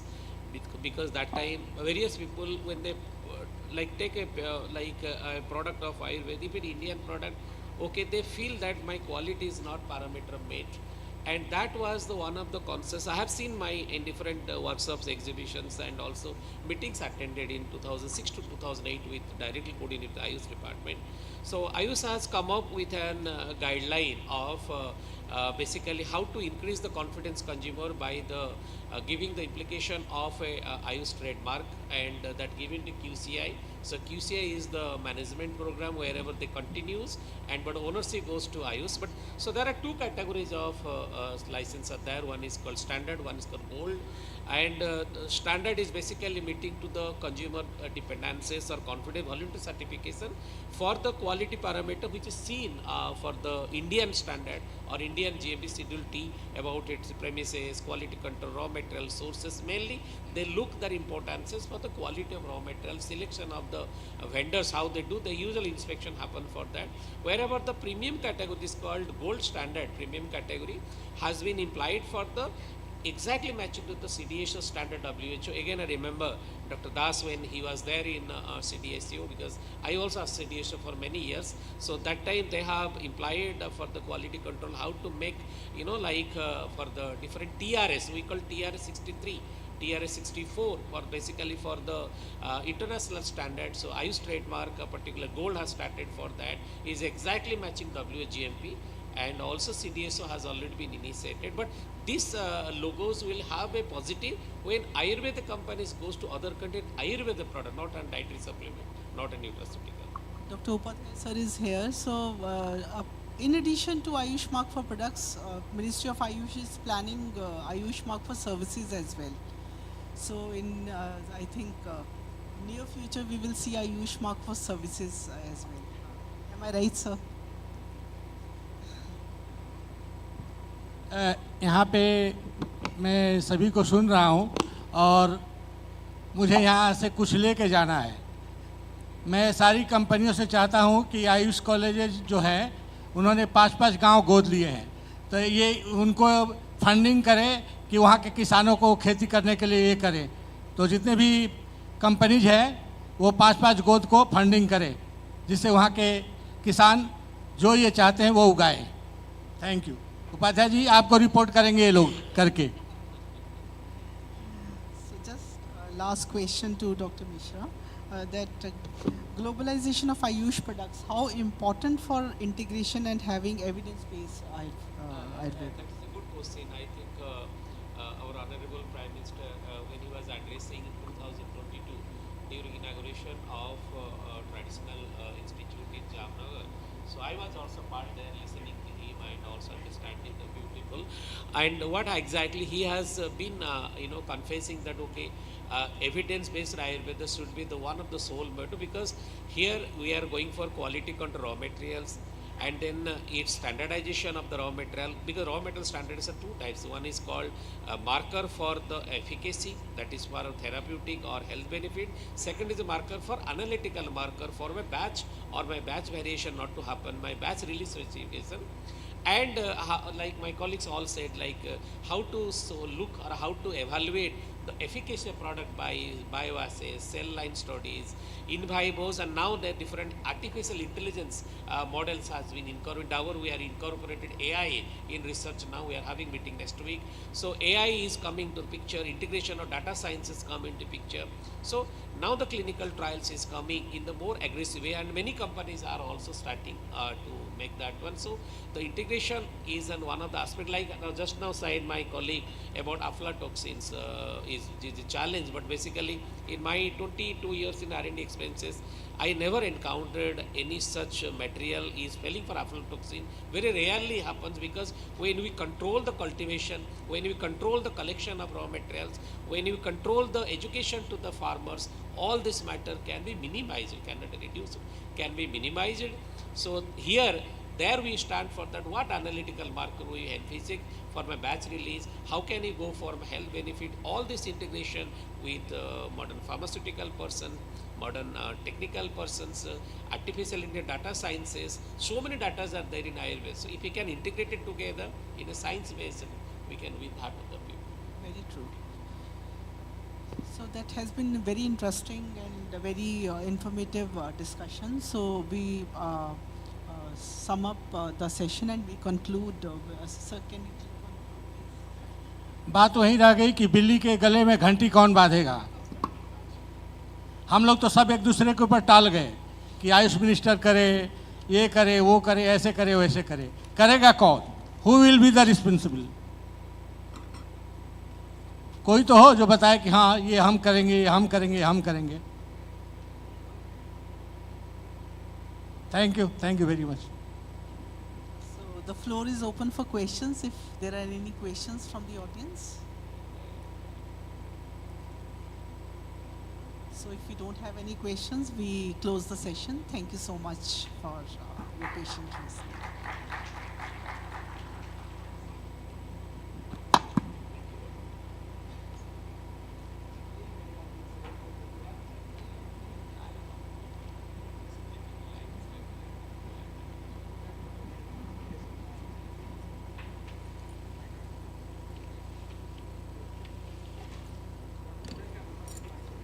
ये बड़ा सौभाग्य है कि हमारे बड़े अगर हमें किसी बात के लिए टोकते हैं या हमें डांटते हैं तो उसे हम इस ढंग से लें कि तुम कभी डगमगाओ मत, या कभी समय आए अगर आप डगमगा रहे हैं तो उनकी डांट को याद रखिए, वो डांट आपको संभलने के लिए मिली है।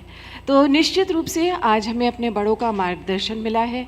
हम सौभाग्यशाली हैं कि इतने विद्वान और बड़े लोग हमारे बीच में हैं। उन्होंने अपने अनुभव, अपनी बातें यहाँ हमारे सामने रखी और निश्चित रूप से बदलाव आएगा। समय लगेगा लेकिन बदलाव निश्चित रूप से आएगा, क्योंकि एक कहा भी गया है, आपने ये कविता सुनी होगी, इसकी पंक्तियाँ सुनी होंगी, कोशिश करने वालों की कभी हार नहीं होती, लहरों से डरकर नौका पार नहीं होती। तो इसलिए कोशिश करते रहिए, प्रयास करते रहिए, एक ना एक दिन मंजिल अवश्य मिलेगी।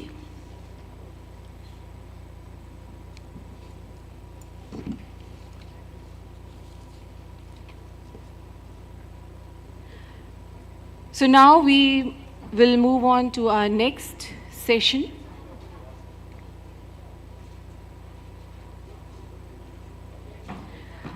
अगले सेशन का हमारे विषय है Synergizing Pharma and Ayush, Exploring Collaborative Approaches for Integrated Healthcare Solutions. Okay. आप सभी से अनुरोध है कि कृपया आप अपना अपना स्थान ग्रहण करें. Be seated, all of you. And soon we will start with our next session.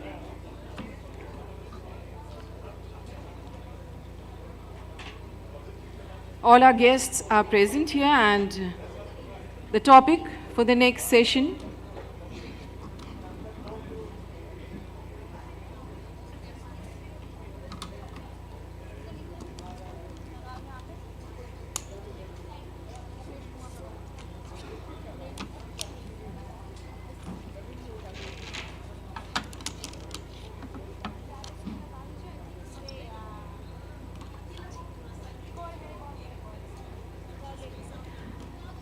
So the topic for the next session is Synergizing Pharma and Ayush, Exploring Collaborative Approaches for Integrated Healthcare Solutions.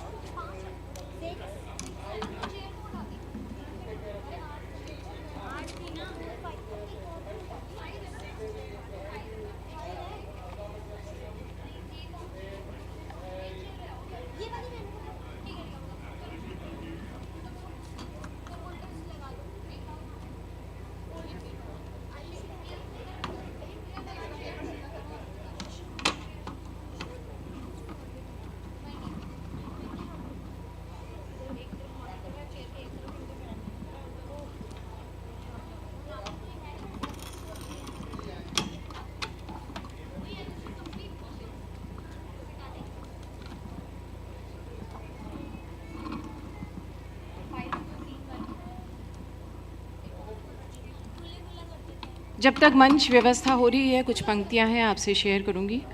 ये हरिवंश राय बच्चन जी की कविता की पंक्तियां बोली थी अपनी हमने। कोशिश करने वालों की कभी हार नहीं होती, लहरों से डरकर नौका पार नहीं होती, नन्ही चींटी जब दाना लेकर चलती है, चढ़ती दीवारों पर 100 बार फिसलती है। मन का विश्वास रगों में साहस भरता है, गिरकर चढ़ना चढ़कर गिरना ना अखरता है। आखिर उसकी मेहनत बेकार नहीं होती, कोशिश करने वालों की कभी हार नहीं होती। तो प्रयासरत हैं सभी मिलकर, ये सम्मिलित प्रयास है। शुद्ध भावना के साथ जब प्रयास किए जाएंगे तो निश्चित रूप से उसके सार्थक परिणाम आएंगे। It's a combined effort, and if the feeling behind it is pious, pure, then definitely we'll get good results.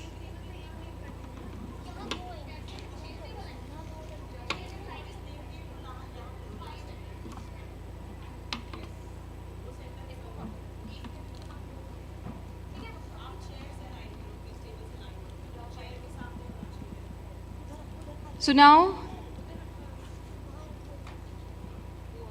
the preparations are almost done. The stage is ready.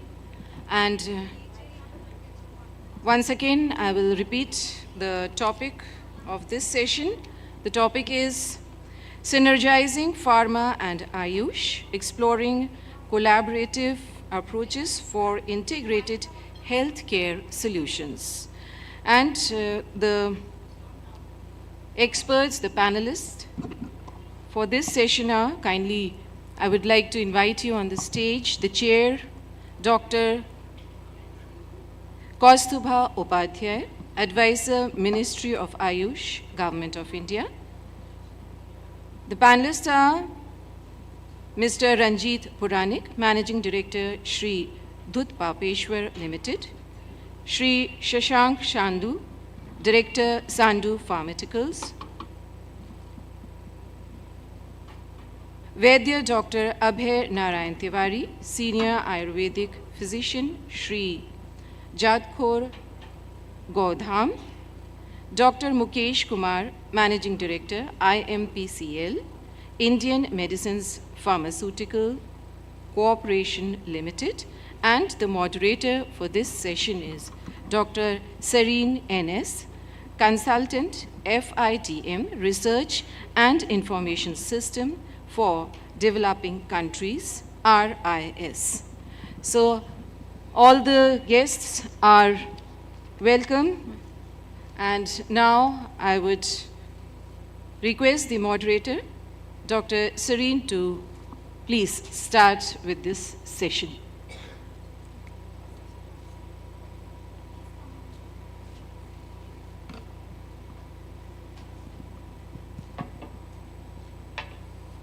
Good afternoon and a warm welcome to all of you. It is a pleasure to introduce the distinguished chair as well as the panelists for today's session on Ayush and Pharma, synergizing collaborative efforts for integrated healthcare. Let me begin by introducing the distinguished chair of this panel, Dr. Kaustubh Upadhyay ji. He is the advisor Ayush who deals with drug policy in the ministry, as well as looking after important verticals of the ministry, such as the extramural research scheme, Heal in India, Heal by India initiative, the National Ayush Mission, etc. Dr. Upadhyay is from a clinical background, having spent several years of medical service in the public sector and then moved on to administration. A man of immense wisdom and experience. A very warm welcome to you, sir, to the panel. I would also like the opportunity to introduce each of the panelists respectfully. To my immediate right is Shri Shashank Sandu ji, the director of Sandu Pharmaceuticals Limited in Mumbai. They have a unit in Goa too. Sandu has a cherished history of over 130 years and has made robust contributions to the clinical Ayush pharmaceutical landscape of India. A warm welcome to you, sir. panel. On my extreme right is Vaidya Shri Abhay Narai Tiwari ji, who is a clinical physician having a unit in Lucknow. He is also a very active researcher, a man of science, having had important collaborative research works with King George Medical College, Lucknow, as well as the Sanjay Gandhi Postgraduate Institute in Lucknow in pertinent clinical areas such as infertility, polycystic ovarian disease, Swarna Prashana, immunomodulatory effects, and so on. So we are happy to have a clinical presence in our panel. Warm welcome to you, sir. On my extreme left is Shri Mukesh Kumar ji, who is the director of the public sector unit pharmaceutical establishment of the Ministry of Ayush, the IMPCL, Indian Medicine Pharmaceutical Corporation Limited, Uttarakhand. Dr. Mukesh Kumar ji, आपका बहुत बहुत स्वागत है. We have one more panelist, Shri Ranjit Puranik, who owing to an emergency had to step out. So without wasting time, let me start the panel and we will welcome Ranjit Puranik ji officially once he arrives. This panel will adopt an open approach wherein though we may ask questions to specific panelists, we would also encourage the fellow panelists to kindly chip in and interject and add on their wisdom and experience too, so that the whole discussions can be much more enriching for the audience. Before I begin the panel, let me respectfully invite the chair for his opening remarks. Kaustubh Upadhyay ji. Synergizing pharma and Ayush sector is the today's topic. So far, we are considering Ayush as a separate stream than pharma. Actually, both are working for the same community for curing the diseases, but still we continue to feel that we are separate sectors. So this separation, feeling of separation has to come down. How we both together work together for the benefit of the community, that is the main theme of this session. Second, what are the requirements of pharma sector for standardization and vis-a-vis that to Ayush sector. Pharma sector is dealing with a single molecule and they are mostly synthetic ones. So fixing the standard for them is quite easy than the natural products where so many factors are influencing the standards. It may be raw material, the geographical location, the time of collection, the seasons that are influencing, and the climate conditions. So many factors influence the raw materials. Apart from that, there is no regulation of raw material market, and depending on the demand, there will be high fluctuation in the rates of raw materials, and sometimes with or without knowing, one raw material is replaced for the another one. There will be mixed raw materials in this common name, and it will be challenging for the industry to segregate each of them and fix the standard. So how to recover these complexities in the botanical drugs, natural products, this is one of the challenges that we have to discuss. I think Ranjit ji has joined. I request Sarin to introduce Ranjit ji. Thank you very much, Dr. Upadhyay. I take this opportunity to introduce Shri Ranjit Puranik ji, the Managing Director of Shri Doodh Papeshwar Limited. Very Ayurvedic pharmaceutical company of more than 150 years of heritage, and again with a very checkered history. Warm welcome, Ranjit ji. And we begin the session right away. So I am taking a cue from what the chair has already enunciated. He had mentioned the requirements and regulatory frameworks that may be beneficial for the Ayush sector industry. So since this is an overarching theme for the pharma and Ayush synergy, the chair has very aptly put it that we should not consider them as separate, distinct entities, but rather one single unit. So given this, let me begin by looking at this overarching theme, the regulatory framework currently present in the Indian landscape. So over the past decade has been a period of major growth for the Ayush sector.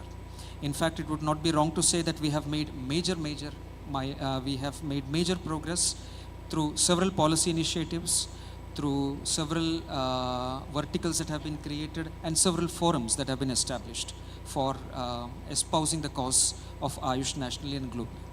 In the context of this, given the pace of growth that Ayush has set itself in, I would like to pose a question to Ranjitji, begin with Ranjitji, but of course I request all the other panelists to chip in once he has responded.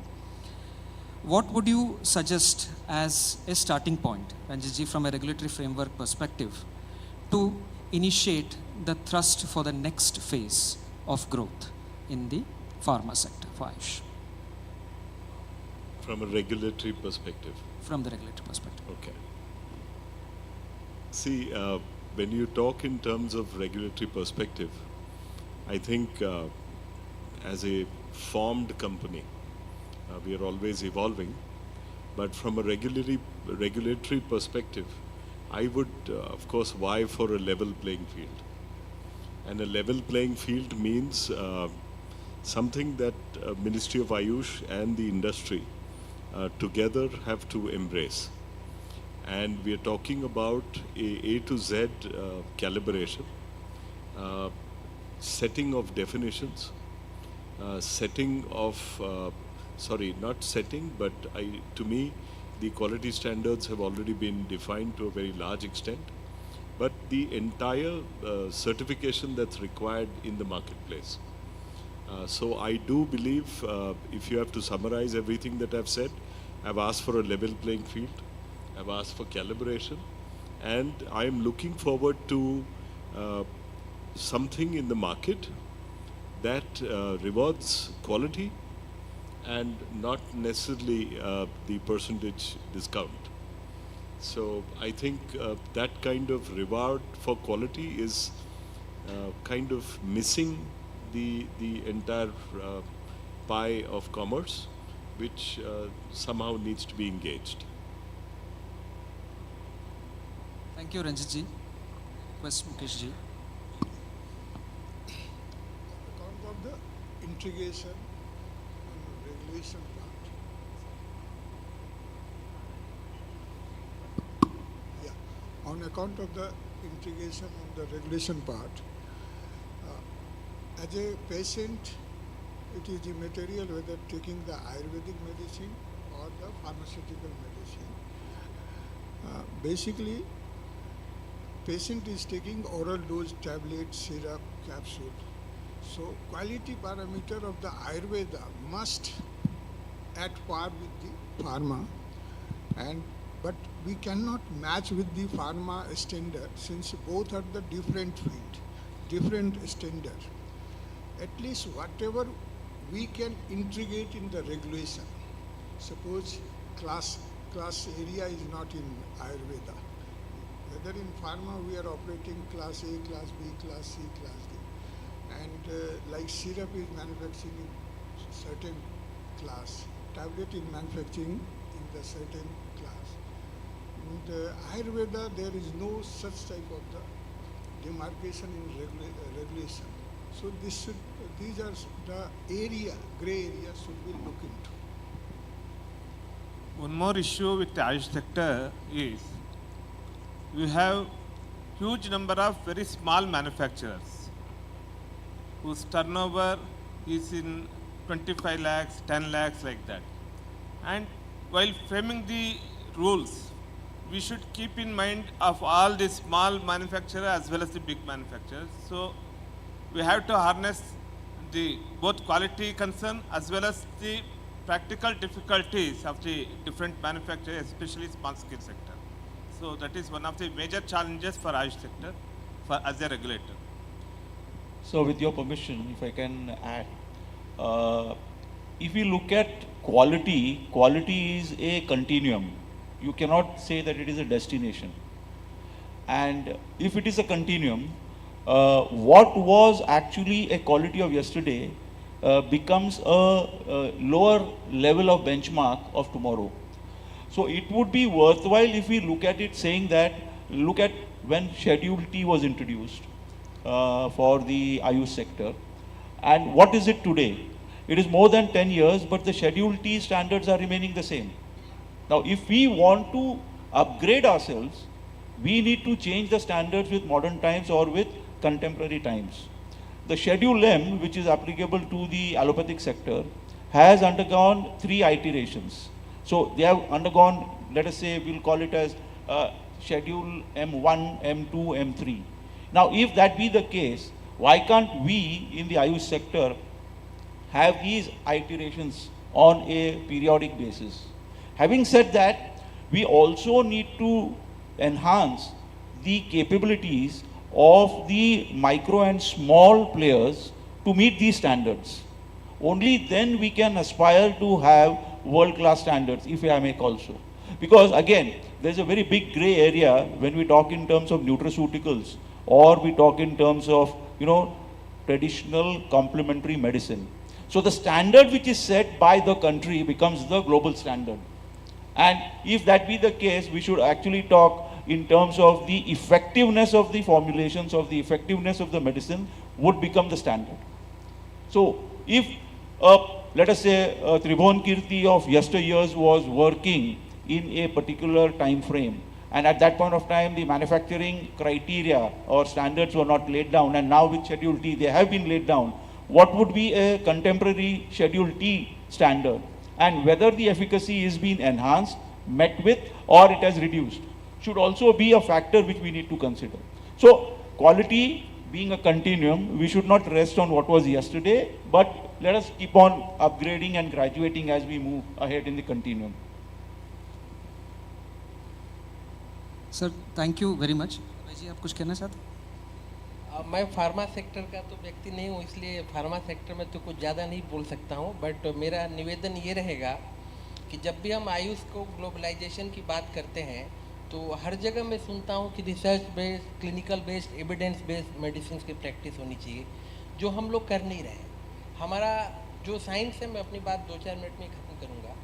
हम लोग देखते हैं कि हमारी drug का प्रभाव तो आता है, जैसे सर बोले त्रिभुवन कीर्ति रस, या एक मान लीजिए हम एक छोटी सी बात करें स्वर्णप्राशन का, तो स्वर्णप्राशन का हम प्रयोग करते हैं, उसका प्रभाव हमको दिखता है।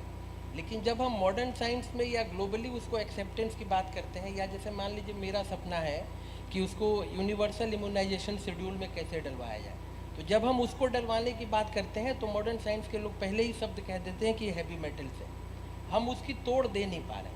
हम क्या फार्मा लोगों से मैं ये निवेदन करूंगा कि क्या हम कोई ऐसी लैब कोलैबोरेटिव एक स्टडी नहीं कर सकते हैं जो मॉडर्न साइंस की सारी टेक्निक यूज करके उन्हीं की भाषा में हम उन्हीं को जवाब दे पाएँ। जैसे कि हम लोग आपके संज्ञान में मैं लाना चाहूँगा कि हम लोगों ने पीजीआई लखनऊ में स्वर्णप्राशन पे काम किया और उस पर हम लोगों ने लिम्फोसाइट्स ट्रांसफॉर्मेशन टेस्ट किया, जो ड्रग की टॉक्सिसिटी के लिए पूरे all over world western science में किया जाता है, उसको हम लोगों ने देखा। फिर उसके पार्टिकल साइज को देखा कि हमारा जो स्वर्ण है, जैसे हम लोग एक कहते हैं कि एक स्वर्ण ही बहुत सारा मेधा, अग्नि, बल सबको बढ़ा देता है, तो ऐसा कैसा होता है? तो उस पार्टिकल स्वर्ण का पार्टिकल साइज हम लोगों ने आईआईटी रुड़की में भेज के उसको पार्टिकल साइज देखा कि कितना है, तो आप लोग सरप्राइज होगा जान के कि उसका नैनो पार्टिकल से भी उसका छोटा साइज आया। जैसे कोरोना में देखिए हम लोगों की कोई ऐसी उपस्थिति आयुष की फूड सप्लीमेंट के रूप में तो हम लोग थे, लेकिन एक चिकित्सक के रूप में हम लोग नहीं थे। तो हम लोगों ने ये देखा फर्दर जब हम लोग रिसर्च किए कि कोरोना वायरस, सार्स वायरस और जीका वायरस तीनों का पार्टिकल साइज हमको मालूम है, हमारा स्वर्ण का पार्टिकल साइज तीनों के पार्टिकल साइज से छोटा था।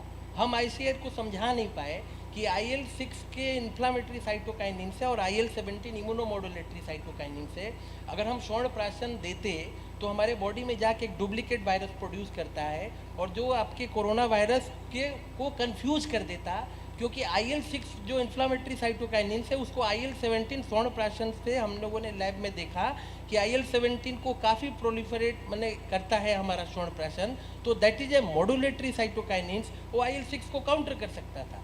तो हमें साइंस को इस तरीके से ले जाके आगे बढ़ना पड़ेगा, न कि कथा और प्रवचन के रूप में। Thank you. Okay, thank you, Abhiji. So we have two different perspectives over here. One, of course, from the industry.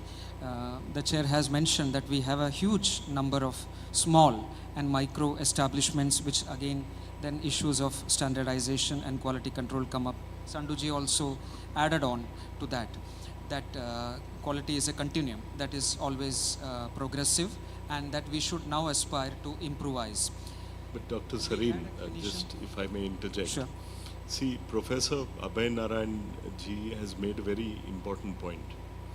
And I think what you correlate the point I make about quality being the reward.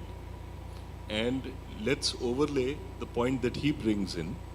And the point that he brought is bringing science into play. Right?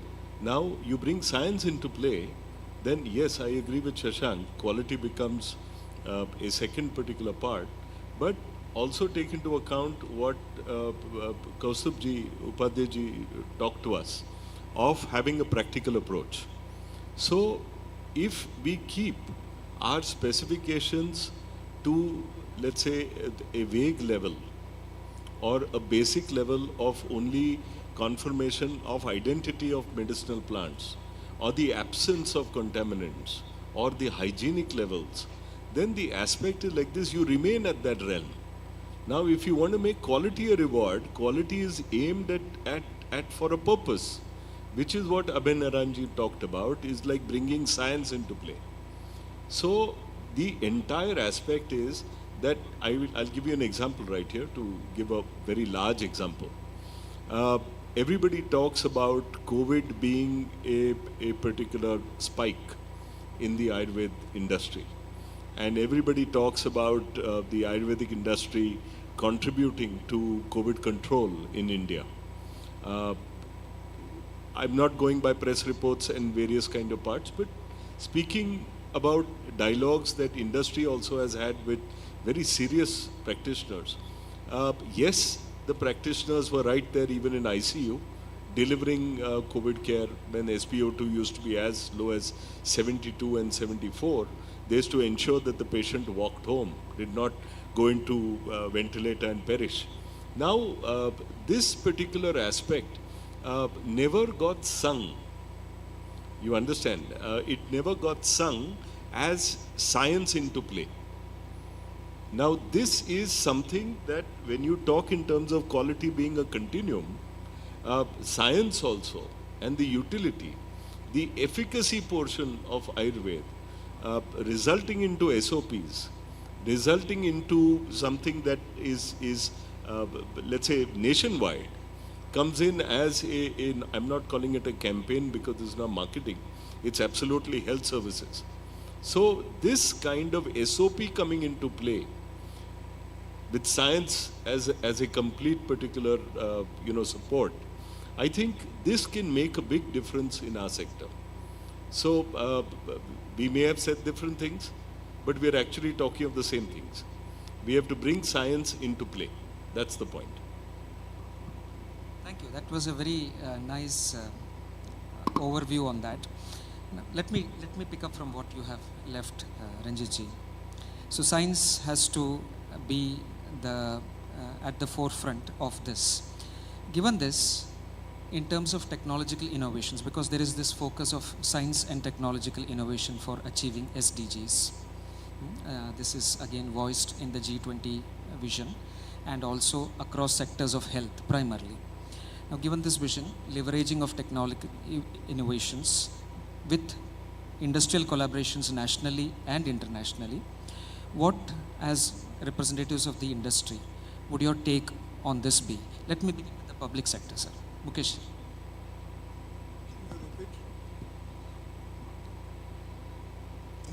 Ranjit जी ने कहा कि science मुख्य धारा में रहनी चाहिए, जिससे pharma sector में जो क्वालिटी और एफिकेसी की बातें हो रही है वो सबसे ज़्यादा उस पर एक उत्तेजना मिले. तो साइंस को मद्देनज़र रखते हुए टेक्नोलॉजिकल इनोवेशंस की जब हम बात करते हैं या विचार करते हैं sir.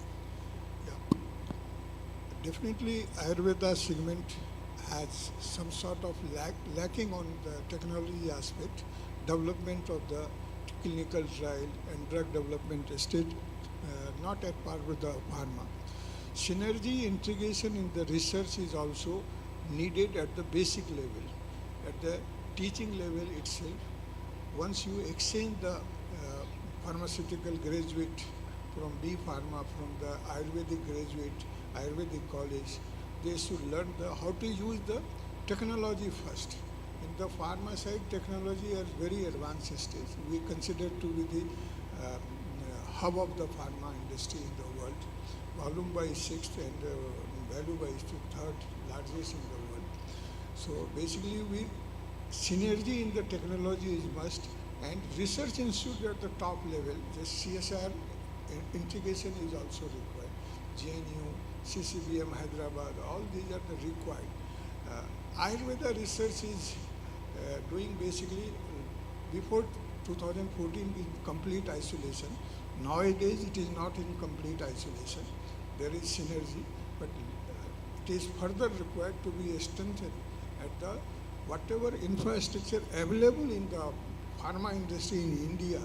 We are rich in technology in pharma industry, but Ayurveda industry not approach the research institute directly. Even Ayurvedic manufacturing industry doesn't have the separate budget for the R&D, and government should also give the industry support on the R&D activity at the national level. So this will upgrade the standard of the Ayurveda across the country. Regarding research incentive to the industry, because the traditional knowledge as a whole is not a patentable item. That's one of the major hindrance for Ayush industry to put their investment in research and development. For this purpose, Ministry of Ayush has made in consultation with the DPIIT and other department, a committee of secretary under the chairmanship of Chairman DPIIT has been made, and they are revising how to encourage research and development and synergize the requirement of the industry with that of the IPR issues. To look into this matter, government is seriously looking at, and we are devising the better policy to encourage IPR recognition of the industry and to encourage industry to put investment in R&D. Further, all the science ministries of the government, they are sitting together. We have made a research consortium, and now researchers are going together with all the departments. We are pulling our resources, pulling our manpower and our infrastructure, and we are trying to conduct a targeted research topics so that something will come out to the public also. And last week only our secretary has stated in the Varanasi that we are targeting around 10 to 15 botanicals to be golden standard drug for the world in another 25 years. That is the target. Up to 30-40 we have to develop at least 10 to 15 in another 10 years we are planning. And if we do work in this area, we hope we can come up with some good new botanical drugs with full complete evidence and full line of all the standards and everything. So I'd like to just give two examples in this marrying of technology to our sector. The first example is basically there is a company in Pune, I'm sure you are aware, where Nadi Pariksha is actually now, is instrumentalized, and there is a proper, diagnostic study, and the Nadi Pariksha can be put on a kind of what I should say, a graph which is available by way of a proper diagnostic method. So yes, there is a possibility of bringing in technology and marrying technology to our science.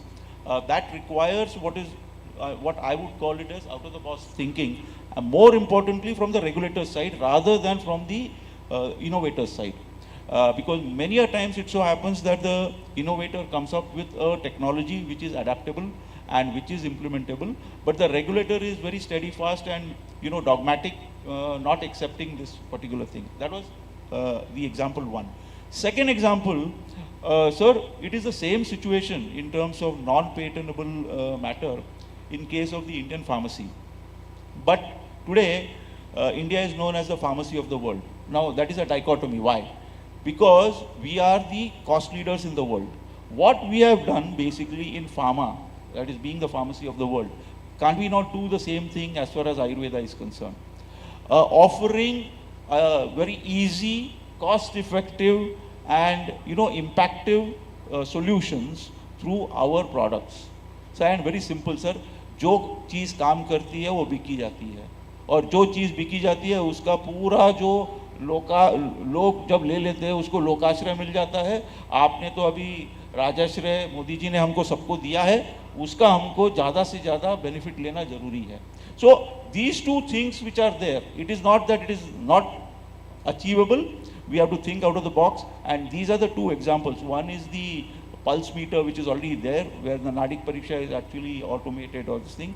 And second is, when India can become the pharmacy of the world, why can't we, as Ayush proponents, before this it was TCM world over, sir. It was TCM. Everyone used to say that traditional Chinese medicine is the best Chinese medicine, and everyone used to say that this is the best alternative medicine. So why can't we then become the Ayush as a offering to the world? जी मैं बोलूँ, जैसे शशांक जी ने बताया कि Chinese medicine world में काफ़ी ज़्यादा popular है, न कि हमारा आयुर्वेदा. उसका रीज़न क्या है? चाइना अपने मेडिसिन को साइंस से इमीडिएट जोड़ दिया है. वहाँ के MBBS के या जो मॉडर्न साइंस के पाठ्यक्रम में है, वहाँ पे चाइनीज़ की उनकी ट्रेडिशनल मेडिसिन चाइनीज़ की पढ़ाई जाती है और उस पर वो पूरी स्टडी करते हैं. हमारे देश में ऐसा कुछ है नहीं, और जो भी आयुर्वेदिक इंस्टीट्यूट है जहाँ पे हम रिसर्च करते हैं, मान लीजिए, तो वो मॉडर्न साइंस के लोग कहते हैं कि वो बायस्ड है, वो अपने से प्रेरित है और सेल्फ करता है. हम लोग ऐसा कोई प्लान बनाएं जो प्रीमियर मॉडर्न साइंस के इंस्टीट्यूट है उसमें हम अपनी रिसर्चेज को ले जाएं. मैं आप लोगों से एक निवेदन करना चाहूँगा, क्योंकि आप सभी लोग अपने अपने क्षेत्र की महान विभूतियाँ हैं. दुनिया टारगेट मेडिसिन की बात करती है. मैं कह रहा हूँ कि क्या हम आयुर्वेदा में टारगेट मेडिसिन नहीं बना सकते, या कोई मजाक है? देखिए, मेरा एक अपना विजन मैं आपके सामने प्रस्तुत करता हूँ, क्योंकि आप सभी लोग सक्षम हैं, समर्थ हैं, आप कर सकते हैं, मैं नहीं कर सकता हूँ क्योंकि मेरे लिमिटेशन से मैं एक वैद्य हूँ. मान लीजिए हम लाइपोसोम लें जो ट्रांसपोर्ट व्हीकल का काम करता है. हम अपने आयुर्वेदिक ड्रग का नैनो पार्टिकल बनाएं, नैनो पार्टिकल बना के उसकी हम कोटिंग करें. फिर मैक्रोफेज इनहिबिशन से ही कोई भी डिजीज होती है, हम मैक्रोफेज को वहाँ से निकालें, मैक्रोफेज को कोटिंग करें, और उसको कोटिंग करके ट्रांसपोर्ट व्हीकल के द्वारा सीधे मरीज के मुंह में डाल दें. और चूंकि दोनों कोटिंग रहेगा तो सीधे टारगेट ऑर्गन पे जाके काम करेगा. हम ऐसा क्यों उम्मीद करें कि मॉडर्न साइंस के ही लोग हमको करके देंगे? एक मैं और निवेदन प्रस्तुत करता हूँ. 2016 का मेडिसिन का नोबेल प्राइज जापानीज साइंटिस्ट को मिल के गया, और जो इंटरमिटेंट फास्टिंग है जिसको आयुर्वेद में हम लोग लंघन कहते हैं. हम आयुर्वेदा के लोग केवल बात और प्रवचन करते रह गए, नोबेल प्राइज लेके चला गया चाइना का आदमी, और हम कहते हैं कि लंघन ही सर्वश्रेष्ठ औषधि या जो भी है. बट मेरा ये सब मिशन है. मुझे बड़ी कभी कभी अंदर से उत्तेजना होती है, मैं उत्तेजित होकर बोल जाता हूँ कि हम ऐसा क्यों नहीं सोचते, हम ऐसा क्यों नहीं करते. हम हमेशा सेकंड ग्रेड डॉक्टर बने बैठे रहते हैं, हमेशा हमें वो भाव नहीं आता कि हम आयुर्वेदा को लेके आगे जाएं. तो मेरा आप लोगों से सभी से विनम्र निवेदन है कि कुछ इस तरह की चीज़ें करें. मॉडर्न साइंस के आप लोग इंडस्ट्री वाले हैं, मॉडर्न साइंस के प्रीमियर इंस्टीट्यूट में कॉन्टेक्ट करें. आसान काम नहीं है सर, लेकिन जब मैं कर सकता हूँ तो आप भी कर सकते हैं. आप लोग प्रीमियर इंस्टीट्यूट में रिसर्च कराएं, तब हमारी एक्सेप्टेंसी बढ़ेगी, तब फार्मा सेक्टर भी बढ़ेगा. क्योंकि जब रिसर्च बेस्ड दवाई आएगी तब लोगों की आस्था हमारे प्रति बढ़ेगी. नहीं तो हम फूड सप्लीमेंट, सेकेंड डिग्री के डॉक्टर, फार्मेसी ऐसे ही करके रह जाएंगे. इन्हीं बातों के साथ मैं अपनी वाणी को विराम देता हूँ. Thank you. Shashank ji, I request a response to this, given that he has raised this issue.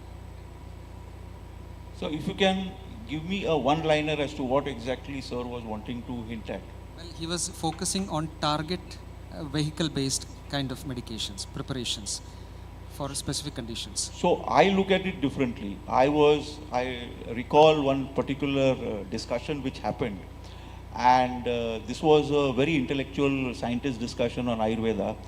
And what was then propagated was something like this, that a Ayurvedic formulation is got a multiple herb formulation. So what is the logic of that? The logic is it has got 4 types of, or it is like a missile which has got the active ingredient constitutions, It has got the potentiating herbs which are actually going to potentiate the actions of the active ingredients. Then we have got stabilizers, a set of stabilizers, and then we have got the delivery vehicle. Now, this is the kalpana, or this is the concept of a Ayurvedic formulation. And that is the reason we see multiple, herbs in a particular formulation. Now, having said that, when you talk about targeted delivery system, then you need to have a totally different concept altogether. So it is like you are wanting to have a, a shotgun approach or a targeted missile, a sniper approach. You need to decide. So sometimes a sniper approach is much better, which is targeted approach. Sometimes it is a shotgun approach where you are actually going to spare and fire it at all cylinders. So it depends on the kind of problem or the kind of solution that we are looking at in terms of a health situation. So it is not black and white. We need to understand that we need to be open that yes, it can be a sniper approach or a targeted approach, or it can be a shotgun approach which has got multiple. Okay. How would we define our target? Do you want to define the target on the basis of physiology? Sir, I think this will deviate our topic. No, I'll bring it back to a pharma industry. Okay. Don't worry, I'll bring it there. Now, our entire target, ultimately, sir, I'll come to my COA. Now, when you talk in terms of a targeted study, you are talking of a targeted study as defined by modern physiology, and you're talking about being a best performer in that particular targeted study. Now I pull you back, and I pull you back to the fact that we are configured slightly differently.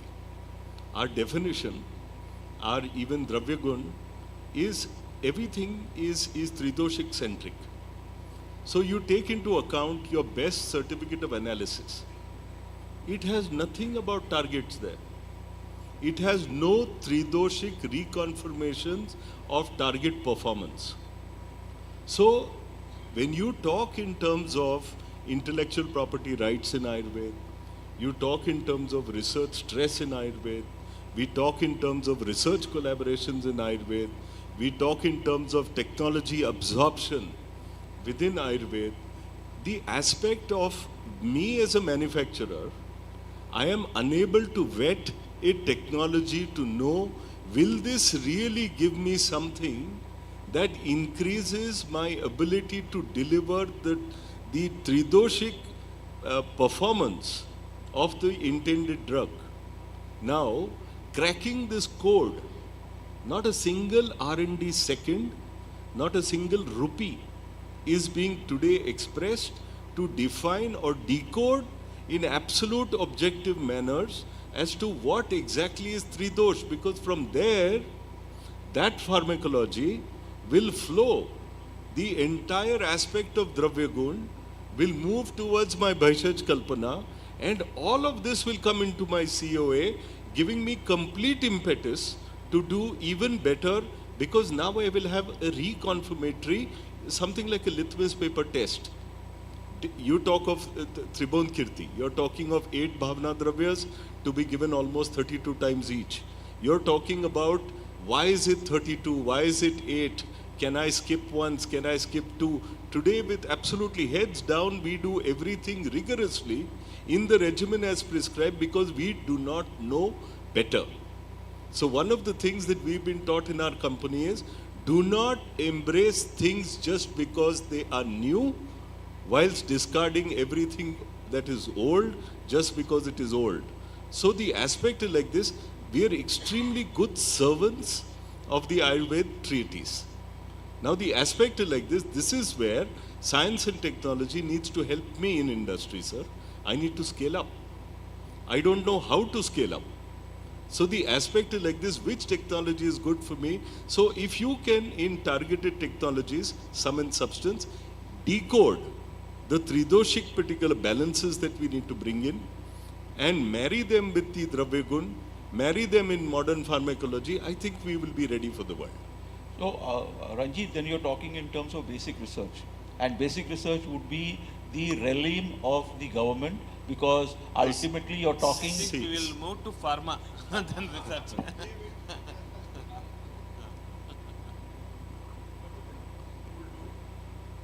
Actually, I participated in the seminar, international conference in IIM Jammu in the last week. And lot of work is going on in traditional medicines and inputs from traditional medicine, including Ayurveda. The problem what I am observing, they are doing research on the particular drugs, but not on the concepts. So it is the duty of the Ayurveda graduates or Ayush graduates who are associated with the research project. Unless we bring in our concept in the basic design of the research protocol, then after everything is done, we will say it is not as per the Ayurveda protocol and we will reject. They will say this will not suit because it should not suit, because as per our concept, it will not suit.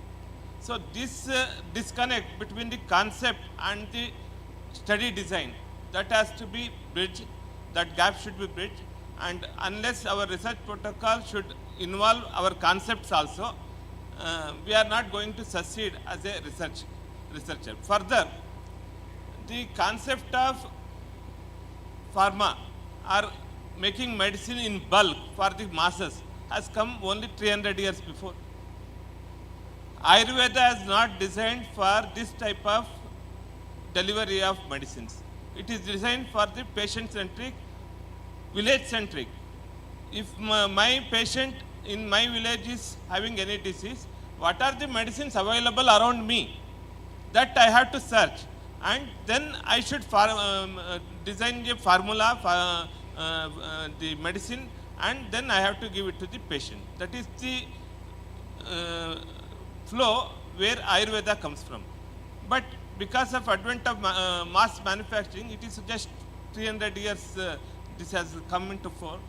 So for this we have to adapt. We have to evolve our basic concept to fit into this. Chinese medicine, they have done wonderful job. If you go to any Chinese raw material market, Shashank sir will explain me better. They have highly properly processed, good agriculture practice, good collection practice, and proper identification of different species, different categories of raw materials. All these things are there, and there is a certificate of analysis given by the trader. And if you go to the hospitals, they have raw drugs collected in separate, whatever physician writes, these raw materials, they will collect those raw material herbs and put it in a pocket, and patient will take it to the another pharmacy section where they will put in the infusion, and fresh infusion they will get as per the patient need. This tailor-made pharmaceutics has been developed by TCM. And further, we are not exploring the formulations which are there in the Bruhatrayis, the major texts of Ayurveda, Charak Samhita, Sushruta Samhita, Vagbhata. Most of the formulations are later developments, and if you see the Charak Samhita, for every disease category, first they will see Samshodhana.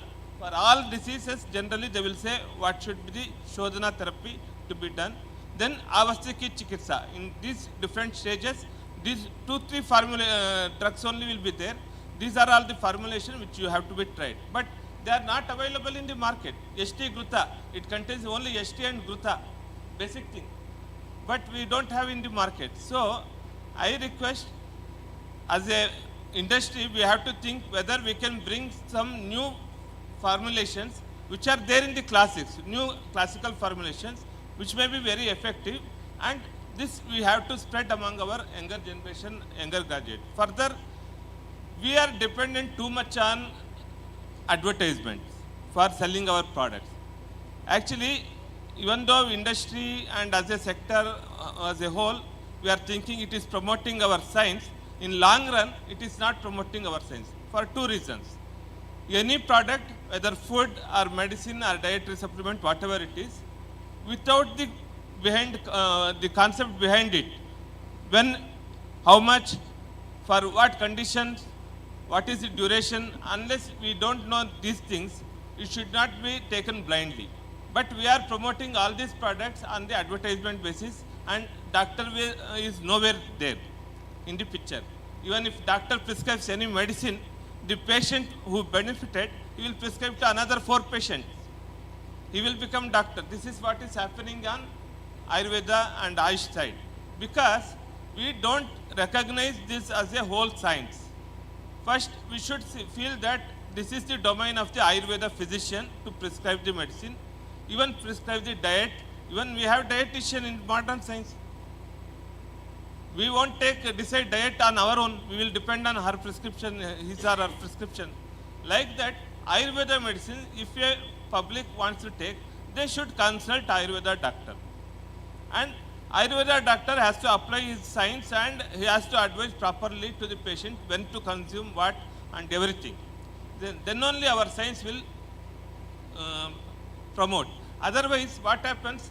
Advertisement, you will sell your product. For a few years, a patient will take one Chyawanprash, for example. He don't know when to take, how much to take. He will take 2-3 times. He don't feel any remarkable changes. And after finishing off, we will keep remaining off. In next sardi, आए तो लेंगे नहीं तो वो खराब हो जाएगा इसलिए खिलाएंगे. So, in place of that, if your physician advises this is the Chyawanprash, this is the amount you have to consume in the early morning on empty stomach, and this is what you have to expect from this medicine. All this instruction if physician gives, the patient would have consumed 4 kgs of Chyawanprash in the entire year. But because of our dependence on advertisement, role of doctors has been minimized, and that we have to rethink. There should be proper role of doctors, and doctors also should get proper atmosphere to practice their own sciences. Just 20-30 years back, out of the product, the graduates coming out of Ayurveda colleges, we would have got 5 to 10% only practicing pure Ayurveda. Now, 1%, Ranjit Puranik is telling it is 1%. I also agree, but I don't want to share that in the open forum. Now, it is at least 20 to 30% Ayurveda graduates practice Ayurveda. And one more thing, our dependence on government services, that should come down. As a physician, you are empowered to treat the patients and you have got huge demand. So if Ayurveda practitioners, Ayush practitioners practice their own system of medicines in a good way, and Ayurveda manufacturing companies prepare quality medicines and give it to the service of the Ayurveda doctors, then only the system will go ahead. Otherwise, only we will be in dietary supplementary stage only, and that will not serve for the long-term market purpose. If we want to survive, unless the Medicine Act, nobody wants to take. So we should ensure that our medicine should act, and also our physician should be in a position to tell when the medicine will act and for whom. Sir, very well said. But, again, as matter of industry, sir, we are highly dependent on Ayurveda physicians. And I may be speaking for myself. But the aspect of launching newer products from ancient pharmacopoeia, sometimes we have to almost explain the whole drug and the entire pharmacokinetics of the entire drug, even get down to dosage and get down to all the aspect of the entire drug. It's not that it's a new drug, but it's just a drug that has not been commonly used. We also find that taking some drugs which are commonly used in South India, bringing them to North India, or taking some Ras Aushadhi products and going into South India, these kind of challenges really take place. So to me, it's a collaborative effort. I think there was a statement about the Vaidya Scientist program, where every Ayurvedic practitioner himself is first a scientist, and he's contributing to that entire science. So I'll just add one particular point that, we have around 48,000 odd undergraduates from 600 colleges which are graduating every year. You also have anything between 9 and 11,000 postgraduate doctors being accredited almost every year. I think this is where all of this entire research effort that's done in colleges really needs to add new leaves to that entire knowledge banyan that we have. So, you know, to me, it's a collaborative effort that one would really have to take and move ahead. But ultimately, we have to reflect the Ayurveda tenets A to Z in everything that we do. And to me, maybe success is slightly delayed, but it would never be denied.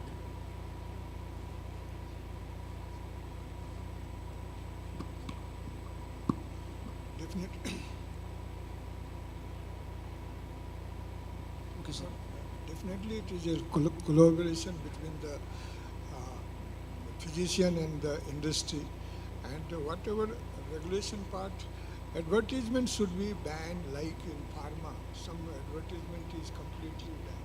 Some rules and regulation for the advertisement on TV ad and practicing TV treatment to the patient should be stopped.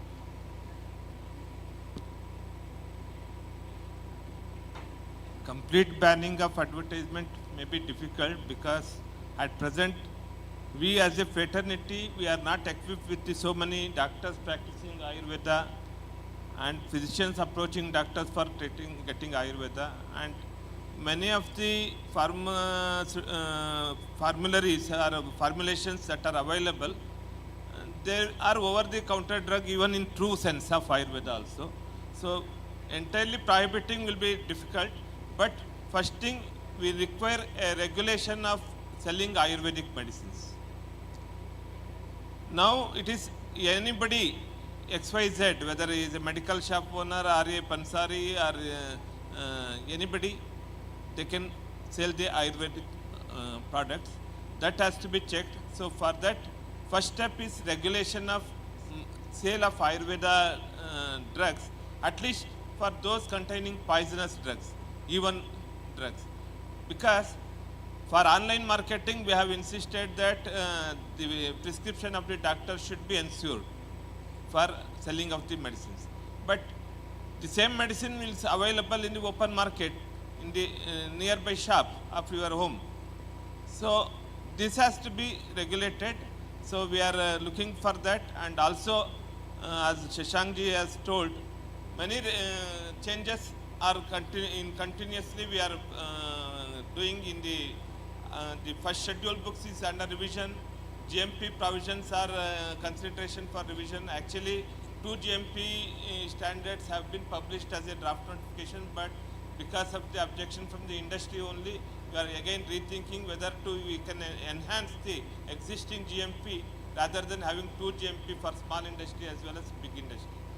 Similarly, even list has been upgraded. It is very minimal drugs were there. Now it is under revision. In next month, by next month, you may get a notification on that regard also. So changes are there. It is a continuum only. Even quality aspects also. One herb, one standard project is taken up by the government as a whole government approach, where IPC, our Indian IMPCL, sorry, IMPC, everybody is involved in that, and we are coming as a one herb, one standard. Because if it is Ayurveda drug, we have separate standard. Unani drug, we have separate standard. Like that, but the botanical source is same. This should not happen. So for that, we have one herb, one standard project going on, and we are involving all the government agencies which are working in the quality aspects, and together we will come out with a acceptable monograph where entire world can accept these standards as a whole. Further, under BIS, we are devising separate quality standard for a food, where even collection practices and other things as a product, what should be standard, all those things, ISO standards we are formulating. So work is going on in many arena. Ultimately, if we work together, and there should be less gap between the preach and practice. What is there in rules and what is there in the practice. This is a huge gap. There is a huge gap. I acknowledge as a regulator also. Unless we reduce this gap between what is there in the paper and what is there on the ground, we will not able to achieve the targets that is to reach across the globe. Thank you, sir. Thank you very much. And Tiwari ji, just to close this panel before we open up for question and answers, the chair has mentioned that it is a physician-driven, primarily the research focus within the pharma is also quite physician-driven. Ranjit Puranik ji also mentioned that they are dependent on physician practice mechanisms. And the chair once again pointed out that there is a disconnect between concept and research. So somebody who is representative of the physician community as well as a researcher, something like a Vaidya scientist, which Ranjit Puranik ji had coined, the term which was also there earlier as a program. I would request very brief remarks from your end, and then we can perhaps open up for Q&A. As a clinician देखिए concept में और हमारे and product में reflection में कोई problem नहीं आता है. अगर हमारा त्रिदोष का कॉन्सेप्ट है तो त्रिदोष का कॉन्सेप्ट शरीर पे भी लागू होगा तो एंड प्रोडक्ट जो मेडिसिन है उस पर भी लागू होगा. तो ये हम जो एक बैरियर बना लिए, अपना एक ट्रैप बना लिए हैं कि बात पित्त कफ अलग है, सप्त धातु अलग है और ये मॉडर्न मेडिसिन की बात अलग है. उस ट्रैप से हमको बाहर आना पड़ेगा. जब तक हम ट्रैप से बाहर नहीं आएंगे, बात पित्त कफ अगर मान लीजिए बात पित्त कफ पे भी ठीक होता है तो मॉडर्न साइंस के पैरामीटर पे भी, जैसे रंजीत पुरानिक साहब की कंपनियां हैं और सभी की कंपनियां हैं, मान लीजिए आप कोई एक प्रोडक्ट बनाते हैं हैवी मेटल का, लास्ट लाइन है मेरा, तो उसको हम लोग कहते हैं कि हमारा शास्त्र के हिसाब से नेफ्रोटॉक्सिक नहीं है, मॉडर्न साइंस कहता है कि नेफ्रोटॉक्सिक है. तो हम क्यों नहीं अपने उस ड्रग को दे करके जितने भी मेटाबोलाइट्स की स्टडी हो, साइटोकाइनेंस की स्टडी हो, इन्फ्लामेटरी साइटोकाइनेंस हो, IL-6 हो, सारे का टेस्ट उनके पैरामीटर पे क्यों नहीं करा देते हैं? जब हमारी दवाएं मान लीजिए साइड इफेक्ट नहीं है तो उसमें भी साइड इफेक्ट नहीं आएगा. हम डरते क्यों हैं इसको कराने में? देखिए इस बैरियर से बाहर आइए, उस ट्रैप से बाहर आइए.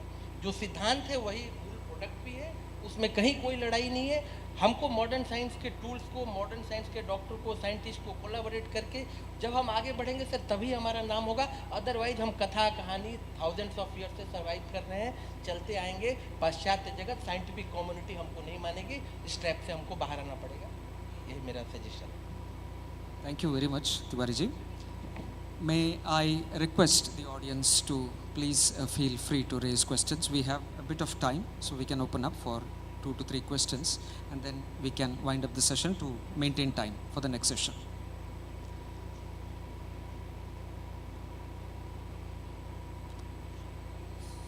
Any questions from the audience?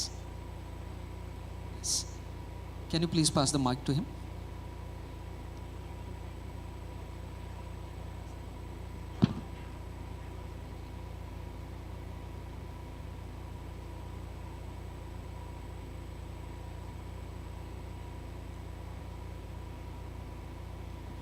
मेरा क्वेश्चन डॉक्टर अभय नारायण तिवारी जी सर से है कि क्या हम ऐसा कुछ डेवलप कर सकते हैं वात पित्त कफ के सेंस में कि बॉडी के अंदर वात के कोई केमिकल कंपोजिशंस का कोई स्ट्रक्चर, कोई मॉडल डेवलप कर पाएँ, या पित्त का या कफ का, जिसको हम जब मेडिसिन यूज़ करते हैं पंच महाभौतिक फॉर्म में कोई भी हर्ब्स को, तो वो उसको उस तरह से डील कर पाए वहाँ पे, और हम मॉडर्न कम्युनिटीज़ को भी समझा पाएँ कि वात पित्त कफ के लेवल पे ये 5 भौतिक जब औषधियाँ दी जाती हैं तो वो उसके लेवल को बैलेंस करने का काम करती हैं. तो क्या इस लेवल पे कुछ किया जा सकता है?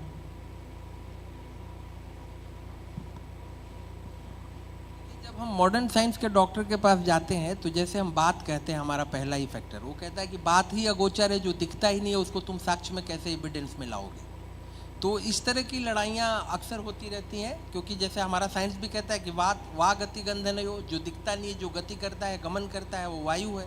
हम बोल रहे हैं तो आपको उदान वायु की वजह से सुनाई दे रहा है. तो इन सब चीज़ों को थोड़ा सा मॉडर्न साइंस के पैरामीटर पे कसना बहुत मुश्किल है. तो हमको एक होलसम अप्रोच में जाना पड़ेगा कि हमारे सेल्स में क्या परिवर्तन हो रहे हैं, हमारे साइटोकाइनिन्स में क्या परिवर्तन हो रहे हैं, हमारे प्रोटीन में क्या परिवर्तन हो रहे हैं। इस तरह की स्टडी को लेकर के हम आगे बढ़ेंगे तभी कर पाएंगे। आज की डेट में पूरे वर्ल्ड में कोई मेरे संज्ञान में ऐसा इंस्ट्रूमेंट और यंत्र नहीं है जो बता दे कि आपके शरीर में वात कितना बड़ा है। ये एक हमारा अंदाज है, एक आप्तोपदेश है जिसको हम अपने एक्सपीरियंस से महसूस करते हैं। कोई व्यक्ति इस धरा पे नहीं है जो बता देगा कि आपके शरीर में इतना ग्राम इतना मिलीग्राम वात है। तो ये एक आप्तोपदेश पे काम चलता है, उस पे उसे ही लेना। इस डायरेक्शन में कुछ काम किया जा सकता है क्या? अगर इंडस्ट्रीज फार्माकोलॉजीज के साथ या किसी सेल ये तो रंजीत सर बताएंगे, ये तो रंजीत सर बताएंगे क्योंकि वो फार्मास्यूटिकल्स के ऑनर भी हैं और आयुर्वेदा को लेगेसी लेके चलते हैं बहुत पहले से, तो शायद कुछ मार्गदर्शन करें। सर एक ही बात सच्चाई है that there is no work going on because it is treated more in terms of an ancient energetic kind of definition. Somewhere it has to be brought down to pharmaceutics and pharmacology and exactly what Abhay Narayanji also mentioned. We'll have to incorporate a lot of modern definition to actually do that. And something which I shared earlier, that not even a rupee, not even 1 second of research time, in my knowledge, has been spent to really define that. So to me, that is a fingerprint that we actually require. When Ayurveda graduates interact more freely with the modern scientists, this possibility will be there. Human Genome Project is going on, and the efforts of integrating Ayurveda concept of human genomics, similarly gut microbiome, this efforts is going on to compare what Vata, Pitta, Kapha and our efficacy of our products and what will be the change in the microbiota in the guts. And if we, this type of interactions between all the scientists, first we have to give our concepts to them. Generally what happens, whenever we interact with the researchers, scientists, we will imbibe their thought and we will give our concepts in their world. We should not do that. That's why we are misleading them and they are not able to capture what we want to, we are telling. Actually we have to convey this is our concept and keenly tell it may not match with whatever you know today, but this is our concept. With this background you research your product. Then within 5-10 years, if the leading scientists, if they come forward without prejudice, without any biases, if they listen to Ayurveda knowledge inputs, and if they compare what is the existing knowledge they have gathered in last 100-200 years, if they do cross match, I think there will be match fixing somewhere and will come out with the common factors also. Sir, just one input, sir, just one addition to what Sir has said. Sir, some baby steps have been started, sir, to inform the audience. For example, Ayurtech, the COE in IIT Jodhpur. So they started mapping the disease, Ayurveda disease symptomatology with the disease, gene expression. I mean, it's a very baby step, starting mapping thing. And actually the major hurdle for us in this was the computational ability. Why Ayurveda is difficult to research is because it deals with a lot of variables, and we were having this incapacity in yesteryears to consider all of this real-time evidence and convert into a tangible evidence form. But thanks to the computational ability we have now and the kind of bioinformatics tools at our disposal, chemical informatics tools at our disposal, I'm not talking in the future. What's happening right now, I will just inform in 1 minute, that we have enough data on Indian medicinal plants chemicals. For example, we have a database called IMPACT database developed by Indian National Institute of Mathematical Sciences under Atomic Energy Department in Chennai. So it has created a big database of around 17,000 chemicals and also created basic tools to see whether they have ADME or drug likeness or what. I mean, the next step from there is to look at the network pharmacology, and we have very good tools. I mean, thanks to our counterparts in Chinese and other places, we have good models now. So we can understand the multi-targeting aspect of it, and we are able to understand multi-chemical aspect also, at least in the in silico level. From there, so now our iterations of the cost of the experiment directly blindfold in the animals and others have been bypassed now. So we can now design the target level thing and then go for the in vitro or in vivo. Probably I think we are inching there, as sir has pointed out. So we are very close. And sir, Vata, Pitta, Kapha are not single entities or say unified things. They are the patterns. So pattern recognition to pattern recognition, we have very good tools available now. So I'm happy to inform the gathering that I think, and another beautiful aspect is that now many premier institutes like IITs, IIMs, Indian Institute of Science, our Indian Institute of Medical Sciences, and many others are willing to collaborate. And we completely agree to sir that we should be very much open-minded. And there is a lot of capacity building is also going on. For example, Ayurveda's Vaidya Scientist program in Pune, many other initiatives where this crosswalk is happening. I think we are inching there, and hopefully we'll be able to do that. Thank you so much. So I was wonderfully wrong. There is something happening. There are trends of Tridosh that are coming about. And you know, this is going to be our drug discovery modeling, which is going to be the most interesting part. Hopefully, some patterns will be set. But we must understand that ultimately Ayurveda was developed by human minds, right?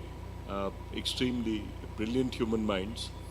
And a couple of thousand years later, human minds are going to try and decode the entire thing all over again. So it's not really impossible. There is another question, sir. Rajendra, sir. Basically, innovation from the other side should be integrated in Ayurveda, which is not happening. Suppose IIT Jodhpur, whatever doing, so it should be pass on to our research institute, and they collaborate on that. That it is ongoing process, and it is a developing stage. Definitely one day, definitely our 5,000 ancient tradition is there. We will consider to be hub, not only pharma, Ayurveda hub going to be happen very shortly, but we are on right path. We'll take the last. A question. Actually, in China, Vadyaji, there's a question to Vadya sir. Okay. Yes, sir. In China, some 75 years back, that is in the 50s, Mao Zedong introduced the integrative model by having both services under one roof in all the hospitals. So even now in China, the bigger hospitals actually operate like that. That is, a patient is consulted by Chinese traditional medicine doctors as well as the modern science doctors, and they discuss and adopt the best treatment services. Can that model be emulated by India? I think that is a good model whereby in Chinese traditional medicine actually they got a lot of standardization due to this model. But Ayurveda also will get more limelight and good standardization through this. That is what we think. Is that worth emulating? China is a country which is fortunate not to be suffered by colonialism. We, as an ancient civilization of the world, even though we have retained a lot of our traditional wisdom from the ages, but this 300 years of colonial rule has killed one basic factor, that is the questioning, self-thought, self-thinking, own thought. Whatever comes from the Western world, we will adapt as it is something superior. So this mindset has led to our allopathic doctors to look down upon our own science. We are exposed to so much of patients, so much of knowledge, and our brains, Indian brain is best in the world, and all the medical fraternity, Indians are leading all around the world. But still, till today, we as a Indian fraternity, we have not come out with any new discoveries in the modern medicine. Forget about Ayurveda. This is because we have stopped thinking on our own. We have lost our self-confidence, but trend is changing now. What Chinese has done, Chinese modern doctors and the traditional medicine doctors, they never thought that one is superior to another. So because of that, they could coexist and think together on a common patient. Patient is the medium on whom we are giving our treatments and getting the results. They are approaching together without any such prejudices, and now our fraternity, allopathy, modern science as well as the traditional medicine fraternity are coming forward. Till now there is inhibition, but as a on large, so many people are coming out, and now as a policy, government has adopted integrated health module, and all upcoming new aims, they have integrated department of traditional medicines, where both allopathy and Ayurveda doctors will coexist. They teach commonly to the MBBS students, and MBBS curriculum, they have introduced electives as an Ayurveda, yoga and all, and even we had a exposure to allopathic medicine from the beginning also.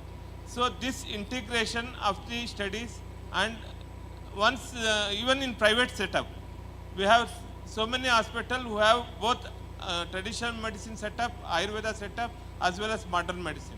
So this model will once become popular, this inhibition and looking down upon the other system, this will go away. And once that bias is removed, we can able to see the results without any prejudices, and we can able to appreciate the changes, quality changes in the livelihood of the patient. So we are moving towards that direction, and I hope this is only passing years. We are in the transition mode. Once this transition happens, after 5 to 10 years, we will think whether this was the situation in those days.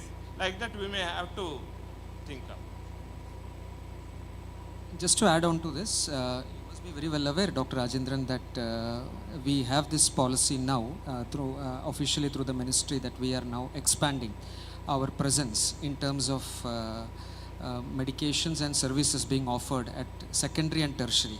Earlier with the NRHM, with the advent of NRHM, we had started the policy of co-location and offering a bouquet of services under one roof through the public sector, but now we have expanded and moving towards tertiary and secondary care too. And on a pilot project in 6 districts of India, for the subject of NCDs, integrated health services as a pilot is being carried out, which will now be scaled to several districts of the country. So this is very much in vogue, Dr. Rajendran, and the time is not very far off when we will in fact fulfill the vision that is now being articulated within the Prime Minister's policy of One India, One Health by 2030. Okay, with this, I would like to sort of bring the session to a wind up so that we do not disrupt the forthcoming session. We have had very interesting discussions. We have been able to get different stakeholders. We had the policy regulator, we had the industry, we had a physician representative, and all of them have put forth their views on how synergies can be established to bring about excellence in pharma and pointed effectiveness for the larger scale of universal health coverage within the nation. Before I close, may I request the respected Chair to kindly provide his concluding remarks.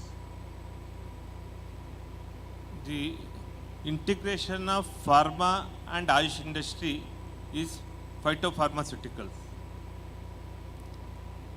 Phytopharmaceutical is the extract of Ayurveda products having 4 standard markers and standard ingredients. And now lot of thing is going on, lot of development is going on in this, and our Council of Industrial Research, that is doing research in this field for past 20 years, and we are likely to integrate these phytopharmaceuticals under the Ayush only. Once this will be done, I think entire pharma world will be influenced by this development, and Ayush inputs and folklore medicines input will influence the next pharma of the world. And once these changes, new drug act has already come in the public forum, and so many changes has been suggested by the stakeholders, and that has been comprehended and submitted to the government. Once it will be under consideration, it is under the consideration of the government.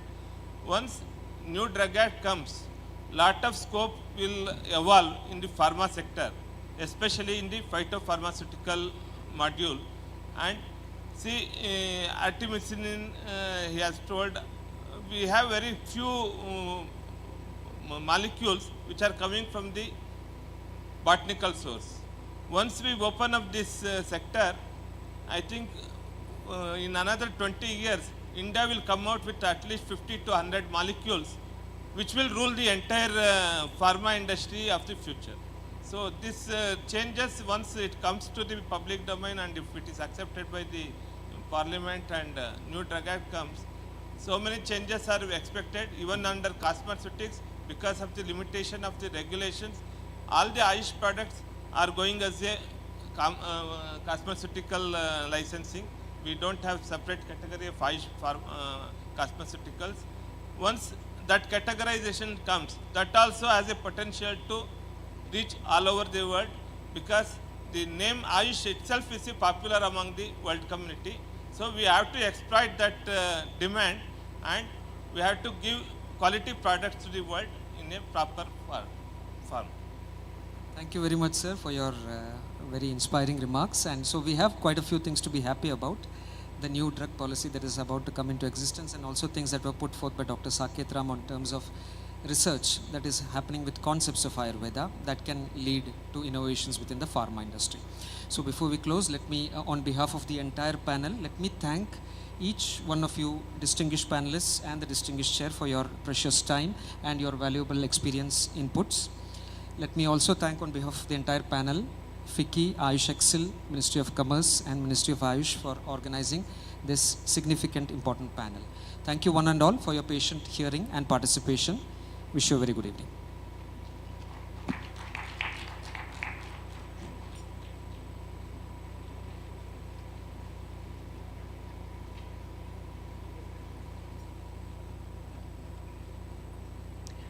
Thank you so much और आभार आप सभी का। हम सभी ने सुना है कि जब जिस वृक्ष पे जितने ज़्यादा फल लग जाते हैं वो उतना ज़्यादा झुक जाता है।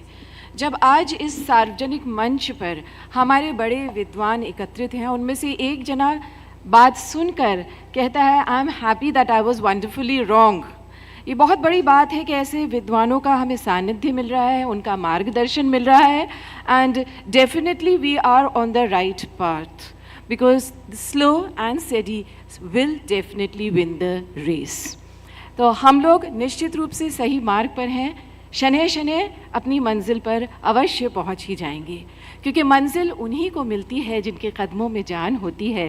पंख होने से कुछ नहीं होता, हौसलों से उड़ान होती है। हौसले मजबूत हैं, इरादे पक्के हैं, तो निश्चित रूप से एक ना एक दिन हमें अपनी मनचाही मंजिल अवश्य मिलेगी ही।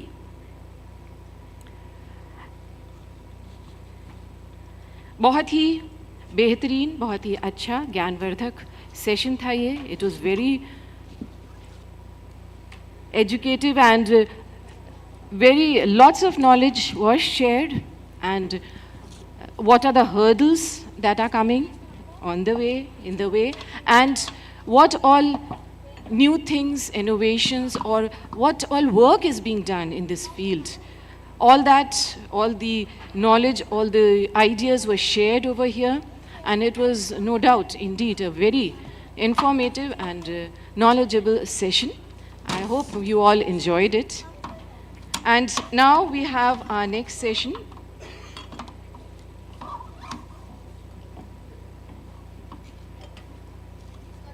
जब तक मंच तैयार हो रहा है, एक आशा, एक उम्मीद के लिए कुछ पंक्तियां कहना चाहूँगी। बेहतर से बेहतर मंजिल तलाश करो, मिल जाए नदी तो समुंदर तलाश करो। टूट जाता है हर शीशा एक पत्थर की चोट से, मिल जाए एक पत्थर ऐसा शीशा तलाश करो। कि ऐसा पत्थर टूट जाए जिस शीशे से, ऐसे शीशे की तलाश करो। तो निश्चित रूप से अगर हम प्रयास करेंगे, अगर हमारे इरादे पक्के हैं, हमने निश्चय कर लिया है, मजबूती से मन बना लिया है, मन में ठान लिया है, तो रास्तों में चाहे जितनी भी दिक्कतें आएँ, राह में जितनी भी रुकावटें आएँ, हम निश्चित रूप से उनका सामना हंसते हंसते कर लेंगे और अपनी मंजिल को पालेंगे। Now we are going to start with our last session of the day, and the topic of this session is harnessing the power of digital technology for advancements in research, development and manufacturing of Ayush products.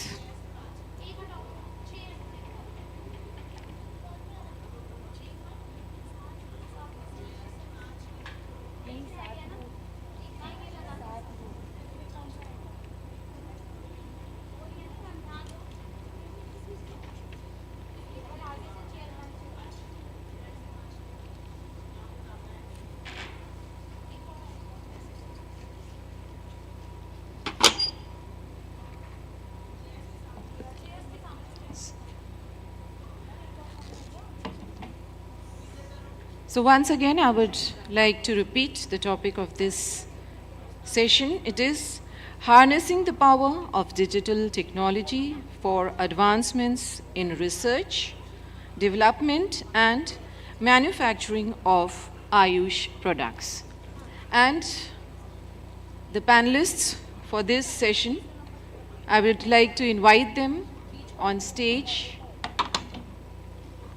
We have with us Dr. Chandrasekhar Sanwalji, Deputy Chief Executive Officer, National Medicinal Plants Board. We have with us Dr. Arun Chandan, Regional Director, RCFC Northern Region, National Medicinal Plants Board. Dr. Mohit Singh Ji, Joint Director, Ayushman Bharat Digital Mission, Government of Uttar Pradesh. Mr. Ram N. Kumar, Founder and CEO, Nirog Street. I would request all the panelists, please kindly come on stage and take your places. We have with us Dr. Kriti Soni, Head and R&D, Kapiva. And we have with us Ms. Kajal Srivastav, Founder and CEO, Nari Pulse Diagnostics. And the moderator for this session is Dr. T. Saket, OSD, Ayush Grid, Ministry of Ayush, Government of India. So now we are going to start off with our last session. And now over to you, Dr. T. Saket. Thank you, Madam. Very warm welcome to this session 9, the last session of today. Harnessing the power of digital technology for advancement in research, development and manufacturing of Ayush products. I'm very happy that we are just being followed up with a very important session just concluded. And I think a lot of questions which are asked in the previous session will be percolated into this. And I think we will have assuring solutions from the panel. We have very good panel here. I mean, from different walks, from the policy, NMPB, from the industry, and also from the IT platform side. So this is a very well chosen platform. So not losing on the time, I would like to, and also I would like to inform that this session was supposed to be chaired by Dr. Nazri Madam. Unfortunately, Madam could not make it. So we would like to say our pranams to Madam, and before we start, so the pertinent question here is, everybody who are sitting in this room are using digital technology. It is not an alien thing anymore. We are not in the future. We are very much adhere to it, and we are using it in and out.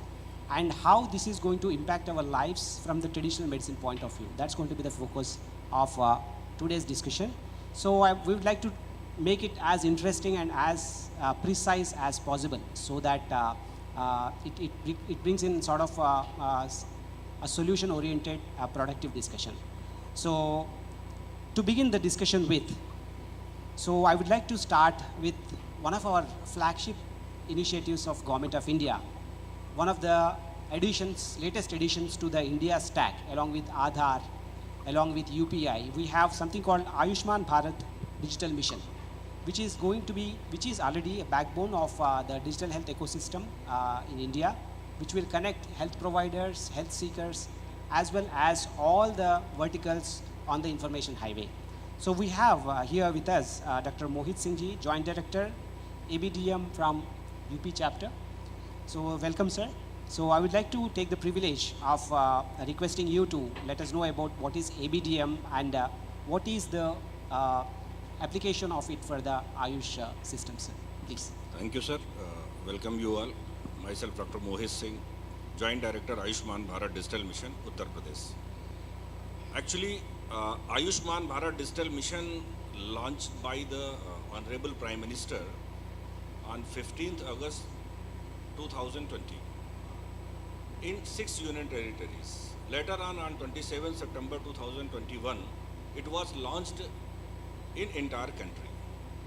The concept of Ayushman Bharat Digital Mission is to make a health ecosystem as in prior panel, we are discussing about different pathies.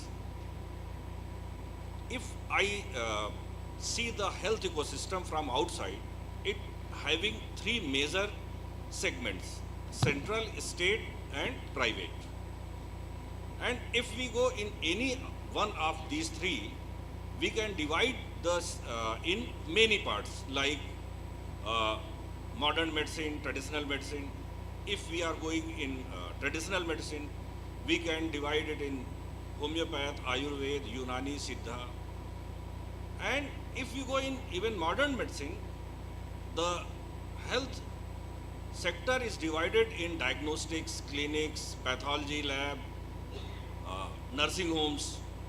The entire health sector is divided in so many segments, and the Ayushman Bharat Digital Mission is launched to take them under one umbrella, that is Ayushman Bharat Digital Mission. The vision of this Ayushman Bharat Digital Mission is that patient who is traveling in different sectors, in different segments, have access of his data with him, and all data should be interoperable in every pathy. And for that, if we are talking about an ecosystem, then we have to take each and every sector with us. So that is the main focus of Ayushman Bharat Digital Mission. Here we have three building blocks to implement, that is ABHA, SPR and HFR. ABHA is Ayushman Bharat Health Account. Account, here it is called account because all the health records will be linked through API with this 14-digit number, which is called account, just like your bank account. Another thing, another building block is Health Professional Registry, HPR, where all health professionals who are working in health ecosystem should have to register. There are two advantages of it. One, your identity has been certified by the health, the facility and by the council. So there are so many practitioners in our health ecosystem, they are not registered. So we can eliminate that, and you can be searched through the UHI from any search engine by the location. And third one is HFR, that is Health Facility Registry. And we are taking all the segments of the health ecosystem present in our sector in these three registries.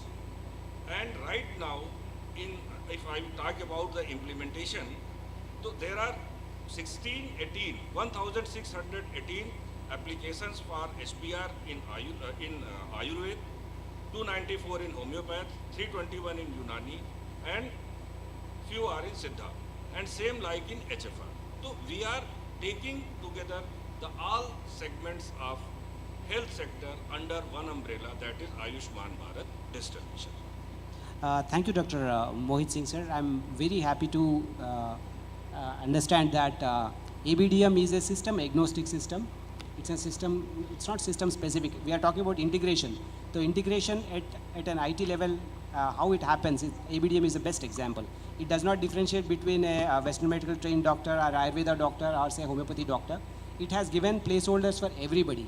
Recently, there was an observation that there were some yoga and naturopathy doctors were not able to add on to that. So now even that has been facilitated on Ayushman Bharat Digital Mission. So this is the level playing field. What the digital technology can do is that it can bring everybody onto the same highway. I mean, that's what I understand from your comments, sir. Thank you very much, sir. And also system agnostic in the sense it has provision for addition of health facilities of all Ayush systems. It's not specific to one particular entity, that is private and public sector also. Thank you very much for that. Moving on further, now I would like to request Dr. Chandrasekhar Sanwal, sir, Deputy Chief Executive Officer, National Medicinal Plant Board, Ministry of Ayush, New Delhi. Sir, you deal with a very important segment of the raw materials, specifically plant-related raw materials. And the kind of volume and the kind of diversity and the kind of different circumstances we operate are complex. So in this purview, how you are envisioning or say taking the utilization of digital technology to crack this juggernaut, and what are your thoughts on further easing this particular sector for facilitating very productive industry and also the Ayush growth, sir? Please. Thank you, Dr. Sakib.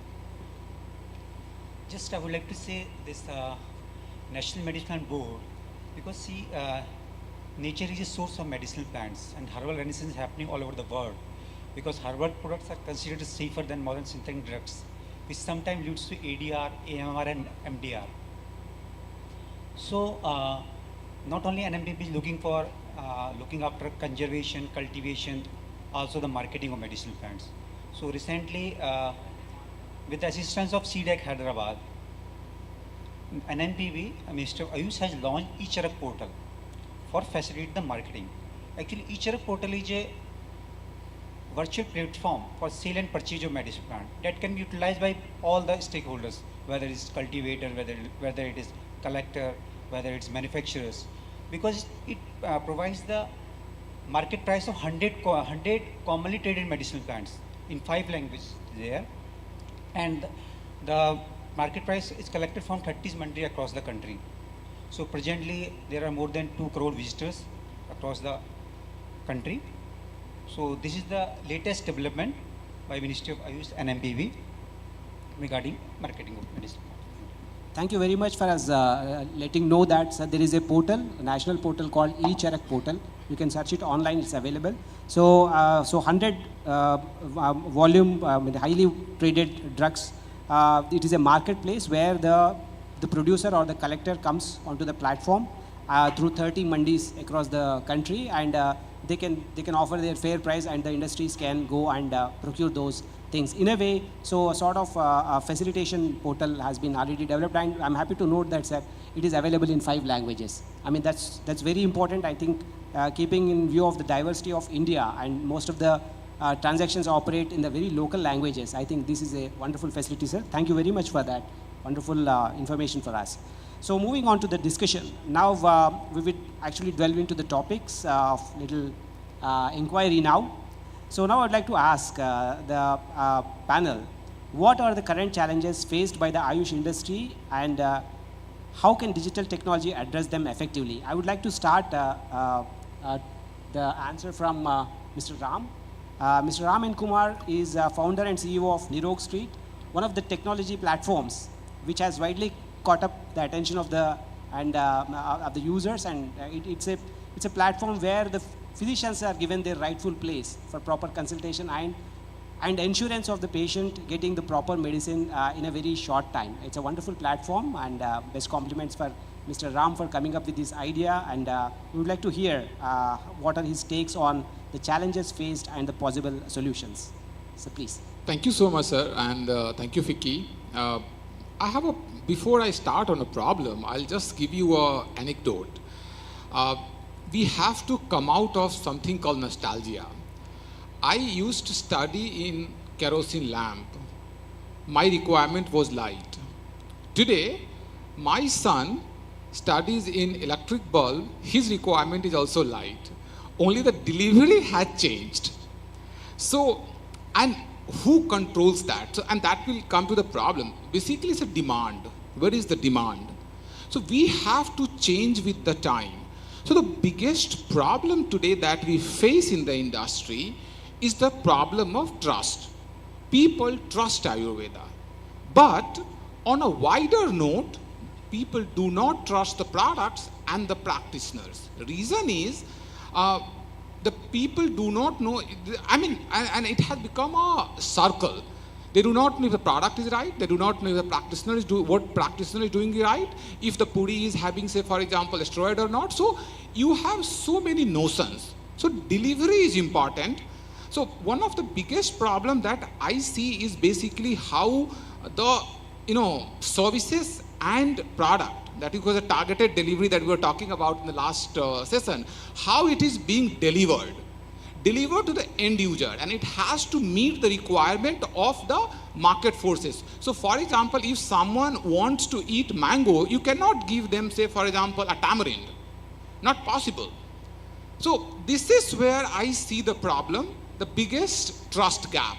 How we as an industry, particularly and second comes a regulation. For a government, it is very, a regulator, it is very easy to regulate, say for example, Sri Dudh Papeshwar, or for that one, Nirog Street, because we are organizing the industry.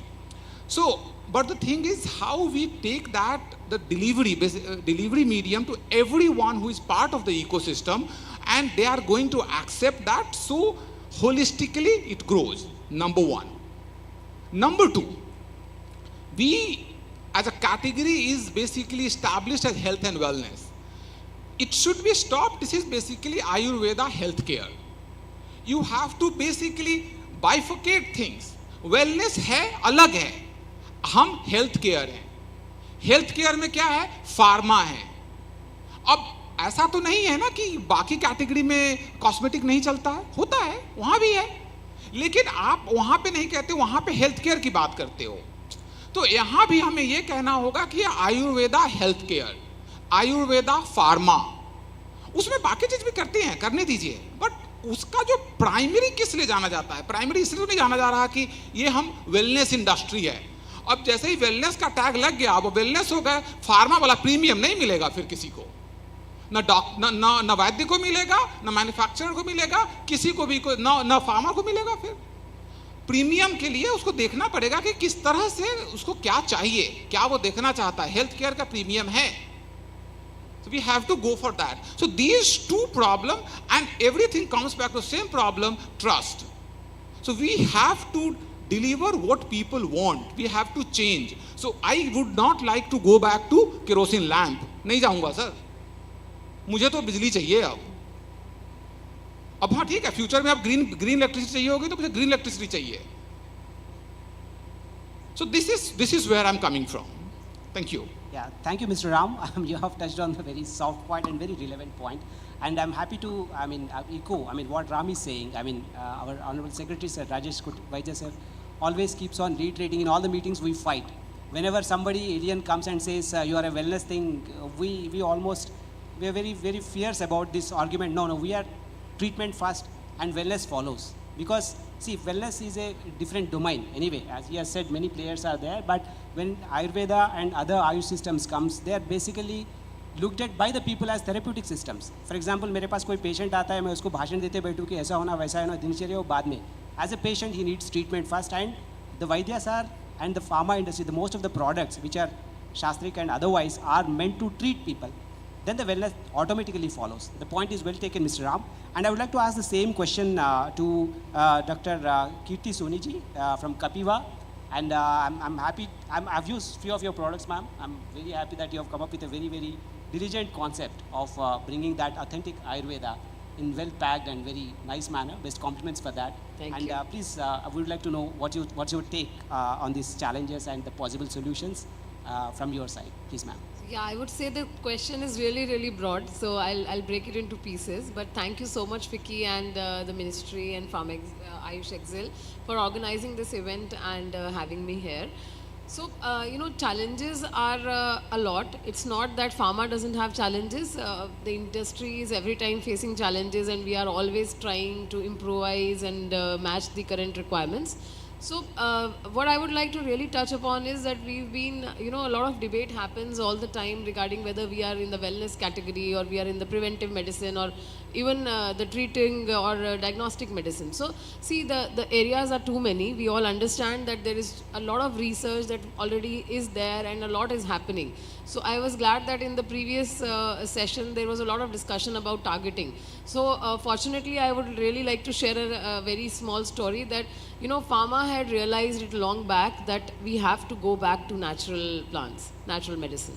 So this is something that I can really say, because if you pick up any paper that comes out of a pharmaceutical university today, that is either on curcumin or any other plant molecule, where they are trying to target it to cancer cells or Alzheimer or any kind of a serious issue, because we can't deny the fact that vincristine, vinblastin and taxanes came from plants, and we all understand that although it is difficult to obtain it from plants because of n number of problems that we've been discussing, be it sourcing, be it quality of the ingredients, but ultimately we know that the cure lies there, or we have the solutions out there.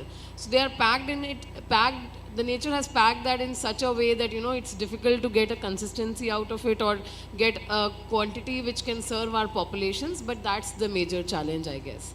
So I heard a very interesting information about having Ayush mandis and standardizing the raw materials. So I think those kind of steps are really the need of the hour, because even though we have a large landmass in our country, but all herbs need different geographical conditions. They need different kinds of temperature, different soil types. Because of that, the phytoactive principle really changes. As industries, we all the time need that, our raw material has to be consistent, because that is what we want to deliver to our consumers. Our consumers expect a consistent result. If I am taking some gudmar today, or I am taking any kind of a shatavari or any herb, say for example ashwagandha, I need it to be consistent with every batch. I can't really have an impact in the first batch and not have it in the second batch, because that will really affect my consumer compliance as an industry person. But of course, the consumer expectation is a thing that we all need to fulfill. So quality of the raw material is the, I would say, the starting point of it. That has to be completely ensured. And once the, the practices are right, the plant gets the right environment to grow, right soil to grow, then of course, we will be able to ensure that into the final product, the finished product. So one of the major challenges is raw material sourcing, their quality, their standardization. We heard about phytopharmaceuticals. So a lot is going behind phytopharmaceuticals, a lot of research is happening. But the thing is that, everybody is concerned about the scale-ups. How will we be able to maintain that standard that we are promising today? For example, there are 4 markers. So 4 markers in that particular concentration, or say the range of concentration that we are promising, because we will be doing, a phytopharmaceutical has to go through the entire cycle of the clinical trials, which is a pharma molecule goes. So a lot goes behind the development. And when your raw material is not in the right shape, then you have a huge problem, because a lot of money goes into that research. So that is what we need to do as a starting point, that raw material standardization comes to be has to kick in. And when you design a product, we all understand that there is a classical way by which the formulations are made. But like Mr. Ram just said, that we have evolved as a population. We all have evolved. So we demand those standards. We want the highest standards of GMP to kick in, robust standards of testing to come into play. So we've been fighting within different systems of medicine. We've been praising China for their practices that they have brought in. I completely understand and respect that, we have to unify all the systems of medicine. But at the same time, we have to also respect the enormity or the extensiveness of the testing that goes behind a product when you bring it out in the market. We should not shy away from, spending money on testing. Say for example, heavy metals, pesticides, aflatoxins. So we know that these standards exist, but at times when you have to do that study or you have to do that testing in every batch, some people shy away, saying that this is prepared in certain way, that there might be some contamination, and we are living with it because this is how traditionally it has been made. But I think that is something that as formulators, as industry people, we have to put our foot down, that this needs to be tested in every batch and it can't escape that. So if we do that kind of stringency with our own practices and do check all these things, I completely, I strongly feel that the standards of the herbal medicine will really go up globally. And then we'll be able to meet the needs of the masses in such a way that we won't fear the bad impacts or the ill effects that might creep in. Because if you go through that robust battery of testing wherein you are doing the safety, toxicity and all the kinds of quality testing on the RM as well as the finished product, then the consistency will be really ensured. And we'll be able to deliver better for the consumers. Yeah, Thank you, Dr. Kirti, for elaborating on that. Just to sum up, because our focus is on bridging these gaps with the digital technology. The latest example is the development of the COVID vaccine itself. It's a glaring example of how we can cut down on the time by utilizing the best informatic technology. I mean, those kind of tools can be brought into the streamlining of the processes. I think from the not like an end of the pipe solution, from the beginning of the sourcing of the material till the surveillance of getting that product into the market. Now we have tools and enough computational capacity.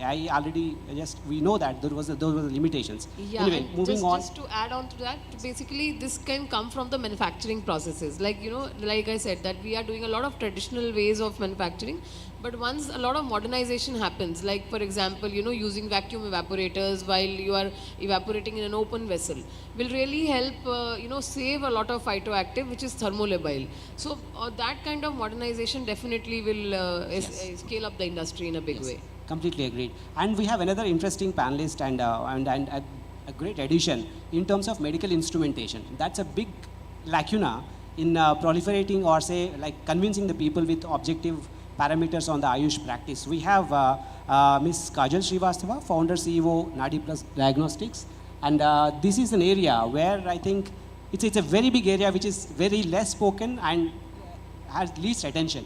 I think this is a sunrise segment in Ayush, the medical diagnostics and also the instrumentation segment, wherein the Nadi Tarangini is one of the very premier attempts in this direction, and they have used the tradition and also the technology to the best. And we would like to hear from you, madam. So how you have understood this problem and how you have troubleshooted it? Hello sir, good evening everyone. हमने इस problem को diagnosis की sir ने बात की.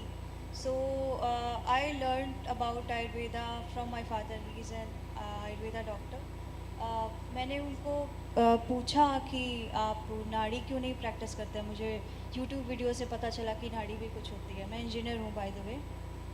तो उन्होंने बताया कि उस प्रैक्टिस में पेशेंट को हम कोई रिपोर्ट नहीं दिखा पाते हैं, तो उनको ट्रस्ट उस मेथड्स पे होता है जहाँ हम एक रिपोर्ट पब्लिश करके उनको दिखा पाते हैं. Something they can C.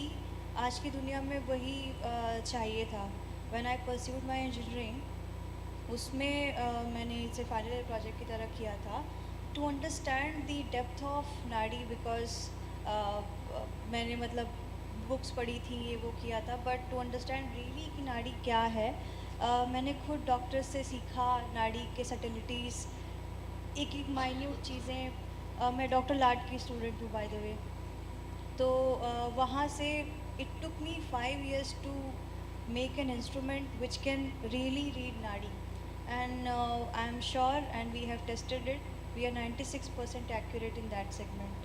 And amazing बात ये है कि हमें जो डिजीज़ के पैटर्न्स दिख रहे हैं, मतलब mathematical calculations at the end of the day pulse ही है.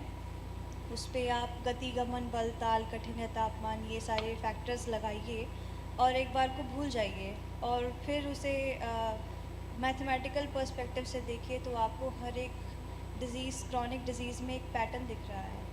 तो दुनिया को बेसिकली हमें साइंटिफिकली अगर हमें प्रूव करना है कि नाड़ी एक इम्पॉर्टेंट बायोमार्कर है, हमें इसे मेरे नज़र में इसी तरीके से प्रोसीड करना पड़ेगा कि एक डिज़ीज़ लिया, उसका पल्स लिया, उसका नाड़ी लिया और उसको हम जितना से ज़्यादा डेटा ट्रेन करें, जितना ज़्यादा से ज़्यादा हम इंफॉर्मेशन हम कैप्चर करें, रिज़ल्ट्स हम लें, उस पर हम एक्यूरेसी अपनी बढ़ा सकते हैं. और बेस्ट नाड़ी वाई नॉट अदर, अगर डायग्नोसिस की बात हो रही है तो मोस्ट इम्पॉर्टेंट फैक्टर हम लोग ने ये नोटिस किया है कि डिज़ीज़ होने से पहले आपकी बॉडी आपसे कुछ कहना चाहती है और वो बॉडी आपकी इस नाड़ी की भाषा में बोल रही है. हमारे पास कोई डिसाइफर नहीं है उसको समझने का. सो हमारा जो टूल है, हमारा रिस्ट बैंड है, अभी उसको उसी डिसाइफर की तरह सर्व कर रहा है ताकि कोई भी कहीं भी बैठ के अपनी नाड़ी अपने डॉक्टर के साथ शेयर कर सके और राइट समय पे डायग्नोज हो, ताकि वो बीमार ज़्यादा वाला बीमार पड़ने से पहले अगर आयुर्वेद के पास आता है तो वो ज़्यादा बेहतर तरीके से ट्रीट हो सकता है और हम वेलनेस में सब कोई भी बोल रहा है, तो यस हम उसको वेलनेस में बहुत मदद कर सकते हैं with food, yoga, lifestyle, everything. Thank you. Thank you very much, Kajal ji. I mean, as I said, that's a big area we have to explore, especially diagnostics and the medical instrumentation part, completely left out. I mean, I would like to request the entrepreneurs here to please take a serious look into that. Because you see, if you see the Western medical ecosystem, they operate and they earn in multiple ways, of course, to the benefit of the patient, and the diagnostics and the instrumentation plays a huge role in that. I think that's one gray area. And I mean, today we have 3D printers and many other options available. I mean, designing is not a constraint. Earlier, these were the problems. The given current digital technology, we can definitely be able to cut down the short time and the investments, early investments. So now, to continue the discussion, I would like to request Mr. Ram to touch upon the actual digital technology aspect of it, because he runs one of the very big tech platforms in, which conglomerates consultation, supply chain, and many other aspects. So we would like to know the technical aspect of it, how complex it is, and how feasible it is for Indian scenario, and what is your take on that, and your experience in that, Satish? See, I would offer in two terms. One is digital transformation or digital anything that happens primarily works on the backbone of manufacturing. So manufacturing is very important, and we only streamline things wherein you have better delivery happening, people have access to what they want. So on both parts, we have seen a lot of those things happening. On manufacturing part, as you said, what has happened is in fact, probably 20 years back, retail packs were unheard of. Now you see retail packs coming from everywhere, and people are open to it. They are more than willing to that. Delivery on that matter, even for a practitioner or for that matter, what you call the shop where they sits, you need to have access of what you need at that particular point of time, and anything that is a supply side. The basic problem of Ayurveda that we are solving, and what we have seen is a supply side problem, not a demand side. Demand is there. People want to have Ayurveda. People want to make it first line of treatment. Through digital solutions, we are actually partnering with everyone. We can actually partner with more and more people and help create a solution where healthcare delivery is trusted. And it can only happen if we are using more of technology. Technology is always complex, but it takes time to build, trust, takes time for adoption, but over time, it becomes necessity. It starts delivering transparency. Aadhaar is such an example.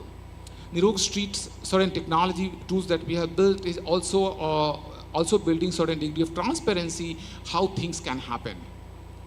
So everything that has been happening in this industry is also leading to certain degree of transparency, and is also leading to a situation where more and more people will be open to, I would say, transparent ways of delivery, what they are offering, what people need. The third part is over next 3 to 5 years, I would say, people are more in control of what they want.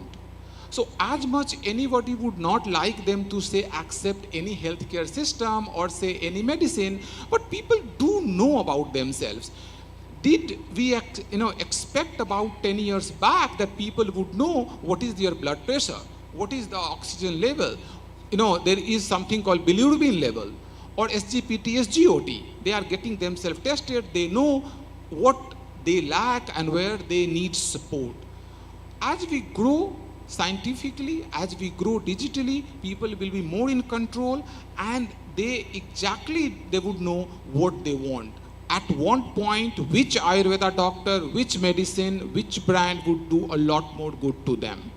So this is what digital technology is doing, and this is the transformation that we are seeing, which is also has made India among one of the biggest digital infrastructure countries in the world. So digital transformation is leading to trust, very simple.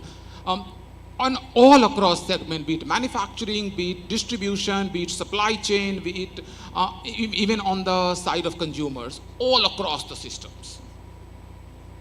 Yes, sir. Point well taken. Just to update on that note, for example, now we have a wonderful platform called PM Gati Shakti platform, which completely takes care of the logistic aspect of the Indian infrastructure. I mean, the latest example is that the Honorable Minister Nitin Gadkari ji informed in one of the meetings that Delhi Mumbai highway, the alignment, realignment of that has saved us around 300 crore rupees. And that was enabled by digital technology, completely indigenously developed by one of our media organizations called BISAC-N. I mean, that's kind of a transformation is already happening, and even now, I'm happy to inform the gathering that the social sector ministries like Health and Ayush are also onboarded onto that.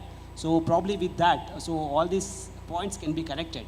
And of course, with aligning with the platforms like Nirog Street, I think we are inching there, and of course, it's not so futuristic. We are already in the present. It's not a proposed thing. It's already happening on the ground.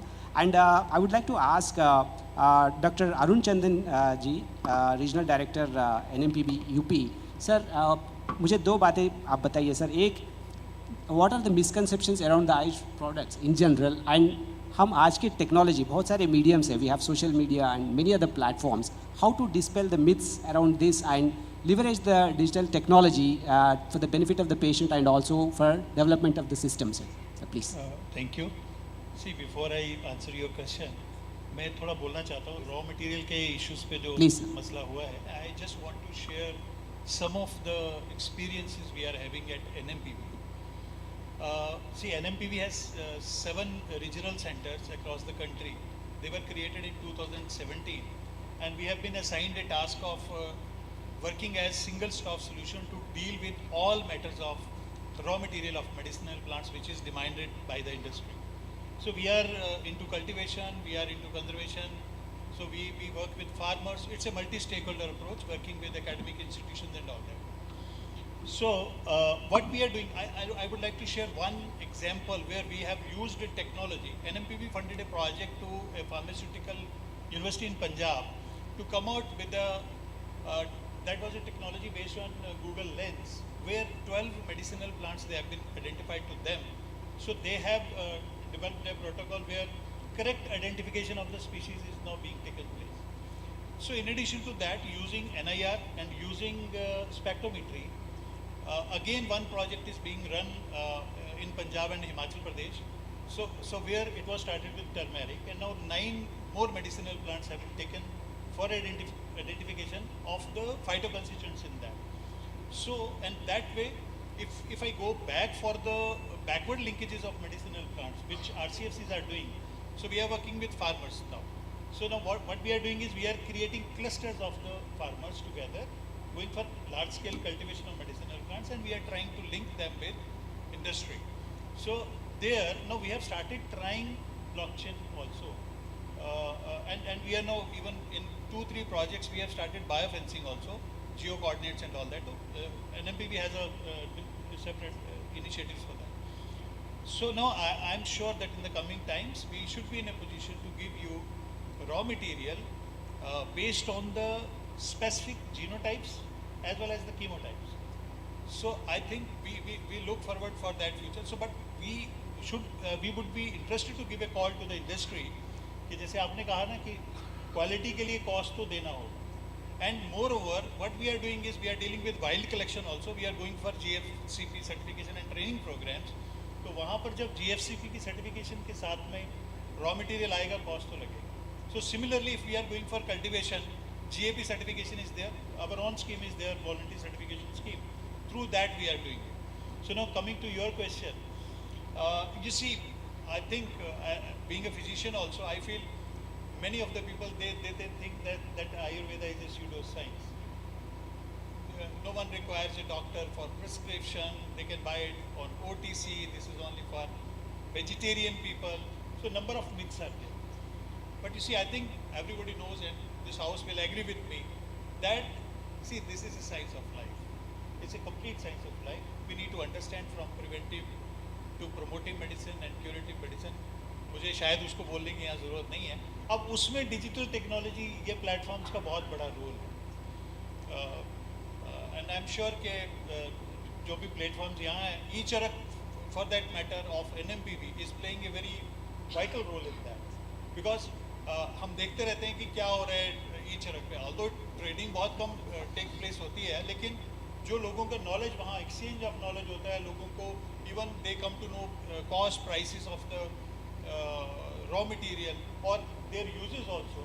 So उससे जो है वो एक काफ़ी अच्छा माहौल बना है, and करोड़ों की संख्या में उसमें downloads, because we have lot of downloads available in that application like GFCP protocols, GAP protocols, as well as the prioritized species, and even agro-technology is available, or even those have been developed here and there, so they are also there.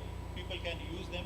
So that way digital, I think this is required, and it's transferable. Thank you, sir. I would like to ask the same question to Dr. Kirti Soni ji also. How we can leverage the information technology, so-called current mediums, to dispel the myths and ensure that these are delivered, these systems are delivered.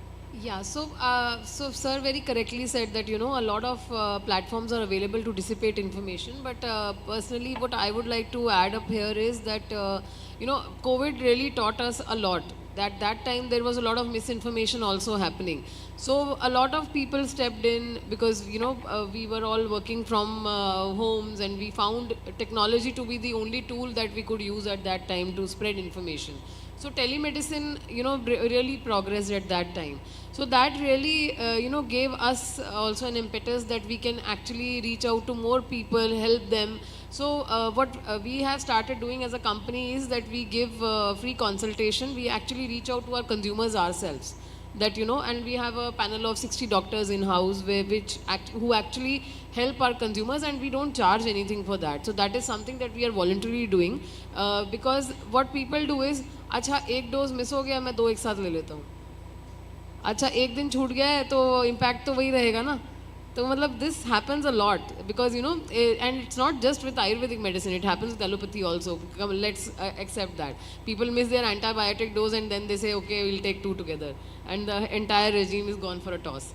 So this happens, and compliance is the major thing that we keep on solving for our people. So what we have done is that we have used a lot of digital aids, maybe, you know, reminders or calls wherein we actually tell them or help them through WhatsApp. So first, once a consumer buys a product, we give them consultation about the usage of the product and set the expectation right. Like, it's not a magic wand that you will, you know, spin and you will be okay. You are suffering from diabetes, or you are suffering from any other kind of metabolic disorder like thyroid, which needs years of management. So, and these are all adjuvant therapies that we are talking about. Of course, some people, you know, who are having cardiac issues, or who are having thyroid and other kinds of problems, they are also dependent on their allopathic medicine, and they are continuously taking these herbal adjuvants together. So one has to be very, very sure of drug and herb interaction as well. So we tell them about this, we give them consultation, tell them about the usage, duration. Sometimes, you know, the vehicle is very important, how you're taking a product. For example, we all understand that curcumin doesn't work with water, but you ask somebody in Delhi or in any geography which is affected by bad AQI and people are having a lot of cough and cold, they will say we are boiling turmeric in water and having the kada. And I'm like, what the hell is it doing? Because curcumin is never absorbed in water, right? So, so people have their own recipes also that they keep on trying. So I think the IT platforms, the digital technology today has empowered us a lot, that we can give them the right information, how to use a product, what is the right usage, what is the right dosage, what is the safety index. You should not be consuming 2 dosages together because it might affect your gut. So all these ill effects also need to be highlighted, because, like, you know, somebody said in the morning also that people feel that a product doesn't have side effects also means that it doesn't have an effect. So see, nothing has I will not say that you know, an Ayurvedic medicine doesn't have a side effect. If you over abuse it, if you don't use it well, it will obviously have a bad impact, because you need to use it wisely. So that is something that, you know, the digital platforms have enabled us to give the right information to the right audiences. Yeah. Thank you. I just remember, I mean, Puranik sir is here. So we used to get a small leaflet of instructions of how to use a medicine earlier with the box of Ayurvedic medicines which are bought earlier. It's not a new practice. It is very standard practice, and we are only seeing that it's getting amplified. And this dialogue of clearing the doubts on the fly. So these digital mediums are more helpful.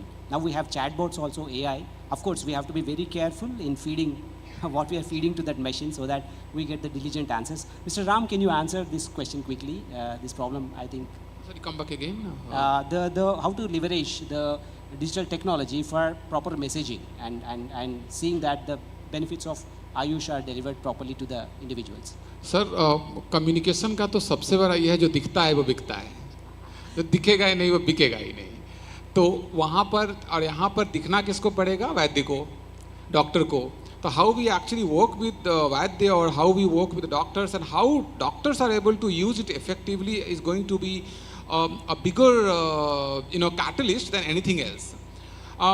So dissemination of knowledge have become easier. Access of knowledge even for practitioners, for example, on a platform, the biggest thing that happens is peer-to-peer learning, where one Vadi is able to learn from another one, and then and it gets disseminated. So you have actually, the problem is actually you have a less number of people who are telling right things or who are sharing their knowledge versus the people who are who wants to take those knowledge, and it will always remain the same. So effective delivery of communication is very important, and then and there is very important. At the time, for example, if a patient is sitting with a doctor and doctor wants, so for example, as Pranit was saying that, hey, we have to tell doctor about the delivery, what time, what kind of medicine, dosage and everything. तो अब क्या है कि वो कैसे देंगे, कब देंगे, और वो peer to peer से वो सीख सकते हैं. So anything, for example, there is another thing that has come up using AI. What we have done is, for example, most medicines have different name in all parts of India. So if you go on our platform, so some will call it Grit, some will call it Krut. Someone is saying, and depends. So now what we have done is we have also standardized. So that standardization is helping the practitioner. Whatever you search, you will get to the right product or right kind of services. So, and that is where we see technology is playing its role. That is where we see it is actually adding value. But again, coming to the same thing, all our category is basically going to the same factor, wherein technology is a catalyst to build trust, both for what we call the supply side and also for the demand side. Most we have to work the demand side, the end consumer who is paying for it, and he has to be satisfied. He is satisfied when they see transparency, and transparency comes with technology. Absolutely agreed, sir. I mean, that's a level playing field we are all leveraging. Actually, the digital technology has already brought in those dividends. I mean, as a medical student, I was struggling to get medical textbooks, but now I have available on a click of a button. I mean, that has really bridged the gap. I mean, earlier it was very difficult to have the access, first of all. I mean, I completely agree. And just to add to what Ram has said, it's not only to the people, even the physicians, the capacity building of all the people who are associated with this ecosystem needs to be updated on a constant basis. It should not happen once in a while. So the category has to be doctor-led, Vaidya-led. Vaidya-led enabled by everyone else, wherein delivery is basically what people want. So retail pack people want, let us use that. They want, say for example, prescription, let's use that. But doctor has to be the focal point. Doctor has to be the person who is delivering the final healthcare, and then only people will trust it. So they are at the end influencer, and this is how we also see that the category is moving to some extent. Thank you, sir. I think we are almost inching to the last few minutes. I would like to request the audience to take questions so that this becomes a very meaningful session, sir. The questions from the audience, and the most welcome, sir, please.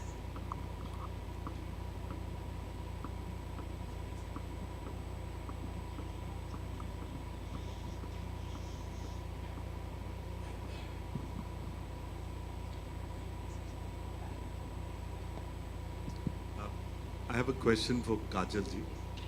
Kajalji, how is the adoption? Ultimately, you've come in with this innovative technology of Nadi Parikshan, and you've named it Nadi Tarangini. It's Nadi Pulse. Okay. How popular is it? How popular? What is the adoption within the Ayurveda sector of this technology? So we have been supported by Ayush department quite a lot, and government has been very supportive of us.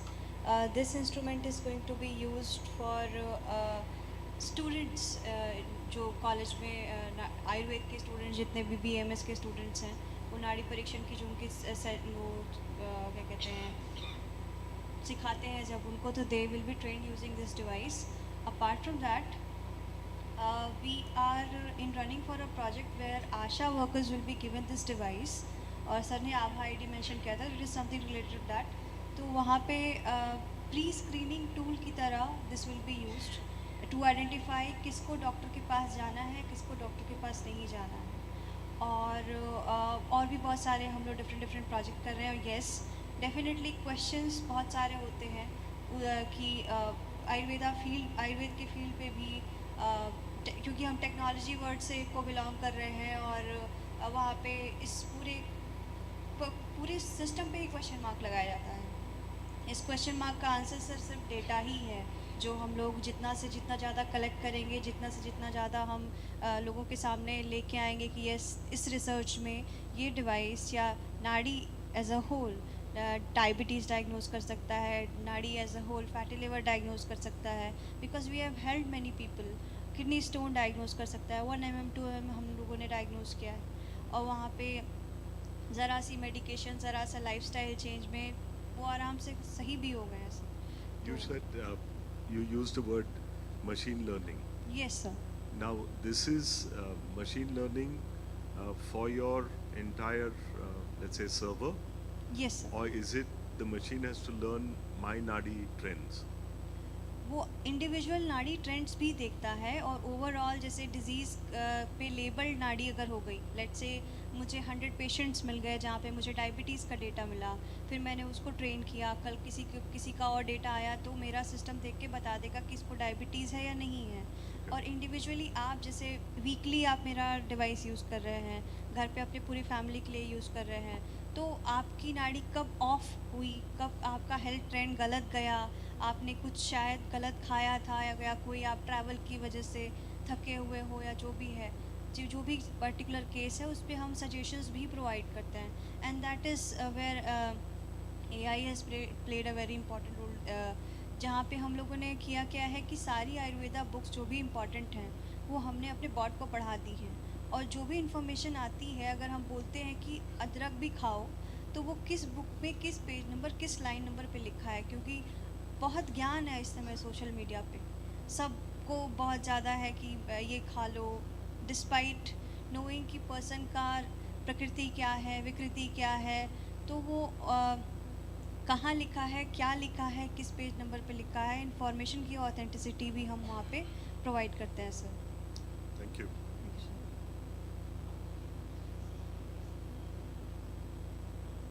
Sir, any other questions from the forum, sir? Yes. Hi. My question is that now thing is that when we are exporting our products, so there is a very good question from overseas buyers, like how can we trust on your Ayurveda based products? Because suppose I'm giving an example of cosmetics. When we are approaching overseas buyers for our cosmetics and other products, they say we don't have any kind of certifications. For that you have to obtain EcoCert certificate, right? To obtain the EcoCert, it's essential that they go to the backstream and they understand from where you are taking the raw material. And raw material suppliers, they are in the villages, they are the small farmers or any others. They are not able to properly maintain the quality or maintain the system where they are gathering some kind of data related to that. So my question is that, is there any kind of improvement related to the supply chain management so that we can confirm to the overseas buyers, like if we are taking the raw material, it is authenticated, it is properly being treated, now it is safe for the human being? Sir, I would like to ask Chandrasekhar sir to answer. See, if you talk of quality of medicinal plants, especially the raw materials you're talking of, there are 5 factors which are basically important for ensuring the quality of the raw material. First is QPM. Second is GFCP. If it is collected from the forest, it is a good field collection practices. And third is GPP. These are entirely based on the guideline of the WHO guideline. Like first is GAP, good agriculture practices. Second is GFCV, good field condition practices. Third is GPP, good processing practices. Fifth is GMP, good manufacturing practices. So if starting from the collector or cultivator to the manufacturer ultimately, if these are, they are fulfilling the certification of these activities as per certificates, so definitely it will boost your international marketing. You can provide these evidences. The second is we are also launched one scheme, voluntary certification scheme for medicinal VCMPP, for medicinal plant produced. This is across the Asian regions nowadays. So if voluntary organizations like you're talking of, then it is in association with the QCI, Quality Control of India. With that, we can provide the certification. Definitely, this is going to help. This is voluntary first time. No, we are not making it compulsory. Otherwise, it may create problems in starting. Also, Ayush Mark. Thank you very much, sir. I think the best point to start with is with the products which are raw materials which are in the captive cultivation. I mean, that's the best way to start with, because collection practices are varied and it's a very complex area, as sir has mentioned. I think it's ideal. I think many companies like Dabur and others are already practicing it. Even Himalaya has their own in-house like sort of mechanisms to ensure that it is coming from a proper source and they are able to track it back. So probably, I mean, that's one of the way out. And of course, putting this information in the like medium, in the digital medium also will amplify and establish that these are acceptable to all of them. I think I have ridden the time, and I think I would like to request, I would like to apologize. I think this is a very interesting discussion going on, but we have to cut it here. And I would like to thank all the panelists for wonderful insights, and we have touched upon very key aspects from National Ayushman Bharat Digital Mission, and to the quality control aspect, and also the medical installation aspect, and also the information dissemination aspect, and various other aspects wherein digital technology can help us like purse all the strings and see that this particular endeavor is accelerated and the interest of the Indian citizens as well as the global people by and large. So I would like to request Dr. Chandrasekhar ji from NMPP Ministry of Ayush to provide the concluding remarks, and with that we'll be able to conclude the session. Sir, please. Just here in briefly, I would like to say just that for the promotion of ASH in medicines, definitely the IT from digital solutions play a very significant role. It can bring out the rampant changes in the production of raw material and production of the traditional medicines across the world. Definitely that can boost up the supply of medicinal plant materials or traditional medicines across the world. Also recently we are coming up with our GCTM in the Jamnagar. So that definitely across the sector or in all over the 127 countries, definitely this will boost up the sector, and definitely this, our digitization, that is, we have the significant platform in India. So definitely these platforms we have discussed, definitely it will create a big solutions to all. Thank you very much.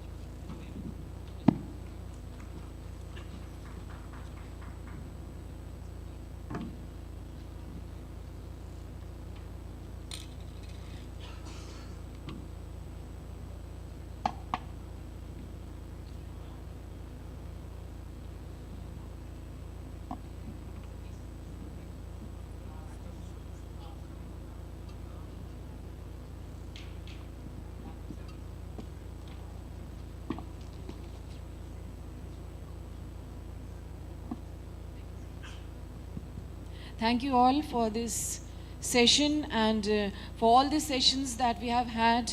They were all indeed very solution oriented and informative. And thanks to all the guests who came, all the delegates who came, who gave their precious time, all the dignitaries who came, who gave their precious time. And thanks a lot to all the organizers, sponsors.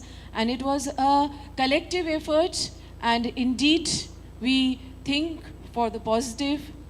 Future is very bright indeed. With this, we end our 2 days conference, and with this positive note, and with this, thanks a lot to all of you. Namaskar.